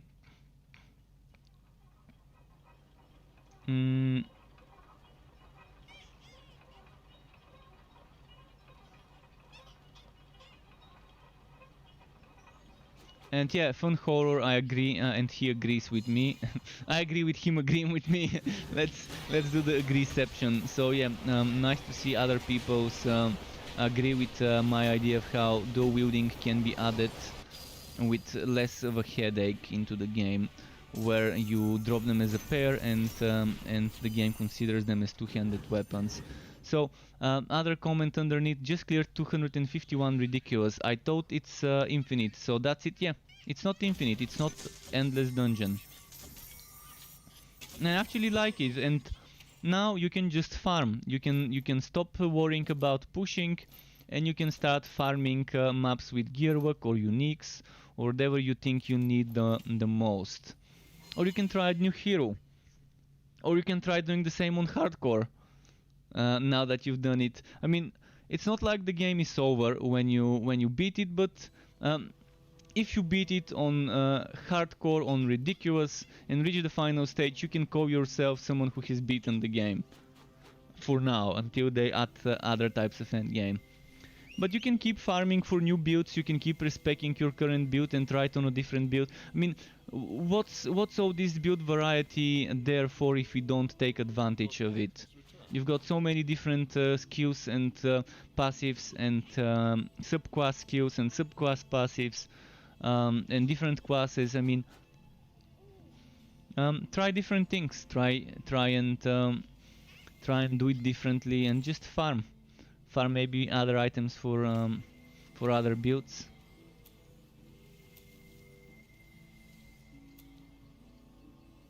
For me, beating the end game and reaching the end of a game is not the end of it.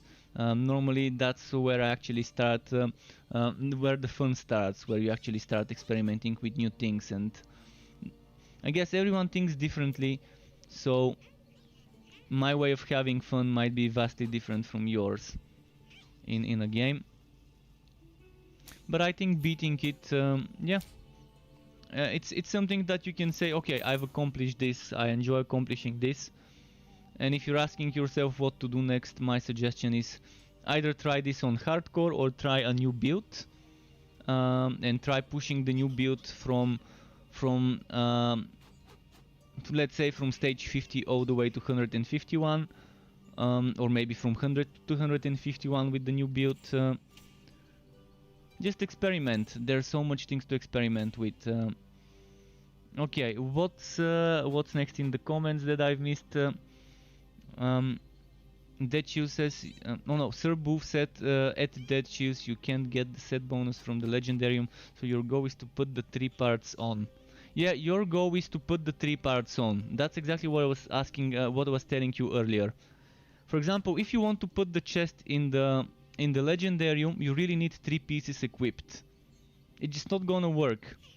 You can't do 2 plus 1, because it doesn't count the item in the Legendarium as an equipped item. And if it doesn't count it as an equipped, the other ones don't get the set bonus as well. So, hope this is clear to anyone who was wondering. And if you're wondering what sets we are talking about, is those sets. That's the sets we are talking about. I can show you. I'm just gonna demonstrate it. I've got items to show you how it works. So let's take my musketeer boots and let's equip them. And you see, this one now gives me +1 precision, and this one gives me only 1 archer. I equip the boots and then boom, immediately I'm getting the extra bonuses. Now let's show you something. See, now every one of those is getting the bonus, but let's do it this way, where I'm gonna equip this, and you see I'm getting the bonuses, and I can remove the hat, and those are retaining the bonuses.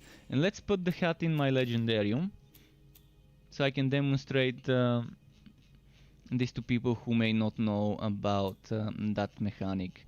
So I can put the hat in the Legendarium, you can see, boom, I'm getting +2 precision skill levels.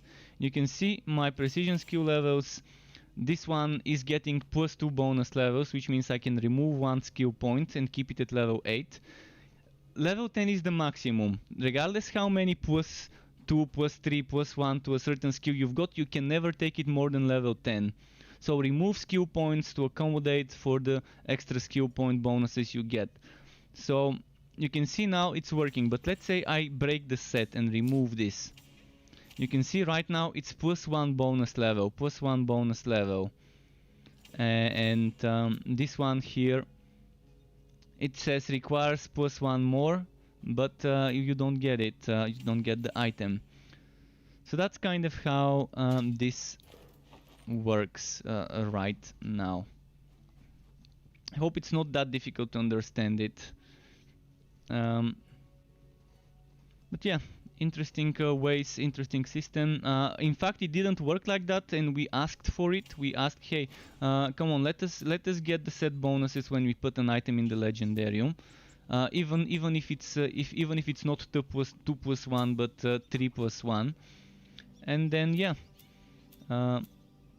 it does work like this now, and I'm thankful for them adding this. Alright, as I said, I need a quick peace break.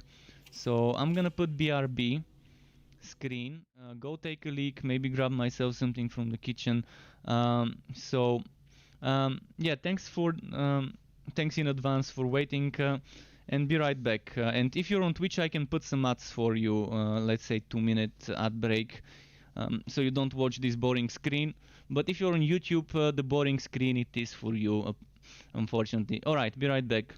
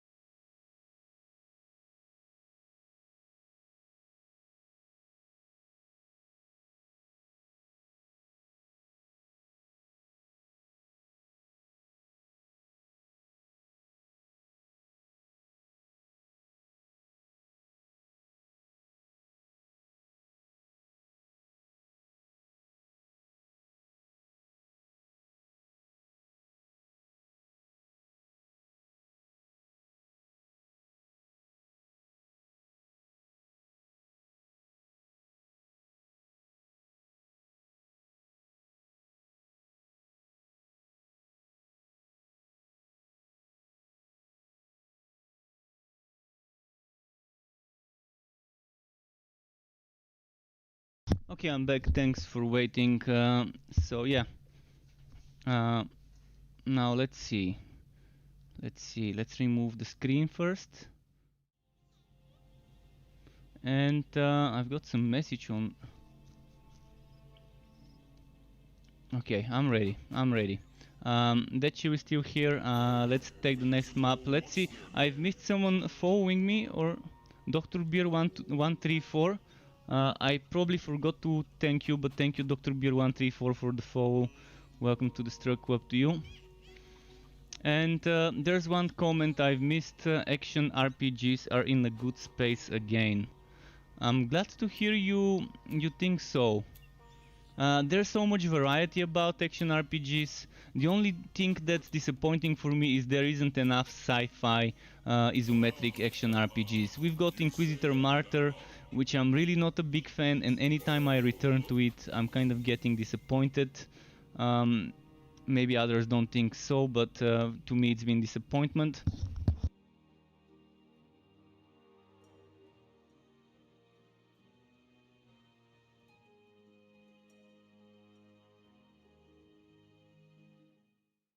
Okay, sorry, I muted myself to take off my hoodie. So as I was talking about sci-fi isometric looter ARPGs, we got Kill Squad, which seems like I don't know. It seems like very dead to me as a community. Maybe the game is just not fun enough to get people to return to play it for more.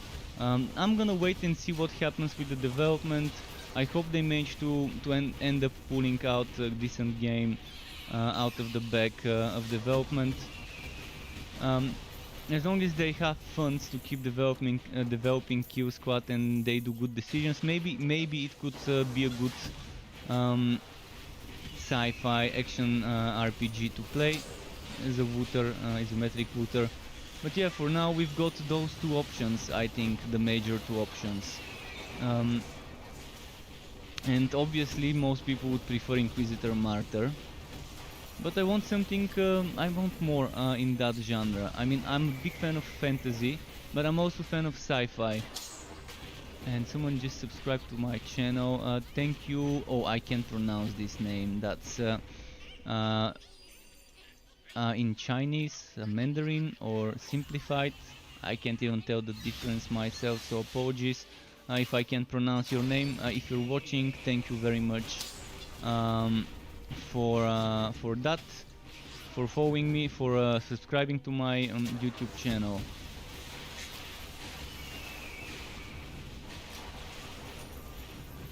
And let's see what's happening here.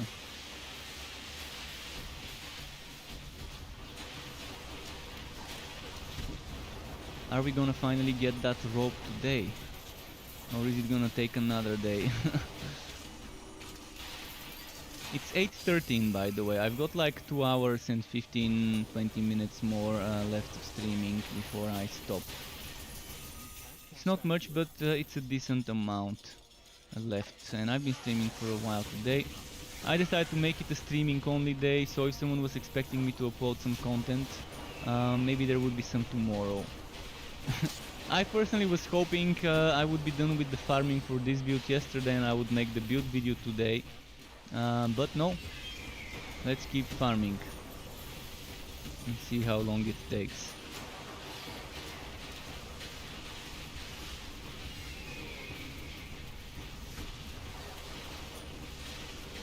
And yeah, I'm doing kind of lower level maps. I'm trying to make sure that I'm leveling Dead Chill.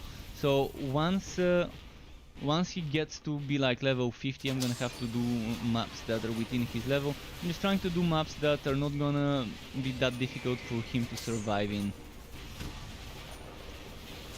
And to make sure he's still getting the bonus XP, so it's still 5 levels higher. So 46 after this map, he's probably not gonna be able to do 46. I'm trying to keep the maps 5 levels higher than his level at least.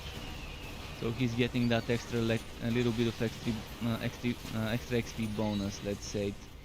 I think it's 10 or 15 or 20%. I don't think it's more than 20% XP that you get if the enemies are 5 levels higher than your level.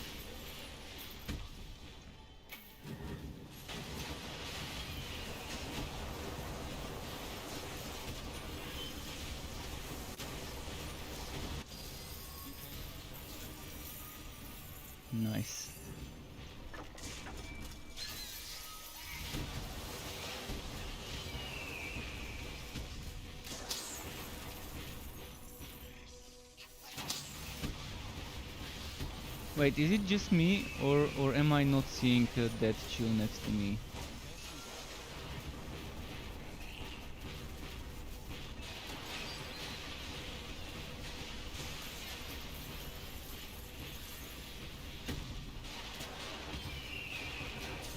Well, in any case, oh, look at this guy floating in the air.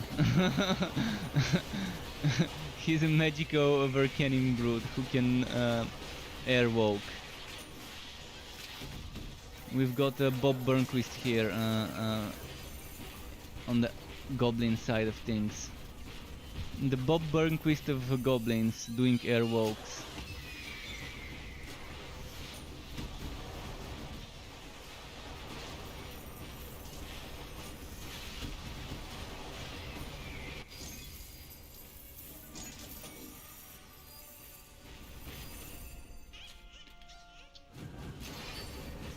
Let's see here.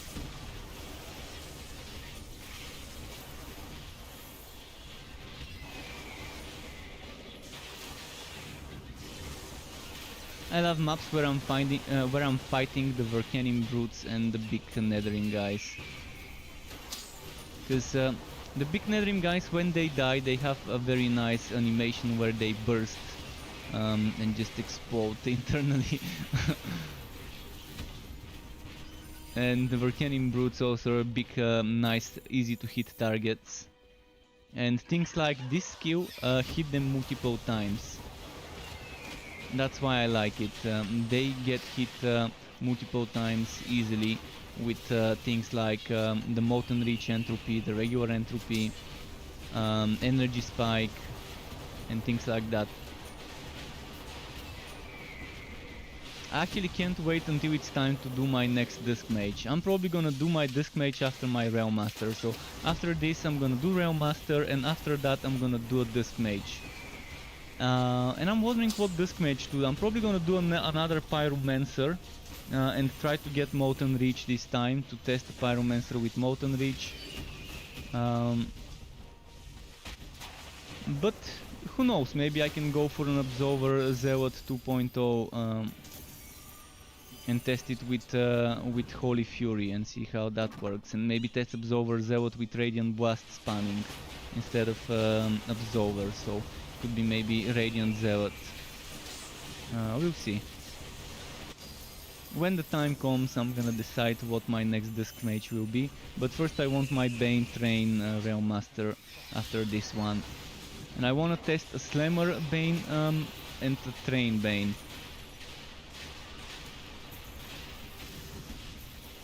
The Slammer Bane would be obviously an underpowered build, and it would be just for shits and giggles, just to see how it works.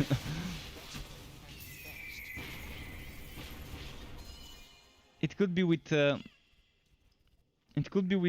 flying picks again, because there's that synergy there.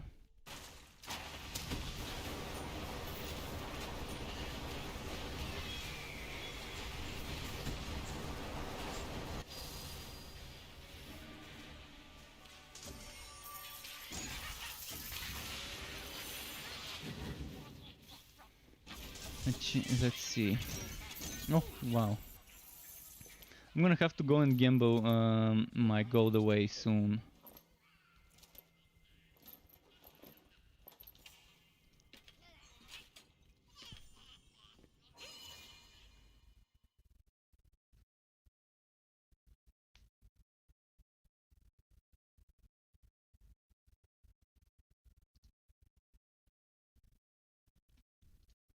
Wait, is there a new announcement in Torchlight?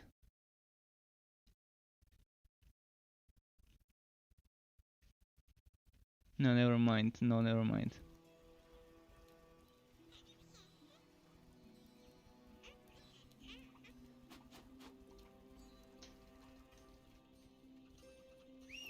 Let's see here.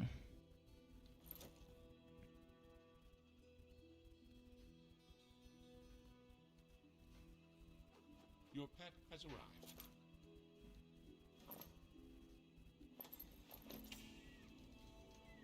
Another day, another Let's see here. Which one do we do? He's now 52, I think. No, he's 42. He's 42, that means the minimum level I should be looking for is this one. And since I'm looking for something with Gearwalkie or Uniques, there we go, Uniques Gearwalkie, that should be good for him. Oh, he's 43. Yeah, that should be more than enough of a level for him. Well, you can see it doesn't take that long to power level someone, and if you're doing it on a more efficient build and min-max synergized build, it's gonna be quicker. It's gonna be quicker, so yeah. I'm not doing it as fast as I could be doing it. Let's try. Oh wait, I forgot to change this. Let's try putting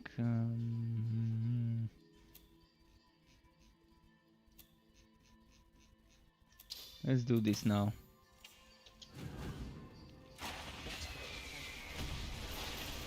Instead of Bone Razor, a little bit of Cave Breaker.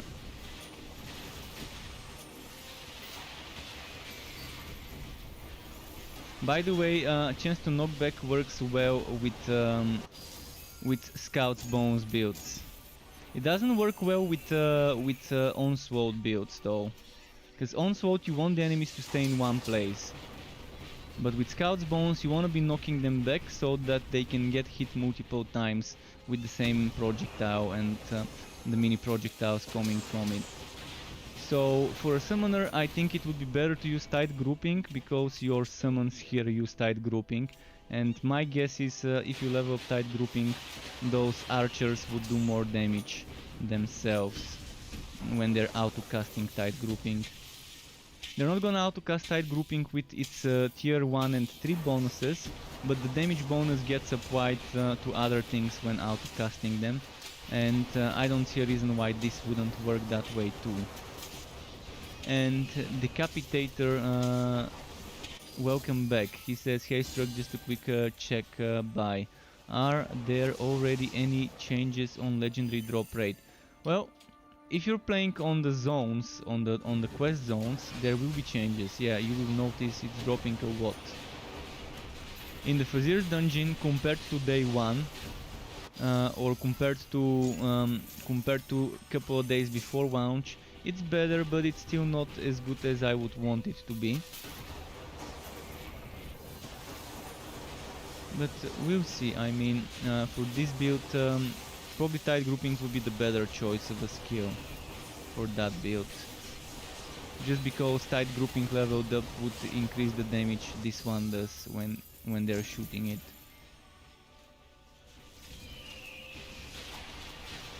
See, I'm doing maps where that Chew can actually feel like he's not getting carried. But he can actually kill stuff and survive.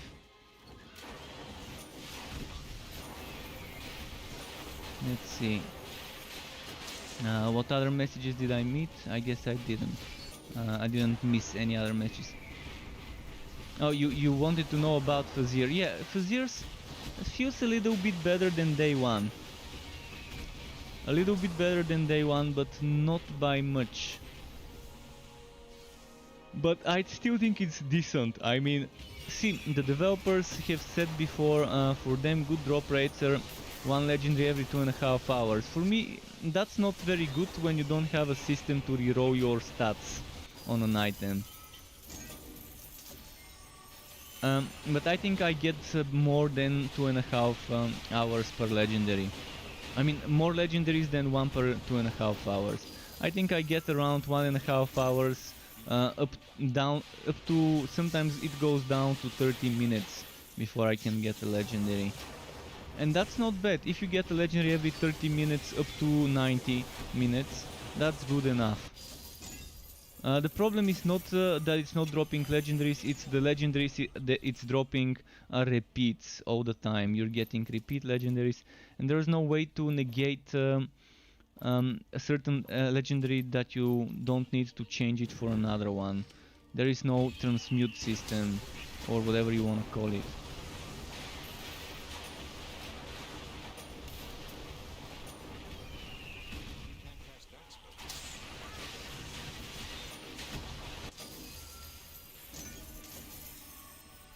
Okay.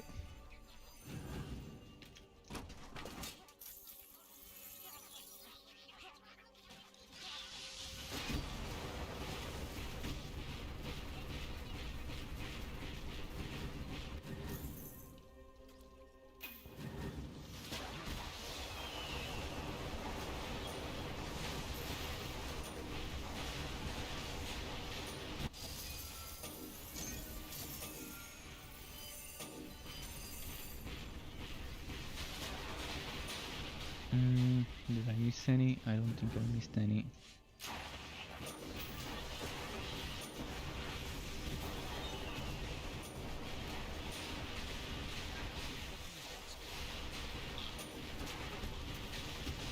Look at where he's hiding in the corner. What is this class? This is a sharpshooter. It is a sharpshooter with electrode. Sharpshooter class. The subclass is electrode, and it's similar, very similar to my electrified build on YouTube and on my website struckclub.xyz. If you're watching, and if any of you is watching and is following some of my video builds, please check the website versions. That's where I keep the updated information. And I will be updating every single guide with suggested ways of leveling up the build, even if it's leveling up as a different build and then respecing in the end game. Because I think certain builds are better as starter in brackets builds. Some builds, some skills are better as starter setups, and eventually moving on, transitioning into different ones. See, this map gave me 2 legendaries. I got this one and this one. One from drop, one from a boss, so you can see it is dropping. It's not like it's not dropping.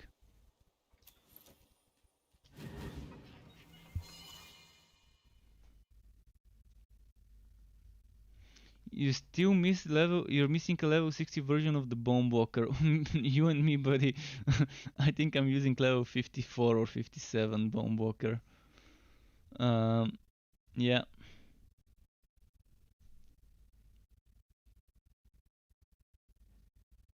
And Sir Boof says, I'm so sick of the amount of maps which can't be completed. I mean, that's no longer early access, and it's not a problem which is so hard to fix.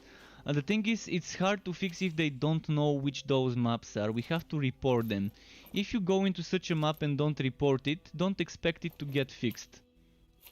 Unless someone else goes into exact map seed and reports it. So just do Ctrl and D. Paste it in a notepad, then I'm gonna show you what I mean. So I'm gonna open Note. Open Note, and then you go over here. You go over here and you click on, first let me show you, I'm not showing you right now. So this is Note, this is where you report bugs. I'm gonna give you the link in a moment if you don't know it. So you click on Submit Feedback, and you go into the game and click Ctrl and D. And you can either paste it in a notepad or just paste it straight away here into debug info. And this gives them, whether you're playing on online mode or offline, the area seed. This is the most important thing for when reporting those things. And instance and area seed. This gives them the name of the map and instance. It lets you know, it lets them know whether it's in the Fazir dungeon or not, and other stuff like name of the character, what difficulty, region, ping, etc. Which the most important thing is, I think they need this thing here. That's the most important, to investigate what's with the seed and with the map type. So once they know this seed, they can investigate. They can see, okay, I see what quest this seed has. Let's tweak this quest to give it more drop rate for items. Let's give this area more spawns of quest enemies and things like that. But yeah, unless you send them this information, it's super hard to figure out all those broken things, because they kept tweaking the quests. They did something called dynamic quest drops, which means the further you get to the end of the quest, the higher the chance of you getting items if you haven't gotten those quest items before. But even with that, there's still some leftovers where some of the maps just need more spawners added and enabled. Some of the maps just need more increases of the enemies that drop the quest items, or chances of those quest items from dropping. But yeah, as long as we report things, they're gonna get fixed. If we don't, well, you know what happens. They will still get fixed one by one, but the developers are gonna have a much harder time figuring out those bugs by themselves without our help. And yeah, I understand it's frustrating when it's not early access anymore and you're still getting such maps that can be completed. But if we take this 1 week to keep reporting those things, they can be fixed in 1 or 2 weeks when the next big patch is. If we report every single one we encounter, and there's much more of us reporting things now than 3 weeks ago. Much more of us encountering those. And all you need to type is just give them the map seed, pick that it's the live or the PTR server, and right now there is no PTR server. Tell them the platform and tell them what's wrong with the quest, whether it's item drops not enough, spawners not enough. Normally, if the item drops are not enough, it also indicates that there's probably spawners that are not enough as well. What level is that, Chill? Was that 46? Was that 47? I couldn't see his level.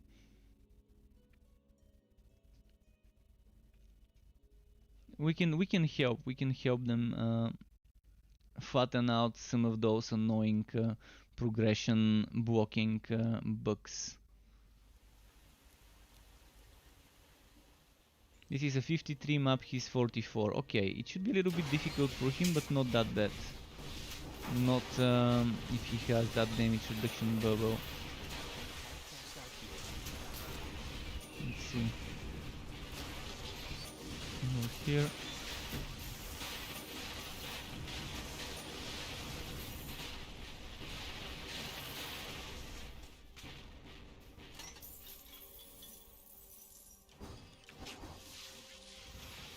A wrong direction to cast it.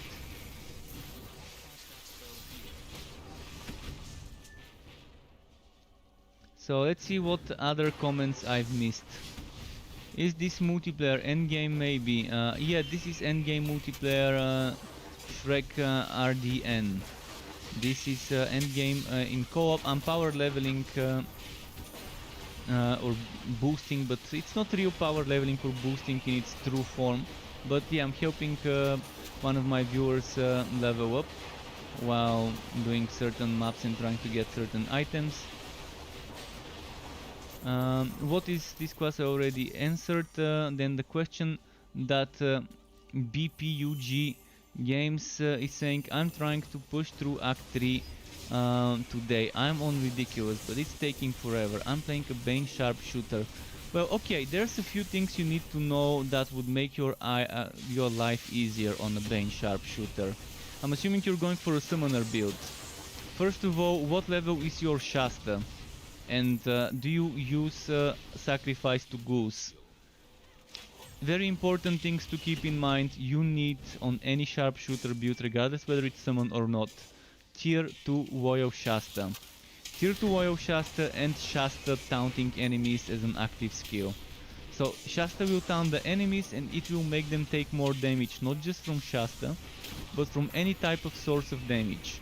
From you, or your pet, or your summons. So any type of damage that you do, directly or indirectly through minions, will be increased by 50%. And if you take Sacrifice to Goose, as a tier 1 skill, you're getting a total of extra 30%. Stacking with this 50%, that means you're gonna be doing a total of 80% more damage. So you might wanna consider respecing your skills, prioritizing those two if they're not at the right level yet. The way I suggest leveling up certain builds is to make sure at level 20 you have level 6 Shasta. So after level 15 you stop spending points until 20, and the 6 points between 15 and 20, because you get 2 points at 20. So the points from 16, 17, 18, 19 and the 2 points from 20, they all go for Shasta. That's how I normally suggest leveling up any build on any relic. Those 6 points you wanna save. Of course, if you already have 3 musketeer pieces and one of those musketeer pieces is the chest, the rope, you don't need to save 6, you can just save 4 points. But that's gonna be a huge DPS boost. Another good DPS boost for you will be if you get Infectious Shooter, this pistol, equip it in the Legendarium and max out Scout's Bones, and you're gonna get this nicely looking, how do I call it, projectileception, projectile shooting other projectiles from it. And since you get 3 projectiles of the big variety, when this is tier 3, you got 3 big projectiles shooting all those little ones. And this is good on many sharpshooter builds, to proc things or to just do a little bit of extra damage or just to poison stuff. And you can poison with this easily to trigger Spread of Death, so it's gonna be nice synergy with Spread of Death. And max out your Miasma. Miasma level 10 would give you 100% minion damage on sharpshooter bane builds. This means 100% more damage for Shasta, for the goblins, and for any other minion you can get, like Bone Razor, Bone Walker and things like that.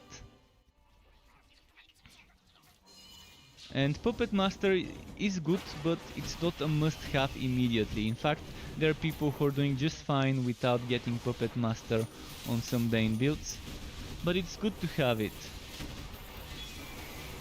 So hopefully this helped you. And Blue Wizard says I'm the Water Fairy.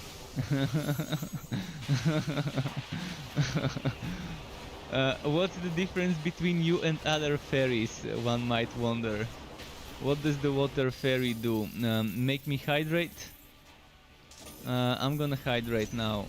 I'm gonna hydrate. There we go. And Butriel asked me to give my pet petting. Yeah, but he's not here. He just exited the room a few minutes ago. When he's here, he's gonna get his petting, I'm gonna remember. Now, let's see what I got here from the drops.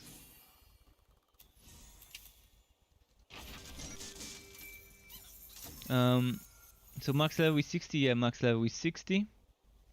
Can Realm Master turrets trigger on hit effects? Yes, they can, and they're amazing at doing it. Especially with shocking rounds, you get Chain Lightning. And with the active bonus you get another extra target, which means you're hitting 3 targets, and each of those targets can... each of those hits for each of those targets can trigger on hit effects. Now, another question. I wonder if Molten Reach is in the pool. I've been playing for a few days on level 60 but haven't found it yet either. Well, you might wanna ask on the Discord channel to see if someone has gotten it. It's in the pool. It should be there. But again, the same way you're not getting Molten Reach, I'm not getting the stupid Musketeer rope. Then some people reporting in my chat that they gotten it 7 times already.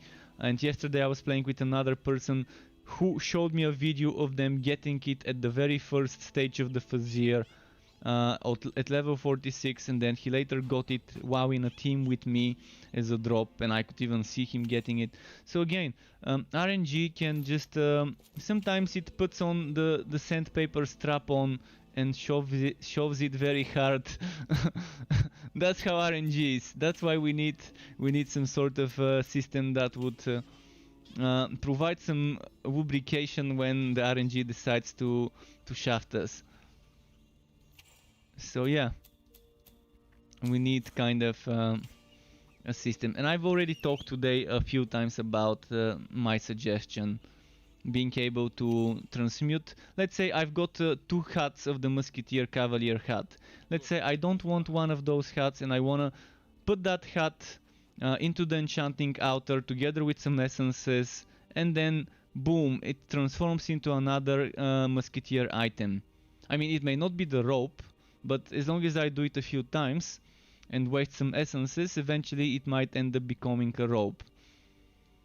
And that way you can negate the beta RNG, and that way you can keep re-rolling until you get something with good stats, as long as you have essences. So I wouldn't mind spending 20-25 legendary essence, something like that per row, because we end up swimming in essences eventually anyways.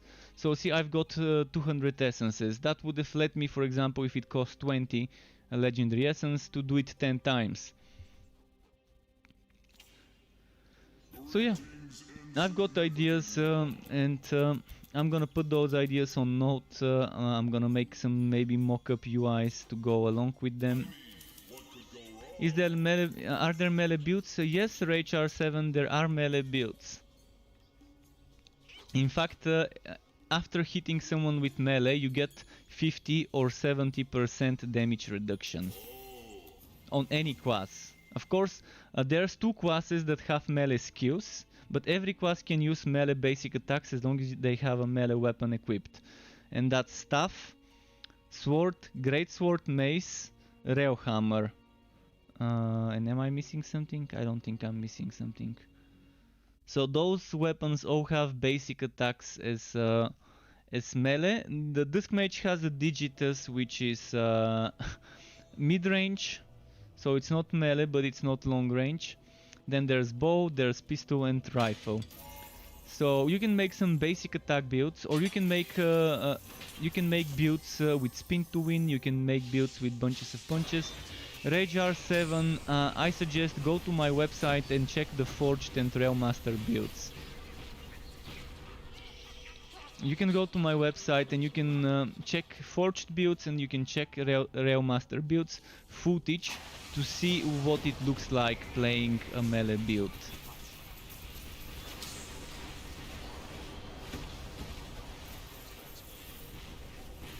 And Fun Horror says I have a Bane melee sharpshooter as well as a Blood Drinker melee sharpshooter.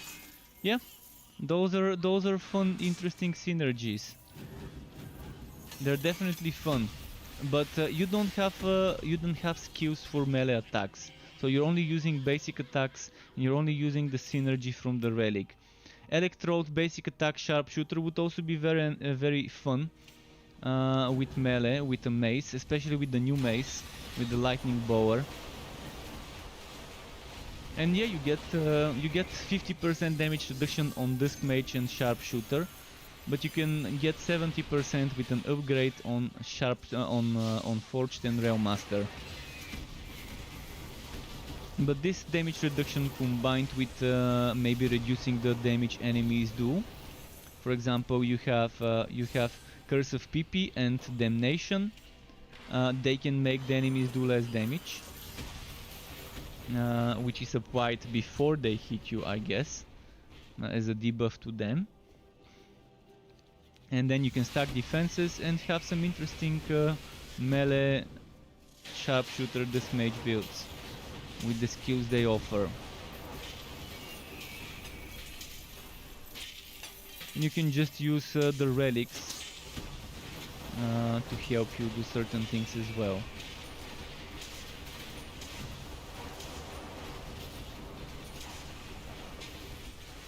The melee Bane sharpshooter would be actually very fun with staffing up and triggering those.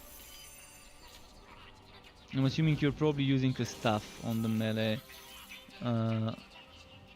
melee sharpshooter, and you're probably using Blood Drinker on the melee. I mean, you're probably using sword on the melee Blood Drinker. Dropping aggro with Ghost Visage, that's pretty nice as well. And not only you drop aggro, you trigger the Shasta tier 2 bonus. With Ghost Visage tier 3, you can taunt. And you can trigger tier 2 Royal Shasta. Don't underestimate this. Yeah, on most builds I would not take it. On most builds I wouldn't take that extra taunt because Shasta taunting is enough for me, because with Revolt I can cast another Shasta and she can taunt. But again, the taunt is for 8 seconds. And if you think this taunt is not enough, and if you want more taunt, well, there you go, Ghost Visage. Taunts enemies for 2 seconds, and you can put different one of those every 2 seconds and teleport. Let's go to the boss fight, yeah, and let's not explore the other parts of the map.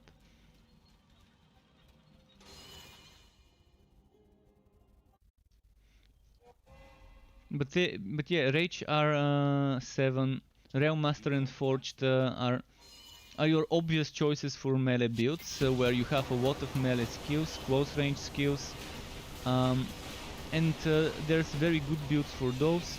But as Fun Horror said, there's very interesting out-of-the-box builds for melee, sharpshooter and dusk mages.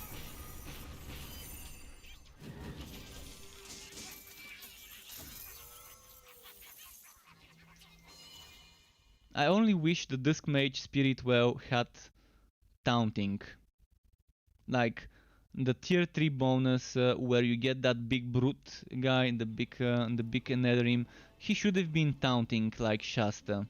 He should be doing some. It would have been amazing if we had something like that. Welcome back, contender.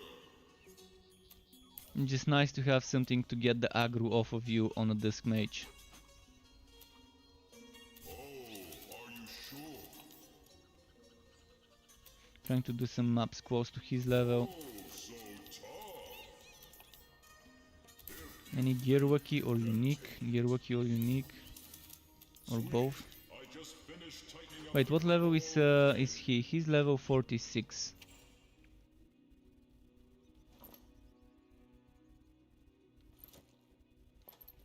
So we still have some options to do lower level dungeons with him. And the idea is I want him to get more XP, so I need to do at least level 51 map.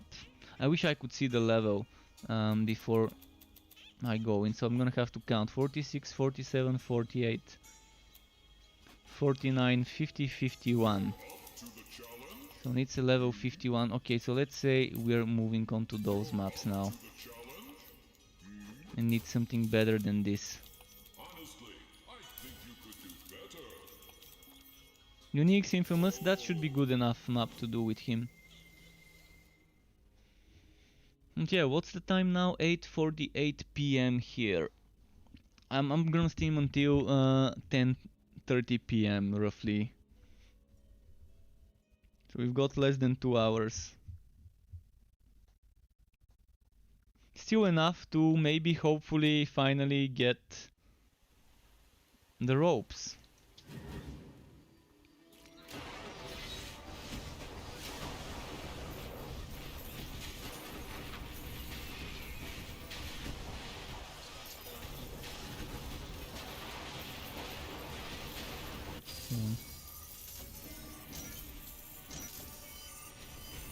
That was a lot of fame very quickly. I'm gonna open up some gear bundles later on my Wobby Sharpshooter. Maybe I can get the ropes there.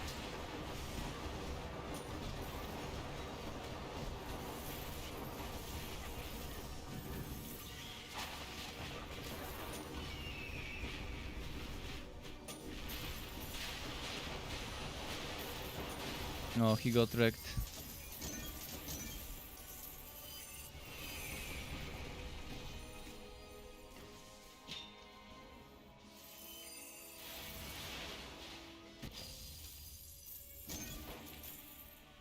Another thing, the problem with quests, gets easily negated when you're playing in a team, because everyone gets the drops and they all count together for a common goal of the quest items. So if it's dropping 4 out of 8 items in a map, but you have 8 people, you have 3 people, you're getting 3 times 4, so you're gonna get actually 12 drops. So each time it drops a purple item, everyone can pick it up and everyone's pickup of that item would count towards the common goal. So hope they fix those for solo players. But for now, the best way to avoid broken maps is don't play Act 3 maps. And if you do, play in a team. That's one way to avoid them until they're fixed, the broken map seeds. Most of them are Act 3 maps. If you have noticed, probably 95% of those broken ones are Act 3.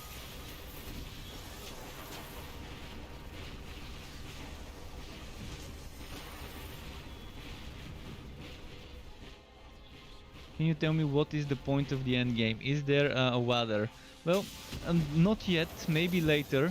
But for now you have bragging rights, which is next to your name. You see how I see a Dead Chill 46 and I see a purple badge. The purple badge represents Ridiculous, which is the highest difficulty, which means he has never played on a lower difficulty that's lower than Ridiculous. You see, I've got the shittiest shield, the shittiest badge, the practice badge, the lowest difficulty. So he's seeing this next to my name, but he's not seeing 60, he's seeing 40 something in yellow numbers instead of white numbers. And he's seeing some golden trimming next to my name. So once you start doing your Fazir dungeon, the end game, you start seeing the number of the highest stage of the end game that you have completed, and the badge gets some sort of golden trimming around it. So you're seeing the lowest difficulty played and the highest level reached from that badge. It's not an official leaderboard, but it's something that you can show off for now. And there will be sets, there will be new sets that only drop in the end game. Those new sets would have synergies with relic skills and with relic powers and so on. So they're gonna have relic related legendary affixes.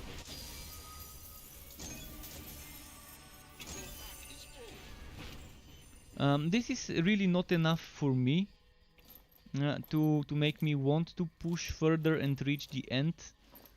But it would be enough to make me wanna farm it. Right now there's one reason why I'm farming the Fazir, and that's to get fame.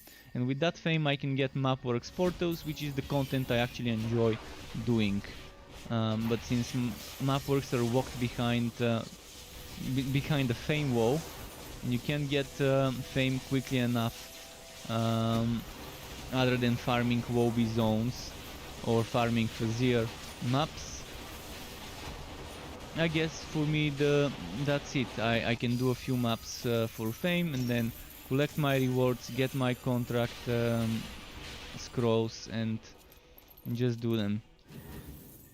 But I hope they add more. I hope within the next 1, 2, maybe 3 months we see a new endgame activity on the horizon.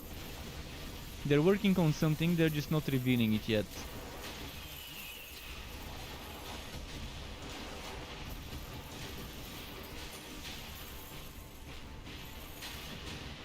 But you have 251 stages of this rifting. Something happened. My OBS studio disconnected for like a second, and now it's reconnecting, and it's reconnected.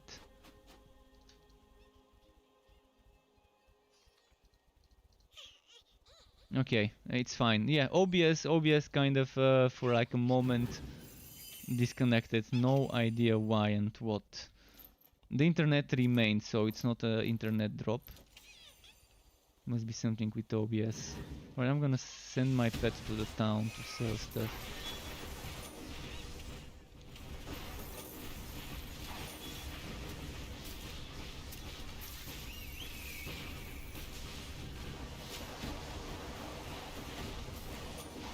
I don't think following a build guide is mandatory, unless you're someone who is playing such a game for the first time. I mean, this game probably has a bracket of the age, of the suggested playable age, probably lower bracket than other games, so I'm assuming even your kids or your younger siblings would be able to play this game, or even grandchildren. Yeah, so younger audiences would be able to play this game because there's not as much blood and violence and stuff like that. Yeah, you're killing monsters, but you can say they're bad guys, and, and kind of it's I guess it's the acceptable type of violence for certain ages. So if you're that type of person, if it's like someone who is playing such a game for the first time, for those following a guide would be nice. Or if you're just lazy and don't have the time to think much and just want things in front of you, do this, do that, take this skill, take that skill, then okay, that's fine, use a guide. But that's one of the things I liked about this game, that you didn't have to be a rocket scientist to make a build. There are clear synergies that you can see, and there's some hidden synergies that you need to think a little bit harder before you realize it. For example, I would say one clear synergy that you can see would be the damage to burning enemies on the forged passive of what's it called? I forgot the name.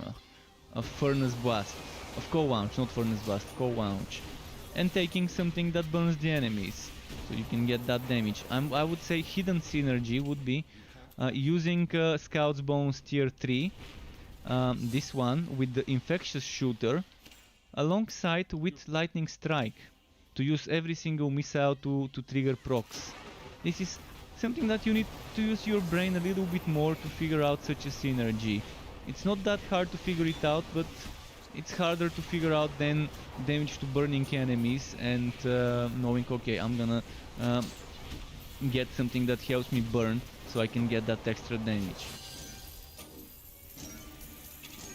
But you don't need to be super good at making builds in this game to make one yourself. And yeah, certain skills are clearly overpowered than others if you play them the right way, if you synergize your build, but the other skills are not gonna be that bad. Of course, there's some things that are clearly underpowered, like Cold Heart has some problems with the balancing of certain skills, and Ranged Forged has some problems with some things, feeling underwhelming.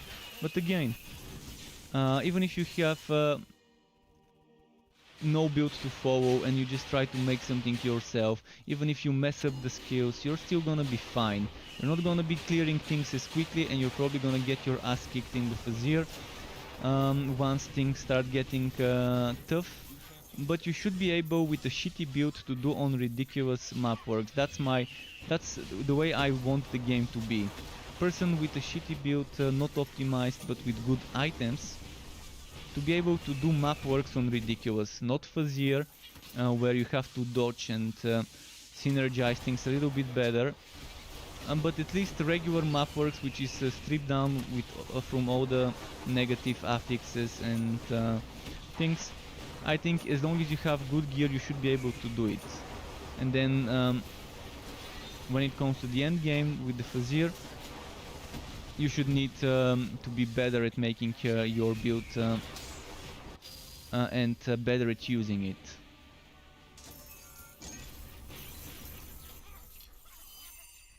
So I try not to claim that my builds are meta, because again, I've not tried pushing those builds to level 100 or higher, but if it can do level 100, it can do 251.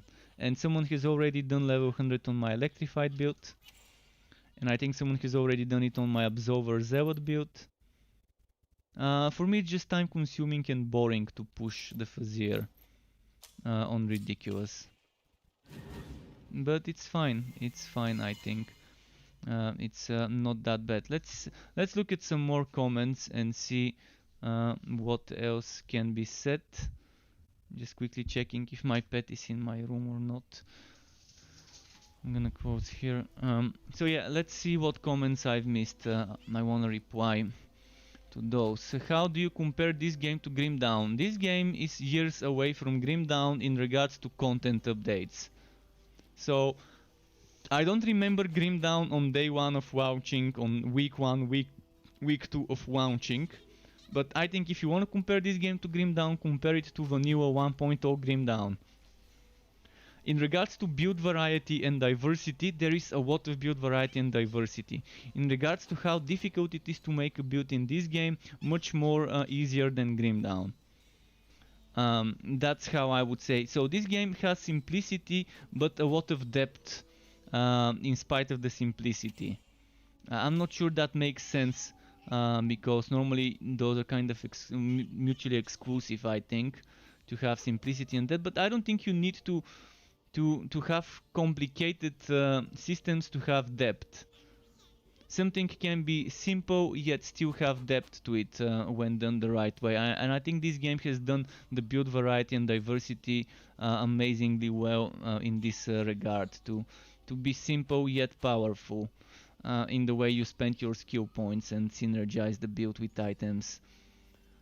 So yeah, compare this game, and thank you very much to the person Kuxi, or I forgot to read the name, the one who just Kukusi, who just subscribed to my YouTube channel. Welcome to the Struck Club. So, do you think an average person? Okay.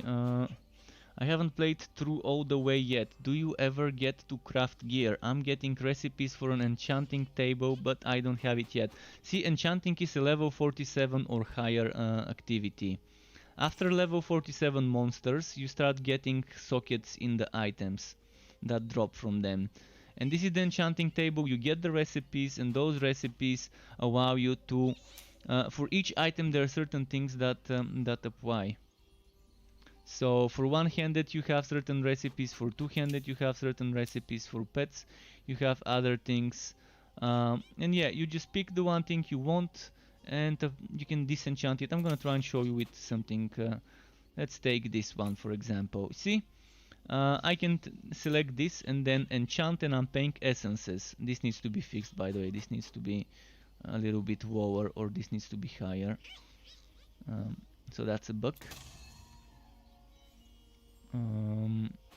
Let's try and print screen. Just give me a second. I want to print screen on which item this was. Okay, I saved it. So yeah, and if you don't like it, you disenchant it, and you pay 750 for blue, 1000 for legendary, 500 for green items. I forgot what it was for white items. You probably won't be bothering with those anyways. But yeah, you pay the fee to disenchant it, and you remove the thing from the slot, and you can try and enchant it again. And you can get something different. And again, you have different things that you can get. And if you don't like a certain item or a certain recipe, you can go ahead and take this item and hold the right click, and this turns this into essence. This is one way to get essence. Other way to get essence is from contracts. And yeah, another way to get essence is from recipes that you don't need. So it's annoying how they did it, to give you recipes and to not allow you to disenchant items early in the game. I think you should be unlocking the enchanter early in the game, so you can keep making essences and preparing for when you're level 46. Another way to do it is keep those items, keep some blue items and some green items in your storage, so that whenever you unlock enchanting, you would have some ready to disenchant. It's not that important, because you're quickly gonna get essences from contracts, from the resource bundles, from the essence bundles. So yeah, let's do some more stuff and read more comments. And Skywalker, I think I didn't thank you as well for the follow 6 minutes ago. Thank you as well. Welcome to the Struck Club, to you too. And Noob84 is back. What do you think about Cold Hard Relic on Sharpshooter? The chill freeze should improve survivability, but how much damage do you lose compared to Electrode? A lot. You lose a lot of damage. Right now the good synergy that would be interesting to explore would be Frostskin and Breaking Point, but the cooldown of Frostskin is just not that reasonable, and Breaking Point every 35 seconds is just a joke for me. Many people have said their concerns about this, and I completely agree that there needs to be some changes to Cold Heart. I mean, I would say maybe stay away from Cold Heart unless you really want to use those three skills: Ice Shield, Snowstorm, and Cold Front. Those three skills, maybe the one with the basic attacks as well, are the three skills right now that I don't think are bad. The rest I would say needs reworks. The golem is very underwhelming. The Frost Blast used to be better and now is kind of mediocre at best. The passive with the chilling, I don't really like it, and Frost Skin and Breaking Point, there's something just there that needs to be changed. Either reduce the cooldown of Frost Skin, or make some people were suggesting a few days ago in my chat to make Breaking Point trigger off of blocking or off of evasions or off of other things, or just make it stronger, maybe give you more HP, like 25, 30, 40% HP. 40 is too much, but let's say it gives you 25 instead of 10% HP, or 30% HP instead of 10%. Because right now HP builds are not gonna be great for you. You would want defense, you would want damage reduction. Stacking HP is not gonna be equal to getting 50% defense, unless you really try and stack shit tons of it. So for now my advice is try to stay away from things like the Cold Heart. Unless you want Ice Shield, Snowstorm and Cold Front. And Snowstorm tier 3 is broken. You can't get more than 40% crit chance, even with this thing saying you always critically hit frozen enemies. So until they fix this, and this is one of the things I won't fix so much in the game, because I want to try those builds where I'm focusing on freezing. See, for support build, let's say you play with your friend and you want to have a support for crowd control. Let's say you have 3 people, one person healing with the Blood Drinker, one person doing damage with Electrode or Flaming Destroyer, and a third person freezing with Snowstorm and Cold Front, and using Ice Shield for crowd control. This can be a very nice synergy, and it can work well.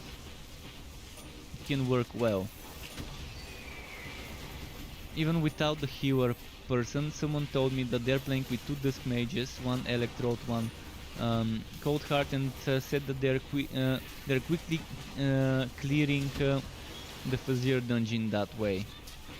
And I can understand how that could be happening if the one that's the crowd control support is focusing on the skills I mentioned. Tier 2 Cold Front can freeze. What other can freeze? The Snowstorm can freeze.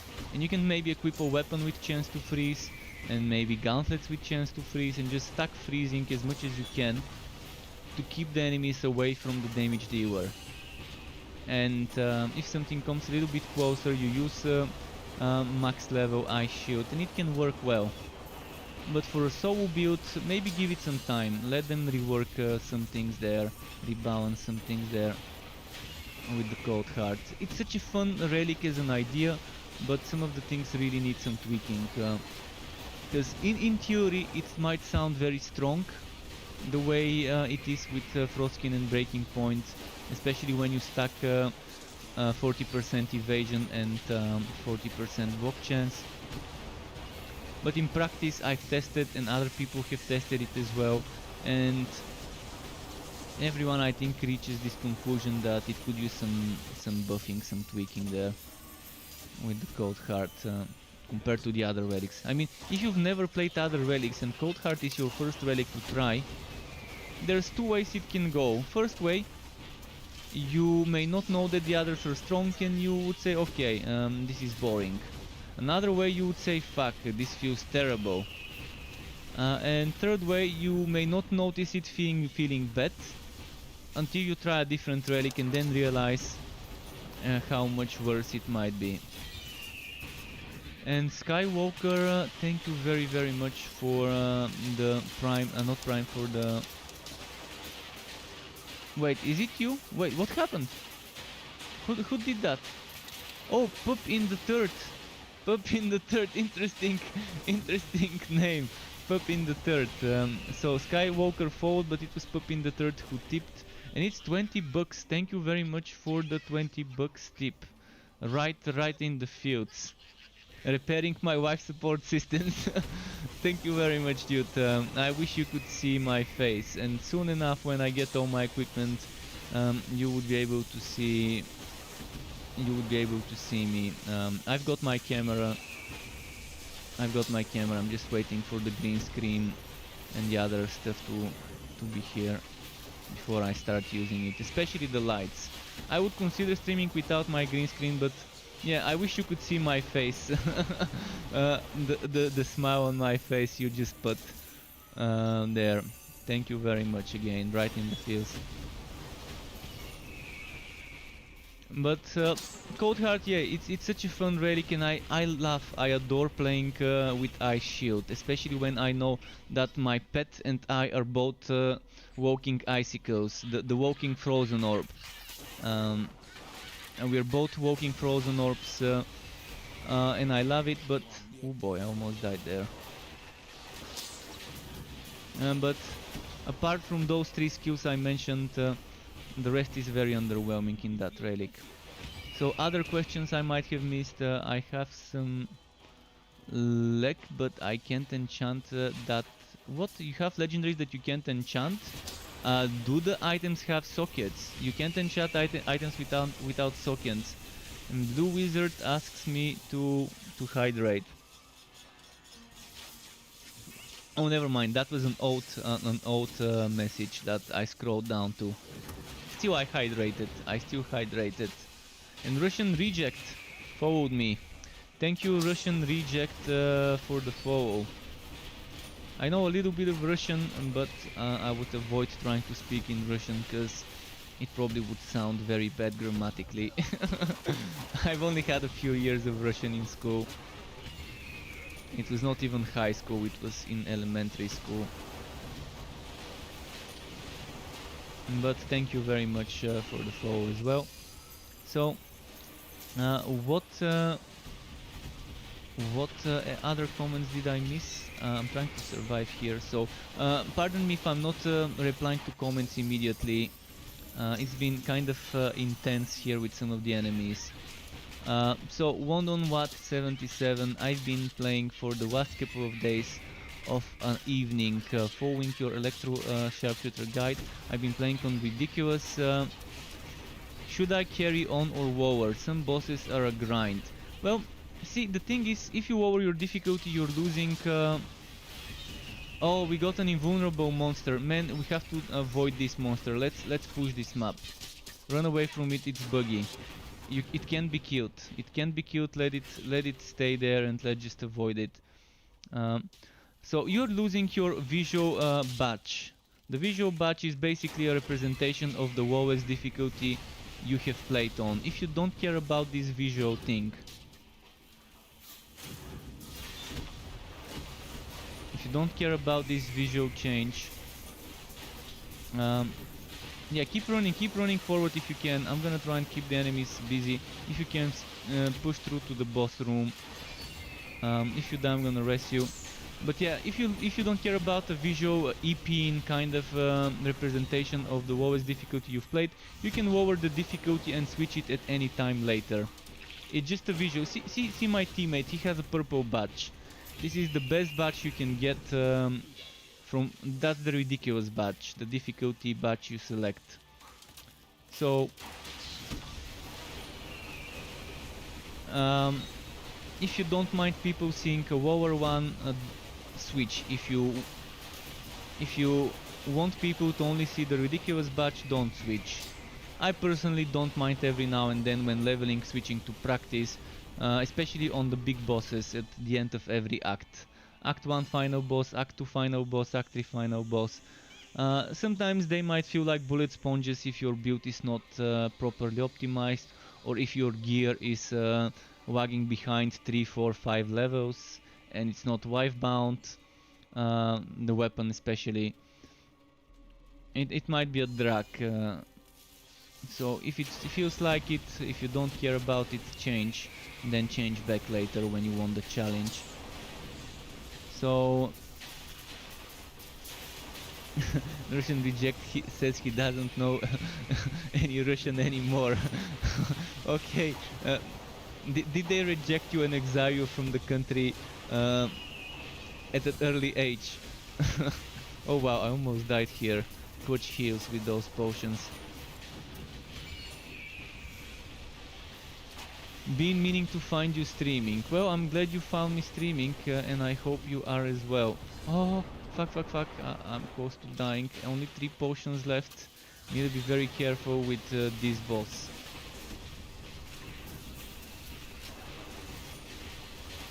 I'm gonna have to go and buy potions. Or maybe do some Mapworks portals, though those are good for potions.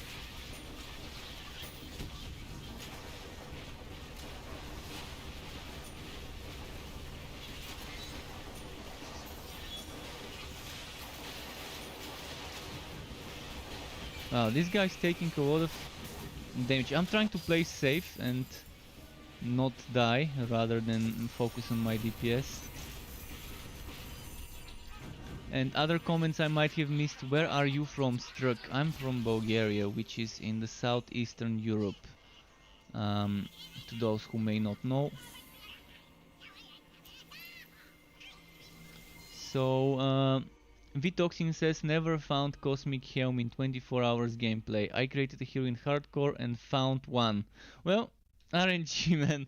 I mean, it's trolling me. Day number 9, I keep getting trolled by the RNG.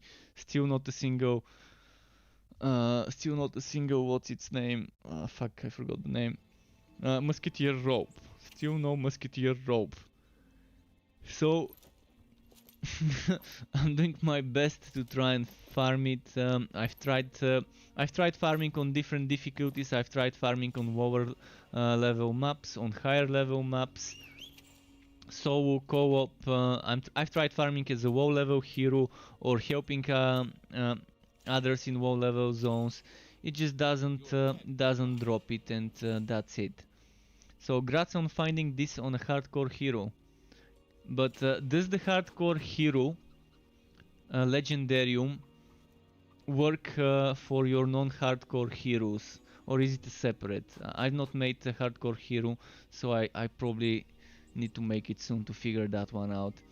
And London Watt 77, I'll stick to it and keep grinding level 13 at the moment. Yeah, level 13 is kind of early. It's kind of early to think of synergizing, maximizing the damage output.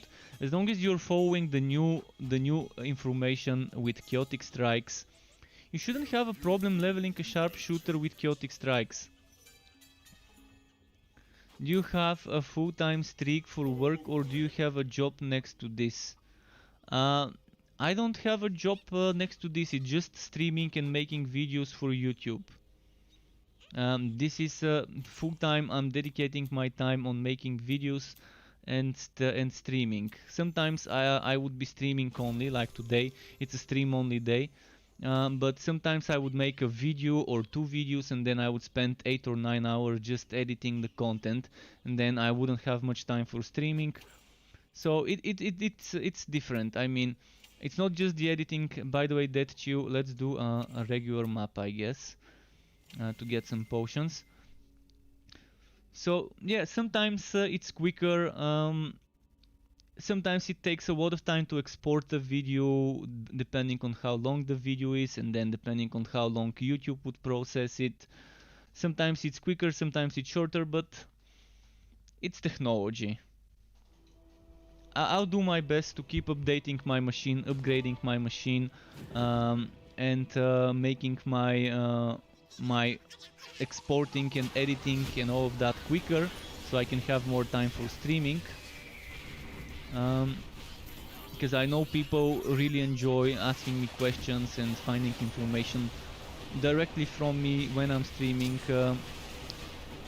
And I also know some of the people want to read a guide instead of watch a video. That's why I made my website.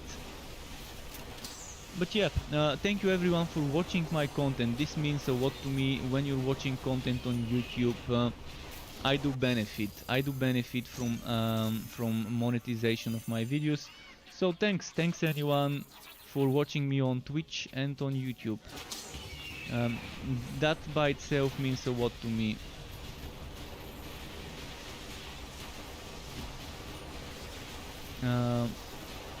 Someone just commented on one of my videos. I'm gonna check. By the way, if you comment on one of my videos and I don't reply to your comment immediately, it's not intentional. Well, actually it is intentional, but it's for a good reason. I could be streaming, and that's why I'm not replying on the comments, but I do try to get back to every single comment under my videos or on my website. I've noticed more activity, people commenting on my website. So I'm still kind of getting used to following and paying attention to all of that.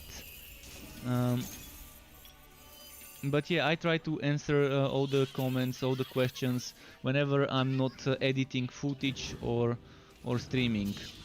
Normally when I'm editing footage I shut down my browsers because my PC crashes.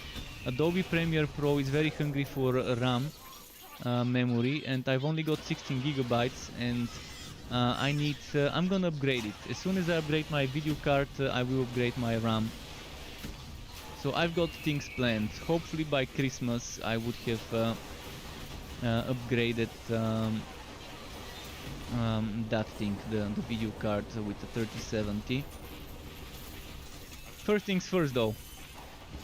First things first, I'm gonna sort my streaming stuff. Still waiting for the shop from where I ordered my microphone and audio interface, the Zenix audio interface and the Behringer microphone. I'm waiting for those to get delivered because they said the interface doesn't, it's out of stock in Europe. But I could stream without my upgraded microphone as long as I can get my green screen and lights. But yeah, thanks to all of you I'm able to do this, to upgrade my setup.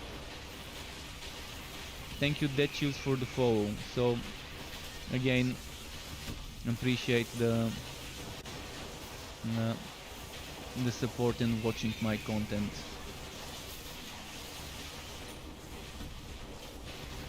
When I started making content for Torchlight Frontiers back in the day when it was still Torchlight Frontiers, I didn't imagine I would end up making it what it is now, like having website where I make more guides and stuff, and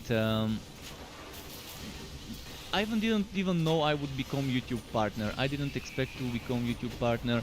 I was trying to think if it would work out, because it seemed like a long stretch. But yeah, thanks everyone. I guess it takes time and patience. That's all it is. If there's anyone else making content out there watching me, well, be patient. It takes a while for a channel to grow. For some people it becomes quick, they become viral quickly, but with certain games, especially when you're doing something like an early access game that well, people don't play as much, it might take a while. But keep grinding. That's my advice. It's an endless grind.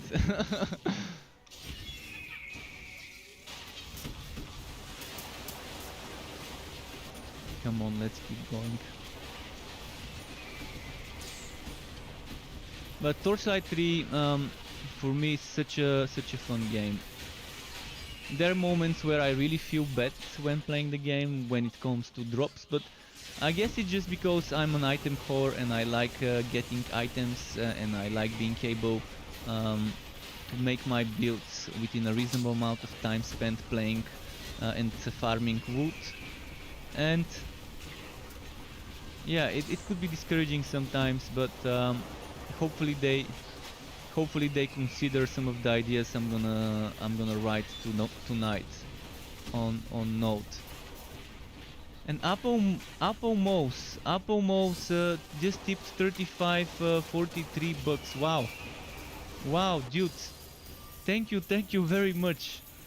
Uh, right in the feels, dude. Right in the feels. Your guys are killing me with kindness today.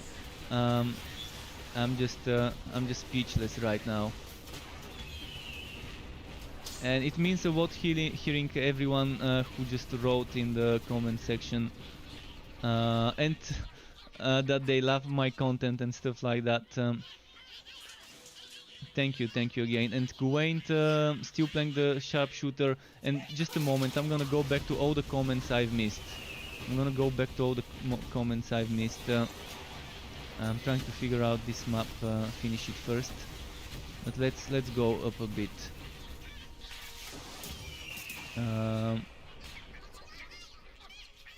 Yeah, Illusioner, I hope I'm not mispronouncing it, but Illusioner, thank you very much for your comment, for your chat message. And yes, Gawain, welcome back, nice to see you again. How is it going for you?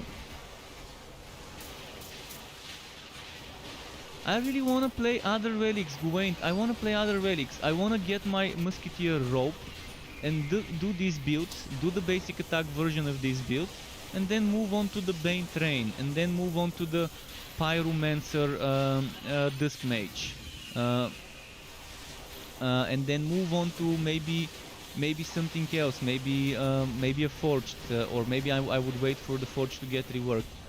It's not by my choice, it's because the game is just trolling me.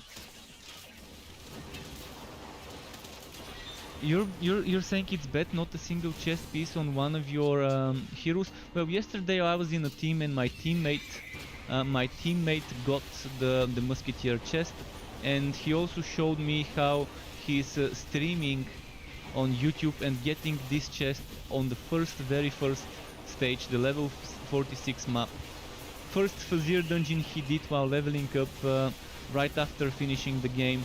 He gets a Musketeer chest, and he showed me a clip from his Twitch channel. Because we were trying to figure out which map dropped it, and it was the very first Corked Infamous map, the one in the middle, Corked Infamous Hivit map.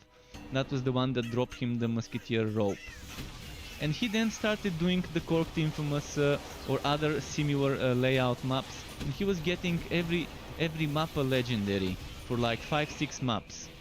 And at that time I was playing on the Wobby zones, and then I went to play with him, and it stopped dropping him legendaries every map. I mean, I don't know, something's terribly wrong. It's just weird coincidences, but it's not much I can do. It's not like I'm not getting legendaries. I'm getting more legendaries than I should be. They're just not the one I want. You can see my stash. And you're gonna see what I'm talking about. And I'm not the only person. You see, there's other people complaining that they're not getting that one item, and that's why I really wanna go. Maybe tonight or tomorrow I'm gonna Photoshop, mock up UI interface, user interface ideas of how to add those next systems. How to add a transmute system, how to add a system to reroll affixes, how to add a system to reroll to min-max certain affixes, because we need those. I think now that the game is released, maybe considering a little bit of quality of life, if it doesn't impact development of Endgame, it would be nice. It would definitely be nice.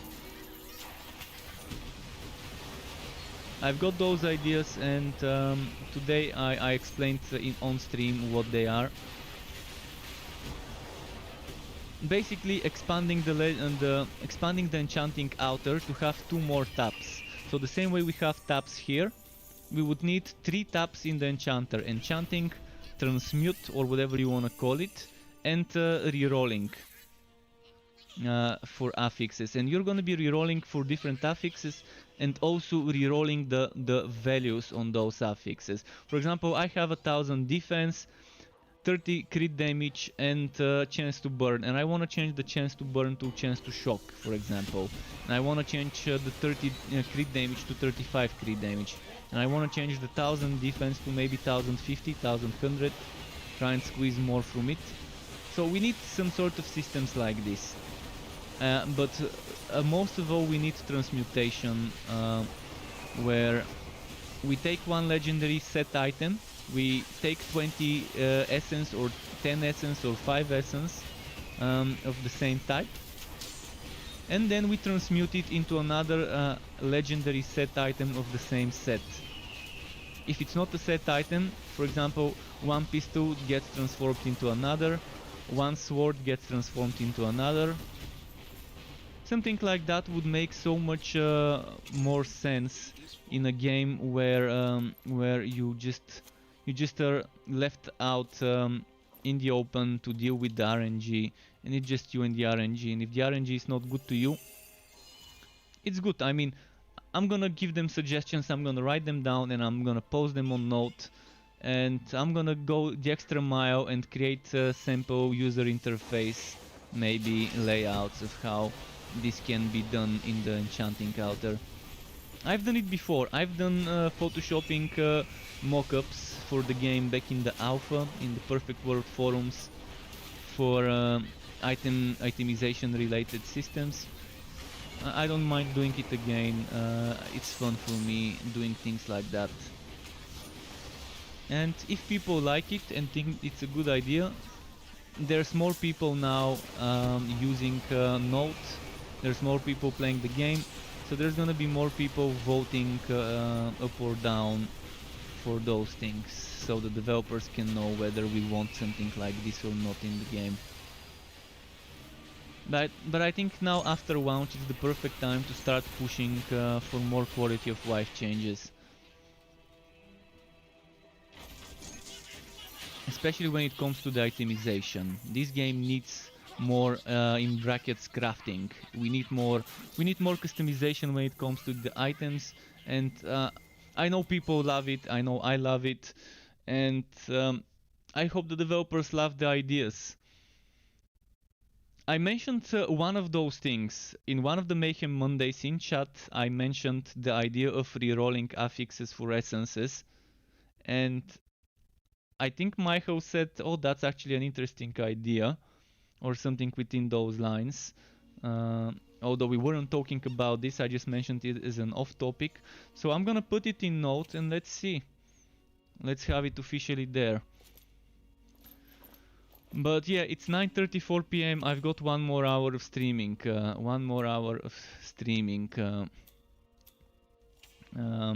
But there's more tomorrow, so...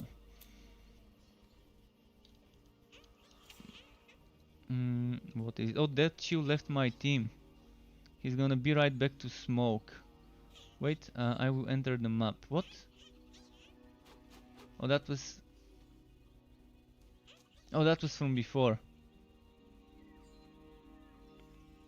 He's gonna be right back. Okay. Fair enough. Should I try a low level map now? When he's not here, maybe... Or should I... Actually, you know what? I'm gonna go to the city quickly.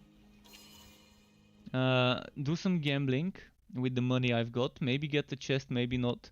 And after that I can... until that Shoes is back, or until I'm done with my gear bundles, I can try open the gear bundles on a low level hero. Believe me, even if I get a level 6 item, I will sport it and rock it.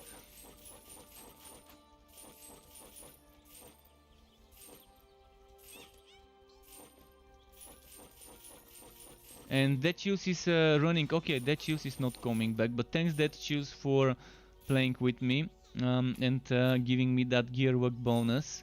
Definitely nice playing with you. And Illusion, if you keep dying, I'm not sure what to suggest. Yeah, Blood Drinker is definitely good to keep you alive, but if you want to play Sharpshooter with the Electrode, my suggestion is try to keep yourself out leveling the enemies and try to stack defenses. And focus at the early levels maybe on physical defense and fire, then on physical and poison when you move on to the different act. But stack defense, keep dodging, and use your range. Use your range, so targeted strikes, explosive arrow are good for using your range.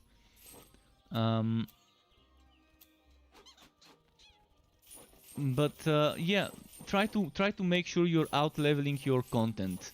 If you're out leveling your content, you will not die as much. If the content is out leveling you, you have a bad time, and I suggest just taking some sort of open zone, farming some more in that zone, maybe redoing certain dungeons, maybe doing a mapworks map. But if you keep yourself up to speed with the content and even try to be out leveling the content, in the first few levels it would be difficult. But again, tell me, Lujona, which one? How are you leveling that build? Are you leveling following the way I said with chaotic strikes and what type of skill are you using? Are you using targeted strikes or tight grouping or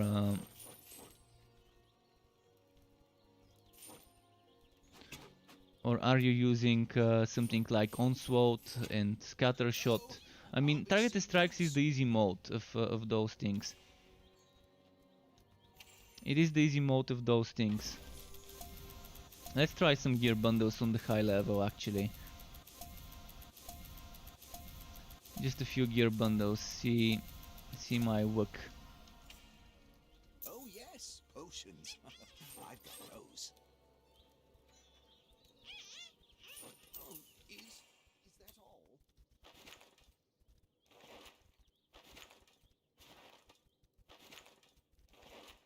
Okay. 6 and 1. 6 and 1. And I'm gonna read some comments now. I'm gonna use this time to read some comments.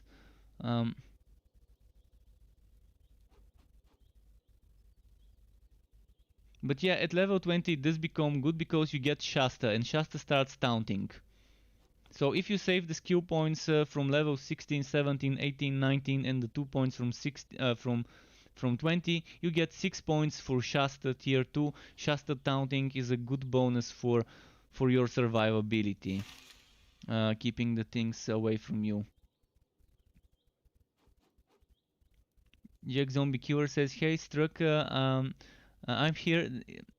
I hear they are adding set items that synergize with relics in the next few weeks. Yes, I can even show you screenshots. I've got a video about those, but let's zoom in. See, this is basically the Act 3 set. It is a reskin of the Act 3 set, but that doesn't matter. Visually it looks good.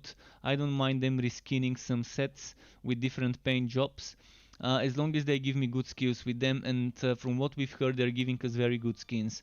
So you can see this is the arc powered set with a different paint job, but again, what's important is not what it looks like, but what it does.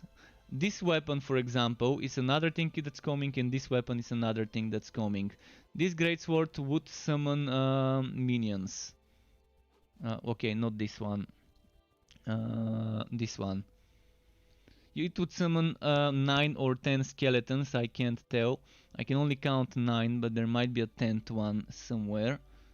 1, 2, 3, 4, 5, 6, 7, 8, 9. Actually, it's 10. I forgot to count this one. So it's 10 skeletons. 10 skeletons, it's good enough, I guess. And it's 60-second cooldown, 20 seconds duration. The mace is called the lightning bower, so it's gonna be like entropy but with shock bolts. You're shooting one big shock bolt which spews and spits in the different directions small shock bolts. And I think both of those will be something you put on your skill bar. So you're gonna have to sacrifice a skill bar slot to use either of those. And the set would give you synergies. And one of the skills that you're gonna get from the set, I think it's probably from the shoulders, would be basically a reward for your relic big skill.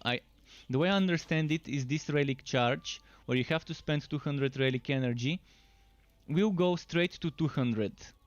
So let's say you charge it up with attacks and with consuming energy. So you charge this with attacks, you consume energy, you charge this by consuming energy, and then you use 1000-volt burst. And let's say you want to use it again. You pop this extra new skill, and boom, this is full. Pop another 1000-volt burst, boom, big damage. And this will be very fun. This will be very fun. I wonder if I can stack 2 big spiders with the Bane. Can I stack 2 big spiders with the Bane that way? There's gonna be some fun tinkering with those builds. So yeah, it's a good synergy. So now that we talked about this, and yes, it's one set that is for every class. So it's gonna work the same way arc powered and Woods Beast and High Wit sets work. But instead of related to the act, it's gonna be related to the relics. What item type is the Molten Reach? The Molten Reach is a Digitus, but just let me confirm it. Just a moment, I don't wanna mislead you. I think it was a Digitus, but Molten Reach. It should be Digitus. And the Molten Reach only drops after level 60. You're not gonna get Molten Reach unless it's level 60. Molten Reach, it's here. Oh yeah, it's definitely a Digitus.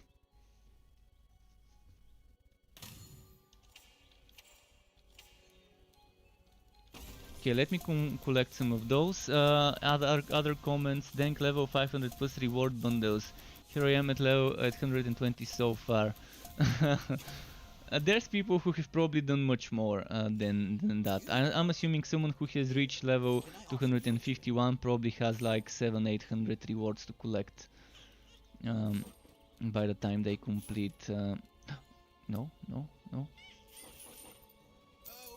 I'll be seeing you soon. Almost saw the wrong things. So other comments I'm missing. I'm using targeted strikes. I'm following your guide. Hahaha. But look, Illusione, are you looking at the bottom of my guide where there's chaotic strikes? I've got at the bottom of the guide how to level up by using chaotic strikes, and chaotic strikes is very easy mode for leveling up. It's very good burst damage. Later on you can unspec it. That's how I did. The first 4 times I leveled Electrode on all heroes, I did it with chaotic strikes. I streamed myself with Sharpshooter, with Railmaster, with Forged and with Dusk Mage, and in each of those times I was leveling with chaotic strikes until this build after wipe. After the wipe I decided to try leveling a different way.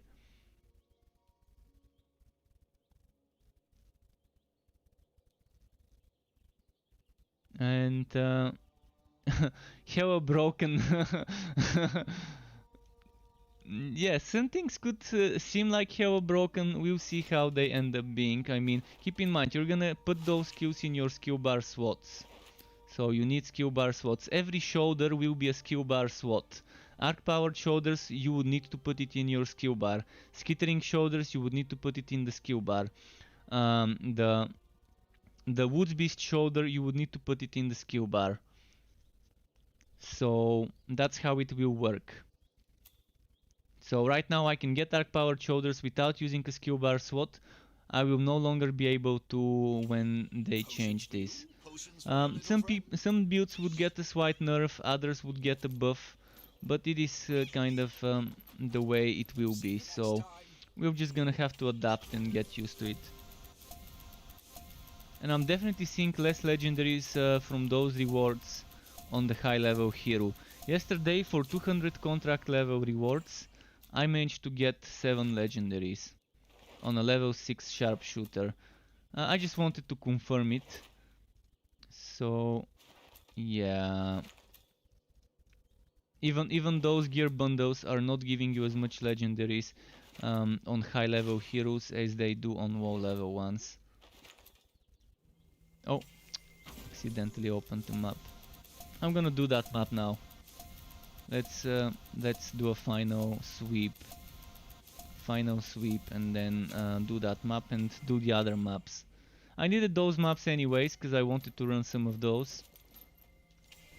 So it's not bad that I'm doing that now.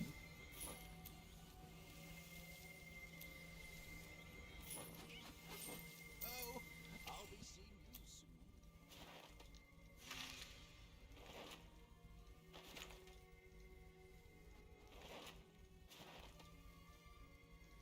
soon. Getting blue from green bundles, not bad. Alright, let's go and kill stuff. But yeah, this shock bolts synergy, the lightning bower, it will be amazing for some builds. And it's an item I would consider wearing instead of putting in the legendarium. A good socketed one, it's not gonna be as good damage as a blue wife-bound min-maxed item, but I would consider wearing it for some Zealot builds, for shocking force synergies. We'll see. We'll see how it goes. But if I get one with crit damage and maybe some flat damage, then maybe chance to shock or extra shock bolts. No, it will be interesting. But yeah, I'm actually surprised they're making a shock bolts related item when shock bolt is already causing a lot of problems with performance for the server and for people. But I wanted a mace with synergy for lightning. I wanted that for a long time. Although I was expecting something with chain lightning, more of a thunder god kind of the Thor Odin kind of build. But not bad, not bad. It's approved from me. It gets my seal of approval as a fun item I would want in my builds, regardless whether it's equipped or in the legendarium.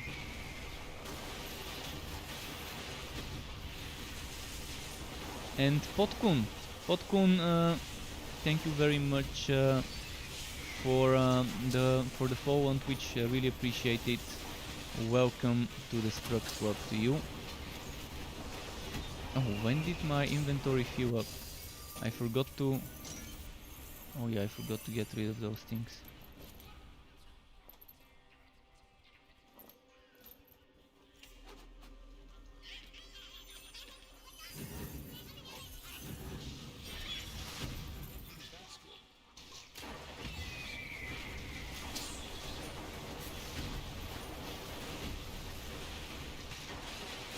Yeah, this RNG,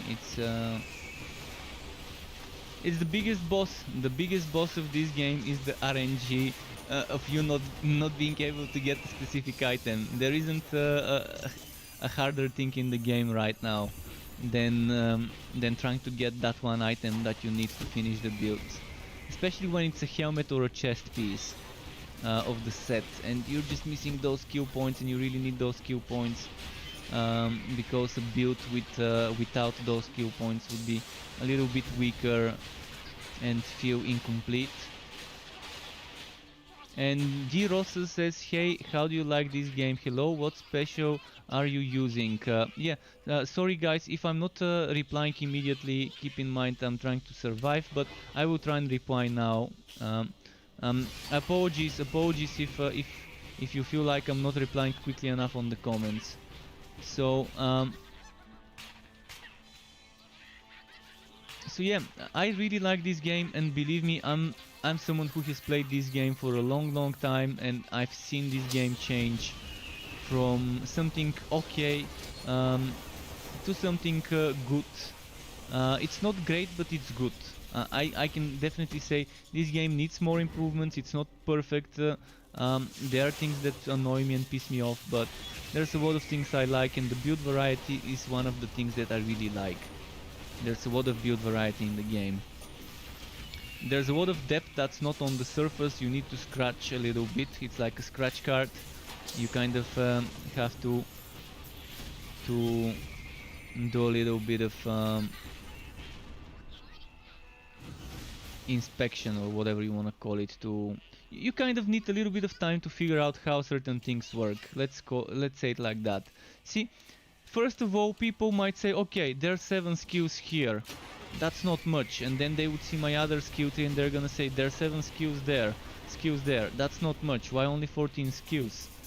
But then if you look closely, you're gonna see that each of those skills has 3 passive skills attached to that skill. So depending on what level you put the skill on, you get different passives. Yeah, tier 1, tier 2, it's passive. It's passive for this skill. The tier 2 bonus, it's bonus for my relic skills. Those are my relic skills. And yeah, this, for example, relic energy charge rate, ammo recharge rate, damage for precision skills, all of those are precision skills. So tier 2 of this boosts this, tier 2 of this boosts this. You can see there's a system that gives you passives and actives, and then it gives you more actives with more passives, and then it gives you actives and passives with the subclass. This is just one of the biggest pulls right now in the game. One of the things that really would be, I think it's the most attractive feature of the game right now. It doesn't have anything more appealing to me as a content creator, as a person who likes making builds, as a person who likes playing outs and different classes and just experimenting. This is the thing that's most attractive to me from my point of view in this game. And the thing that's the most boring right now is the end game. And it needs fixes, but again, the game has just launched, it has one endgame activity and a half, so give it some time and they're gonna give us more endgame. So yeah, I like the game, but whether you will like it depends on what you're expecting from it. So I always try to answer in such a way when I get asked. By the way, Potkun, I'm not sure what you're calling a special. Could you clarify what you are referring to as a special? Is it this one, where it's shooting bows? And each bow is shooting projectiles, poison projectiles. That's the infectious shooter. If that's what you're referring to.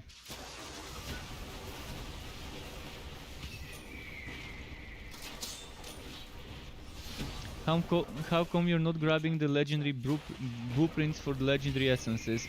Because it's I don't know. I get enough legendary essences. It is I don't feel the need to get those blueprints, and they're just filling up my consumables bar. And the main reason why I don't grab them is it takes too long to salvage a legendary essence blueprint. If it took, if it was just quickly to confirm yes, no, instead of having to hold the button, it just takes too long. I understand for legendary items to have it this long, but not for legendary recipes. It's just a personal choice for me. I'm getting much more legendary essences from contracts than I can get from those on the ground. I'm probably one of the few people who ignores picking those up, but I just don't like recipes taking this long to dismantle, blue and legendary alike, and I don't like those filling up my consumables bar, and I don't like how small my consumables inventory is and how certain things don't stack. It just makes me click, it makes me play a clicker game instead of an ARPG game. There's too much clicking involved, getting rid of certain items.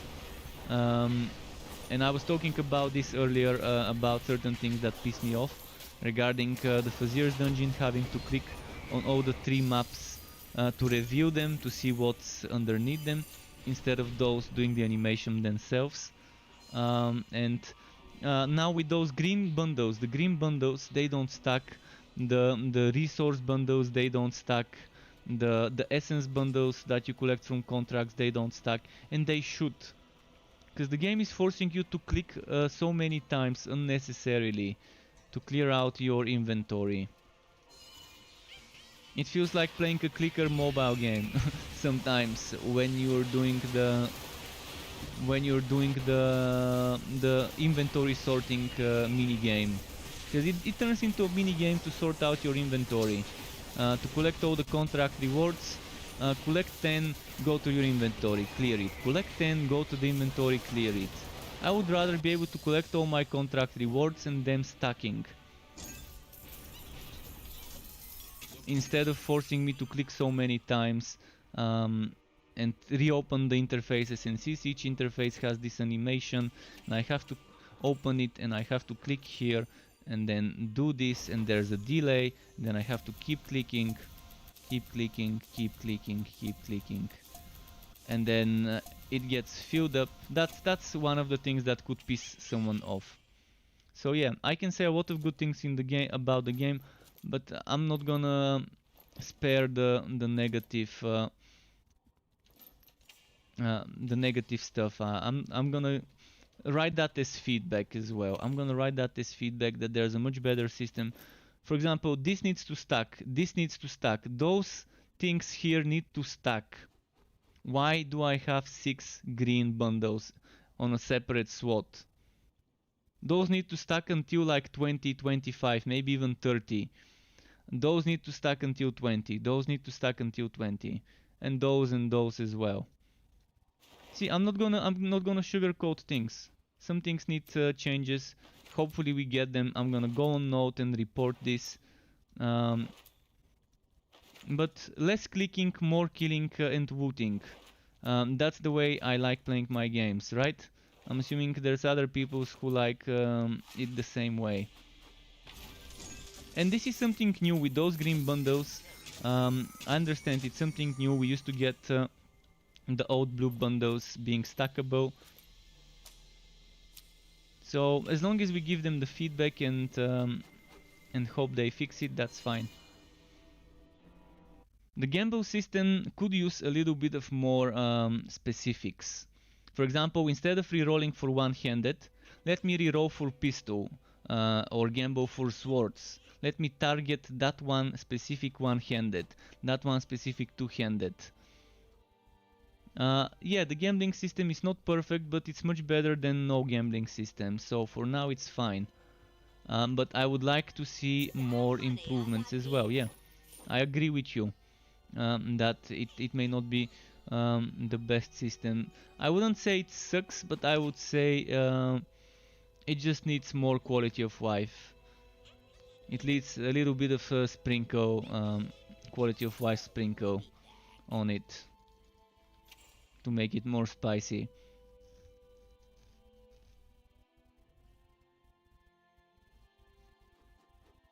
But yeah, in most games that's how gamble systems are. Either randomly rolling for specific item or buying an item that you can see the what's it called? You can see the basic icon. For example, in Last Epoch, you can see the basic icon and you know, okay, this is this base. This is this type of sword. I know this type of sword has a specific legendary. I'm gonna keep pumping this specific type of one-handed sword instead of the other one next to it, which I know doesn't drop as the legendary. So this is definitely miles away from the gambling system in Last Epoch, but I'd take this system over no gambling system and let them improve it eventually. But yeah, simple improvement would be to just separate the one-handed and two-handed into specific ones.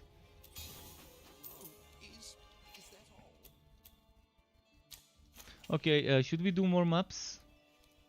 From those, I'm actually gonna need to go to my fort to put some items there. So let's see, Bassay or Bassay, Bassay followed me earlier. Thank you very much, Bassay, for the follow. Sorry for the delay. Welcome to the Struck Club. I appreciate that.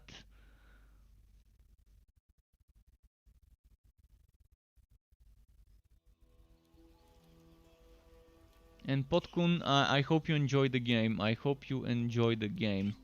And can you bind clicking to scroll for faster clicking like in Diablo 3? What do you mean clicking to scroll for faster clicking? Oh, scroll up, scroll down, wheel up, wheel down. That's what you mean, right? Probably. I mean, I need to figure it out. Let's see.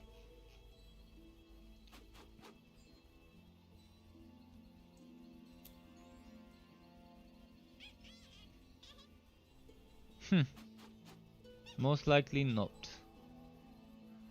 No, I don't think so. I don't think so.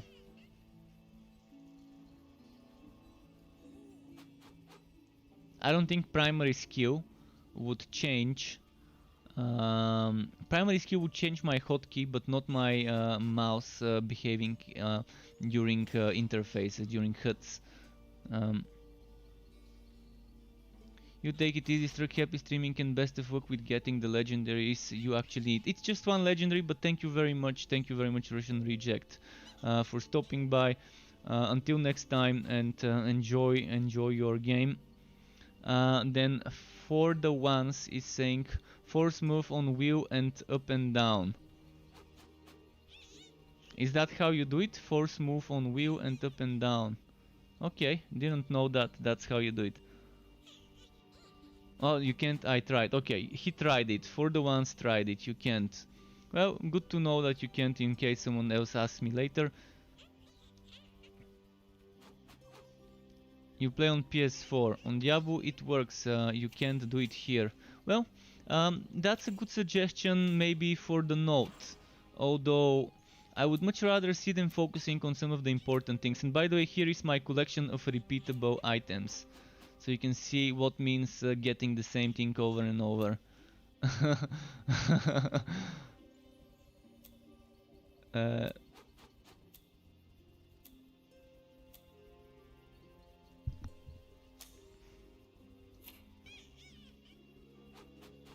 So it's not like I'm not getting legendaries, and I like that I'm at least getting some.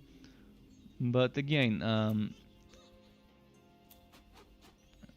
it's not really great where I'm just getting the same ones.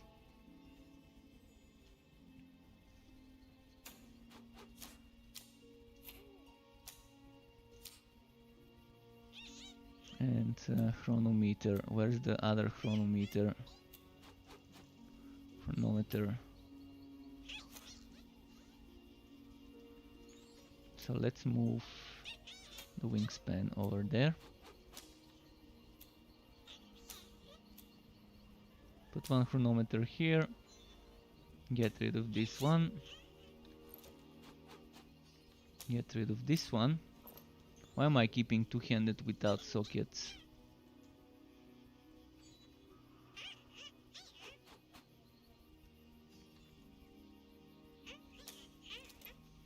Okay, so yeah, a lot of repeats. And I've got more in one of my other heroes. That Wobby I mentioned.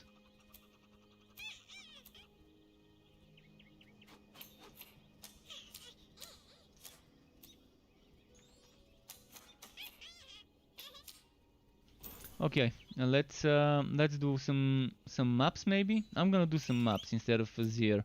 Maybe I can get lucky in those maps this time around. Keep in mind it's 10:05 p.m. And yeah, we've got like 25 more minutes before I need to go and get my dinner before it's too late. So yeah. Let's enjoy those final 2, 3, 4 maps, however many I can do in this time.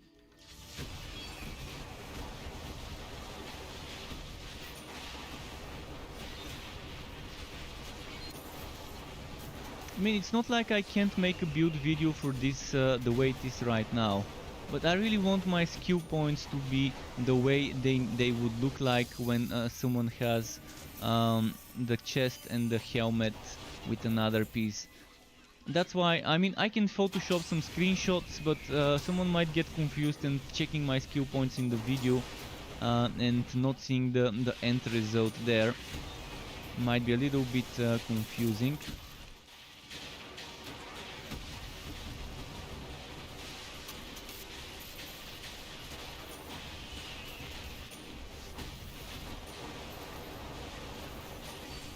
That's why I really want that rope before I can make either of the two builds, the summoner or the basic attack electrode builds.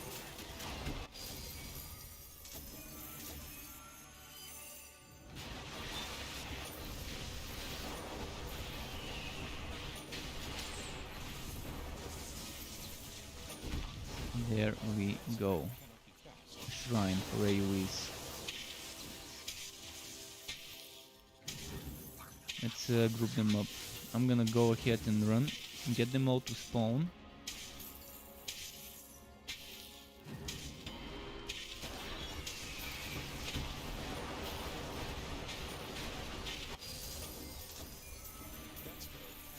By the way, you're probably noticing yesterday I was using the Bone Razor in my Legendarium.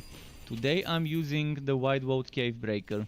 I'm just experimenting, and I think the Wide Vault Cave Breaker might be giving me better DPS because first of all it works all the time, and I'm not using it that much for the damage. It's more like a tool to help me shock enemies. Every hit of the Wide Vault Cave Breaker has a chance to shock or reapply shock from tingling sensation. So even if I don't have shock on my gauntlets and shock on my weapon, the Wide Vault Cave Breaker, after they fixed it, because the way it used to work is it used to do 100% weapon damage instead of 30% as the item used to say, because they had attached the wrong skill. They had attached the skill Wide Vault uses instead of the skill that was created for the item specifically. And that skill does 100% weapon damage, and that skill also was triggering procs. So you could do a procception with the Wide Vault Cave Breaker triggering other procs. But that has been fixed after I reported it in one of the Mayhem Mondays. and Michael fixed it live right there after finding out that it was that the wrong skill was attached to it. But it's not that bad. It's not that bad because again it's reapplying shock. It's reapplying shock, so if it's a boss and you keep getting those things on it, it just keeps shocking him, and it's a little bit of extra damage. So I'm not sure whether it's better to have the summons, to have the extra summons, or whether to have the cave breaker. But either one is okay. If you like more summons, I'm gonna suggest using the Bone Razor while the Bone Walker is equipped. If you don't like extra summons, you might as well remove the shield and use another shield with more defense, and then use the Cave Breaker. Or you can use the little bit of extra summons from one shield, but not use the... So you have options, you have three options. Use the Bone Walker, with the Bone Razor, or don't use either the Bone Walker or the Bone Razor. And when I mention Bone Razor, I don't say use it as equipped. And when I mention Bone Walker, I do mean use it as equipped.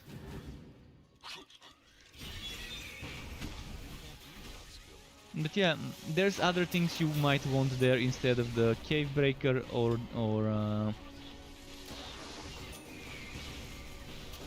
the Bone Razor, and that would be, for example, let's say you're wearing arc powered shoulders, you might want to put the skittering shoulders there, and there's also the other option where you're wearing the skittering shoulders and you're putting the arc powered, but that's gonna be different because soon you would need skill slots to equip either of those shoulders, so I'm probably gonna try and avoid using them in builds. And just mention them as options. If you remove a skill slot, if you sacrifice something on your skill slot. Some people are saying they don't like Sacrifice to Goose because it has a slow animation and it's keeping you in one point. But normally this skill I use at the beginning of the battle before the enemies can even reach me. Before they can even have the chance to hit me and attack me. It makes sense to apply the vulnerability before anything else. But okay. Let us see how it goes now. with the next map. I'm gonna open the next few map portals. It's 11. It's 11 past 10, so we've got some more time until the end. Maybe 2-3 more maps.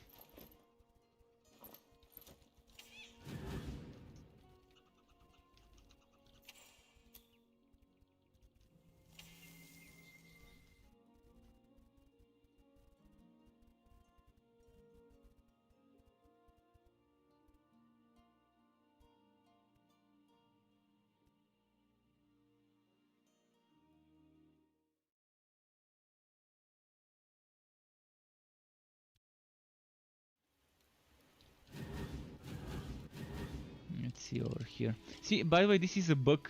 This should become an enemy you fight. So they keep fixing it and breaking it, fixing it and breaking it. I guess there's something wrong with those, and I'm not sure what's happening. But in one patch they work, in another patch they don't. But once you get near them, they should go up and be some sort of enemy, the golem enemy that you fight, the rock golem, or whatever it's called.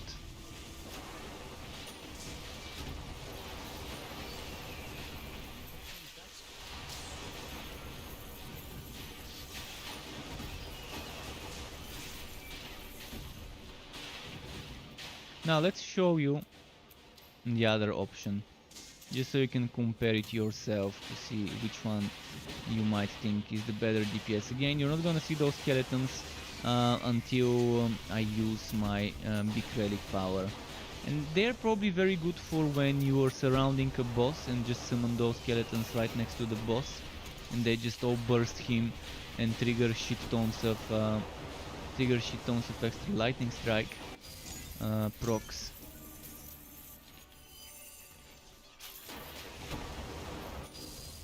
Like, I summoned them just now. Maybe I shouldn't have, because this guy just died without me summoning those. You can see each of them hitting the enemies can trigger a lightning strike. Yeah, I just let the pets do some damage there. Now the skeletons are gone.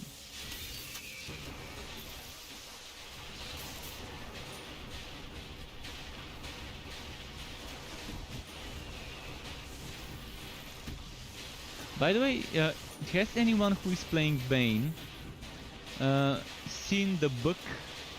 There used to be a bug before launch where when you're playing a pet build and you do too many hits per second with so many pets, the HP of the bosses would go down and then back up because it's like desyncing.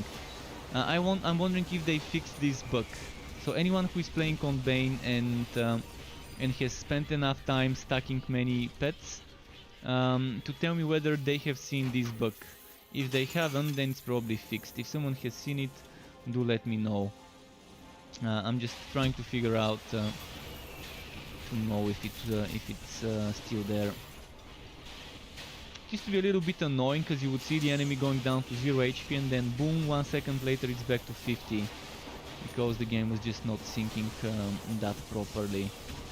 But again, it was kind of breaking the server, I guess, with too many hits per second, with like when you stack 30 something pets.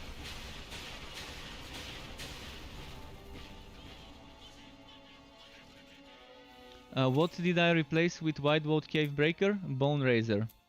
Bone Razor empowers the Bomb Walker. So when I have Bone Razor in the Legendarium, the Bomb Walker summons additional 4 archers. So you get 3 skeletons here, 3 skeletons there, and another 4 skeletons here when you have in the Legendarium the other thing. The archers are the ones I really need, because ranged damage is much better to trigger lightning strike, because they don't need to be right next to the enemy.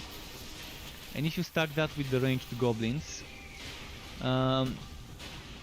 it's nice. I wish there was a frenzy. I wish there was an item that lets me give my pets attack speed and movement speed.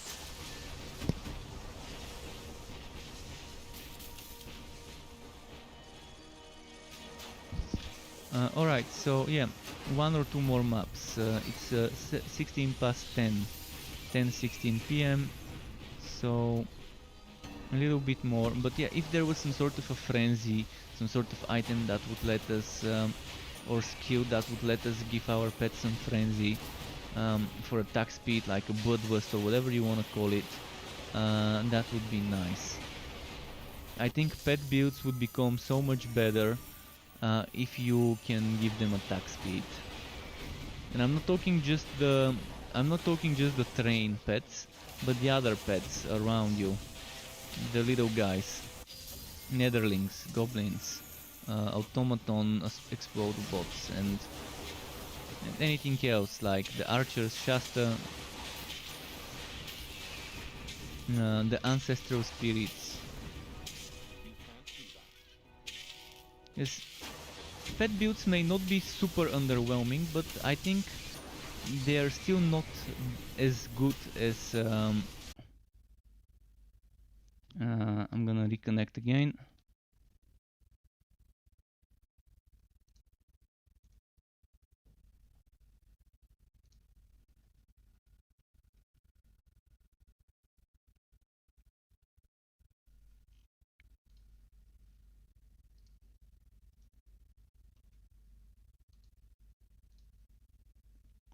So is it working?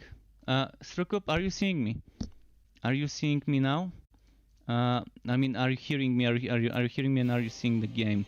I guess I crashed, my internet crashed. So to anyone who is still here in the chat, just wanted to thank everyone for being here today. Because I normally wouldn't stop my, like an idiot, I wouldn't stop my stream without saying goodbye and thanking everyone. But yeah, thanks everyone for all the tips and all the follows and all the subscribes and all the subscribes on YouTube, and just for being here and watching my content. Thank you. But yeah, I'd rather not start another map for the next 8 minutes or so. It's late, but again, if anyone who was here earlier is still watching, again, my internet crashed. I'm not sure what happened, whether it was intentional by someone, but in any case, apologies for that. And again, thank you for anyone who was here today. So keep it cool, Struck Whoop. Until next time, and goodbye.